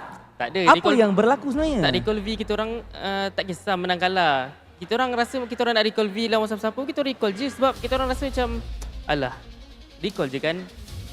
Ada je tim yang tak recall pun kalah juga. Tak recall kalah. Baik recall. Yeah. Maksudnya recall lagi penting dari menang. Jangan macam tu. Dia dua-dua penting lah, cuma kita orang unik. Okey, ataupun sebenarnya korang untuk game hari ni overconfident. Sebab korang menang dengan diorang dekat regular season, dekat playoff underestimate diorang. Macam mana Jess? Tak, sebab kita orang tak nak mau bagi. Dia point dia tak nak mau bagi. Kekal dengan jawapan tu? Kekal dan stick dah takkan berubah.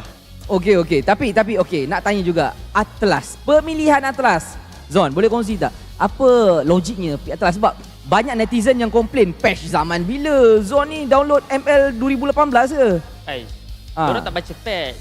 Sebab Muntun dah buffkan Atlas. So, saya nak tunjuklah dekat Muntun yang Muntun buff hero yang betul ni untuk saya tunjukkan dekat MPL. Lepas tu kalah. Tapi kalah lah macam ZQ semalam pakai Atlas pun kalah. Cuma tadi kita orang hampir menang.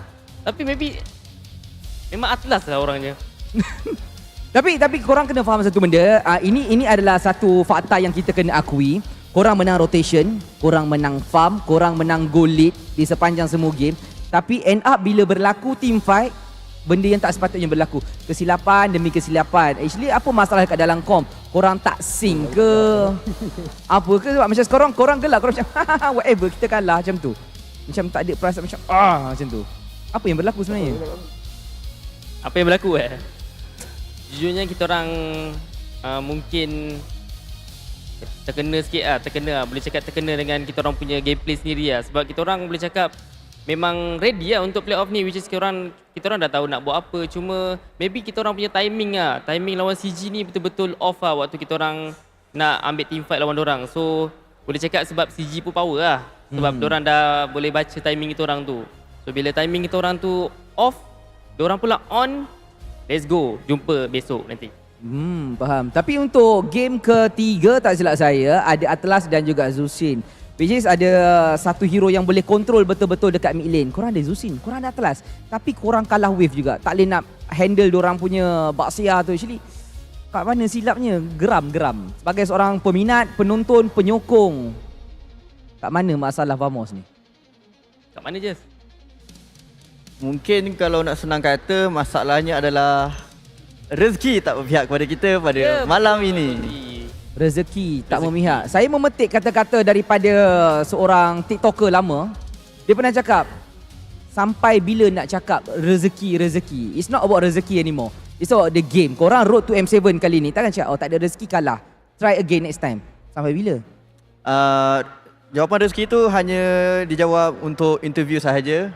Kita orang tahu kita orang ada buat banyak mistake. So kalau interview kita orang jawab je tak ada rezeki. Tapi dekat belakang kita orang soft juga. Bukannya tak ada rezeki lah hari ni, kita orang duduk, kita orang tidur, esok main lagi. Hari ni ada rezeki lah kita menang. Tak macam tu. Betul. Maksudnya bukan jawab yang penting jawab. Yang penting betul. Ada jawapan. Yang penting jawab. Yang penting ada jawapan. Yang penting ada jawapan. Okey. Tapi saya tertarik dengan game Nathan tadi. Amzik tu, sebab kita kena faham Amzik anak murid Ciku. Mindset dia push turret. Split push. Ya. Jadi macam benda tu korang tak jangka ke macam mana? Sebab what happened was dia push. Kekayaan dah dapat, goal lead dia dan dia gila-gila damage dia. So hebat. Korang tak ready ke dengan benda macam tu? Sejujurnya kita orang tak ready untuk lawan split push dia, tapi Power ke dia boleh buat macam tu? Power lah. Anak murid ciku kot. Uish. Jangan main. So lepas ni kita kena hati-hati aja. Lepas tu kita kena bangga lah. Kita dah ada goal laner lokal yang kuat. Orang kata pelapis. Pelapis. Kita tak payah harapkan innocent apa ni. Kita ambil local pride. So Amzik is very good. Anak murid ciku lah. Let's go Amzik. Let's go Do your Amzik. best tomorrow. Road to M7. Go. saya dah sampai hilang modal nak tanya apa. Tapi saya suka jawapan korang. Maksudnya apa yang korang tunjukkan dekat sini, tak kisah menang, tak kisah kalah, mindset kena ready untuk esok, betul? Betul. Saya pun tak nak hold korang lama sangat. Saya nak korang relax, berehat. Satu benda yang korang mungkin Syam, Zon nak cakap kepada peminat yang datang menyokong hari ini untuk panggil diorang datang. Okey, kepada peminat semua Vamos ataupun CG juga, terima kasih banyak kepada korang yang sokong kita orang. Tapi kita orang nak minta maaf lah sebab kita orang tak dapat pergi ke apa bracket semifinal menentang SRG. Tapi korang kena datang lagi besok sebab besok adalah game yang full house dan korang akan tengok kita orang ke final. Esok kita akan jejak ke final. Besok kita akan repeat lah. Kita dah okey. Lu tunggu kita datang lah. Lu tunggu kita mari lah. Udah tahu CG kalah? Memang dia akan kalah. Kan dia menang. Sebab diorang mau bagi. Dia bangun pagi. Bangun pagi ngantuk main, kalah. Lepas tu diorang tidur. Sementara tunggu lawan kita orang tu, dia tidur. Bangun-bangun lawan kita orang lagi, ngantuk lagi. Ngantuk lagi. Okey, cukup. Nanti lama-lama jadi macam podcast. Terima kasih banyak pada anda yang datang. Jangan lupa untuk datang ke Serdang Hall C untuk esok. Kita ada watch party istimewa, ada Moon dan juga tetamu jemputan yang istimewa. Kita bagi hint sikit. Angah tak senang mengalah. Angah luar biasa. Dia datang, dia muncul, dia gegarkan Serdang Maibs. Kalau kata korang nak, korang datang, korang jumpa. Mungkin korang boleh tengok diorang bantai-bantai untuk esok hari. Dan sekarang, saya nak throw korang untuk tengok bracket apa yang dah berlaku hari ini dan apa yang akan kita sajikan untuk anda esok. Itu saja, jumpa anda nanti.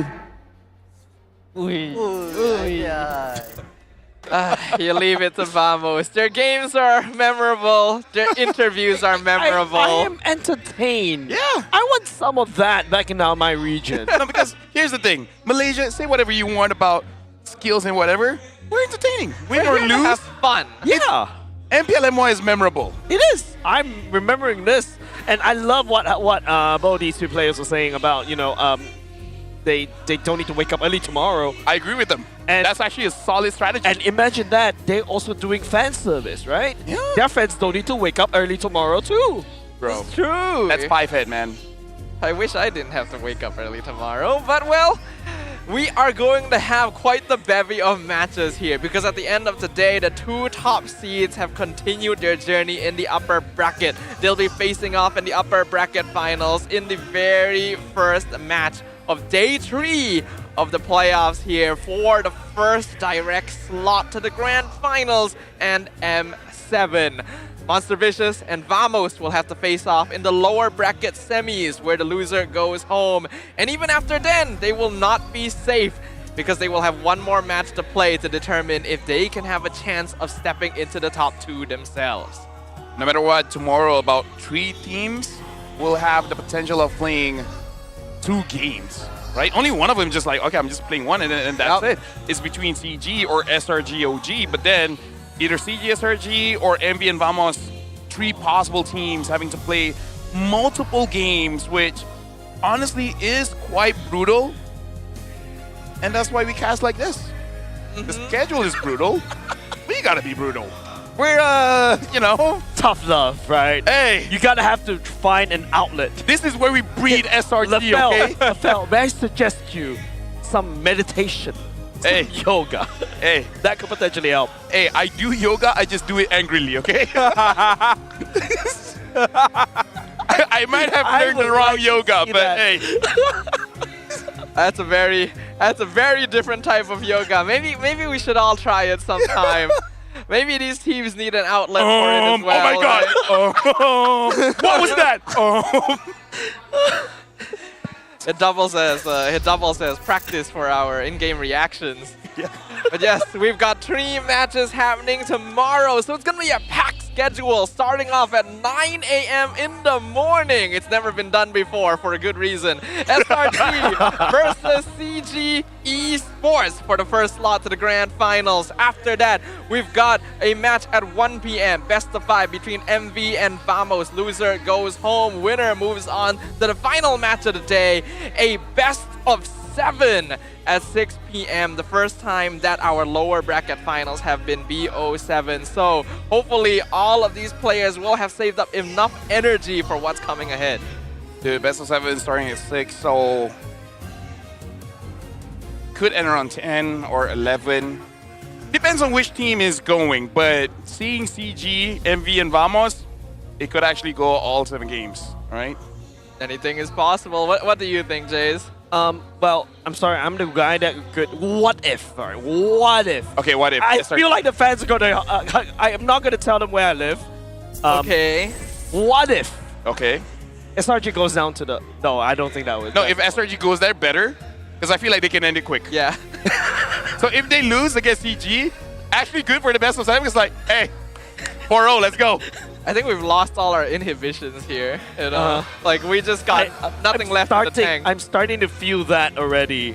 It's not like impossible. you guys are like what do I call? Just rewriting some code in my head. We're gonna do this again tomorrow and Sunday. Me and Staff are here for all 4 days straight. We're opening this man's eyes right now. He's realizing, hey, wait, we can actually be mean on the My caster eyes are desk. open. But to answer your We're not question, being mean, right? We're being honest. We're being real. Right? It's just that honesty sometimes hurts people. It does. I never like sometimes they say like, hey, I hate your face. It's honesty. Maybe not that. Oh, maybe not that? Yeah, Okay, maybe my not bad. that much. My bad, my bad. We need to cast for 2 more hours for that. Extra 2 hours. Hey, I hate your face. Oh, okay, we got a survey. This is a very bad time to ask the viewers what they think. What do you guys think? Scan the QR code. They hate my face. Be honest. I guess that's the message. Let us know what needs to be changed, what needs to be fixed. But yeah, we're gonna end the day here before we go any further insane. Thank you very much everyone for joining us. Check us out tomorrow as well. We've got so many matches coming. See you there. Amin dulu kan? Kau tolong aku. Okey, dawa. Cuba sikit pakai kat aku tau. Ni. Gua jangan kejar mati aku tau. Kejar mati. Baik Diku. Baik super GG. Dah aku push mid guys. Push back kan? Aku push mid, Bye. SP. Aku yang dulu guys. Mid dulu guys. Yasmin dulu. Ni Yasmin dulu puri guys. Yasmin dulu puri guys. Try Anji. Ada try kau Anji. Aku tak ada ulti. Kena. Aku dah V kau cik, Aku jaga kau cik, aku jaga kau. Selut. No. Tidur. YB guys, YB. Nice one. Nice. Let's go. Bye. What happened to Mobile Legends? Nice one. Second frame kita menang, second frame kita menang. Nice one. What is second frame? Lawan dia Amzi. Aku dia kau. Aku dia kau. Tahu aku dia kau. Go. Careful guys. Tapi kau. Winter. Go. Miss. Bro. Oh, second frame kita menang. Tunggu. Jangan paksa. Tunggu. Kita ada lock kan? Lock. Grabe naman. Ini hari ke depan. Hari ke depan. Nako. Tonton. Grabe. Sabar. Nice one. Let's go. Nice. Second frame. Grabe. Ida. No dash. You should change. Aku hidang Amzi. You should change no dash. Nice one. Go. No dash. Nice one. Aku tahu. Jangan. Lo. Saya aku kan. Nice one. Nice one. Tahu. Tahu. Nice one. Santai kan. Let's Nice try. Nice try. Habis dah.